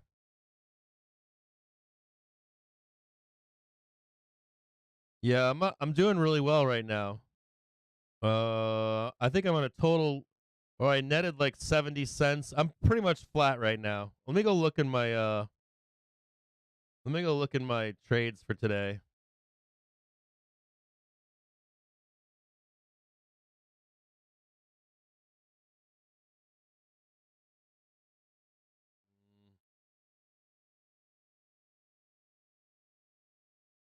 Yeah, I'm down a little bit. I'm down a few $100. I'm not. I need to probably stay in this trade. Listen to me. I need to stay in this trade, make some money. I'll leave this on for tomorrow. I've only got 5 contracts, not a ton of money. So 5 contracts on 402. Still own Tesla. Trying to look to buy a bottom in the market. Trying to buy a bottom in the market in the coming weeks in the middle of March 17th or so, from now until March 17th. I think the worst case scenario for bulls is probably 360. I actually think that 380, 390 is still highly likely as a bottom. I guess we'll know more once the Fed comes out and does its thing this week. So we'll catch back up tomorrow. I'll catch you guys tomorrow at 9:30 in the morning. Spotify has been sucking. Thanks, JK. Hey, thanks, Victor. Yeah, Spotty does, doesn't he? He hasn't said a goddamn word either. He's on in the background, and he hasn't said nothing about any of the earnings calls.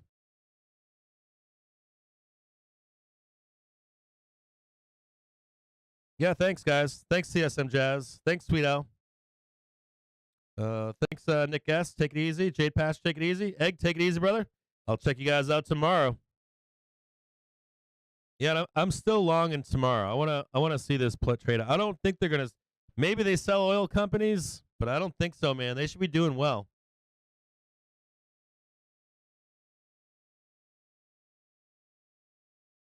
Yeah, you guys all take it easy.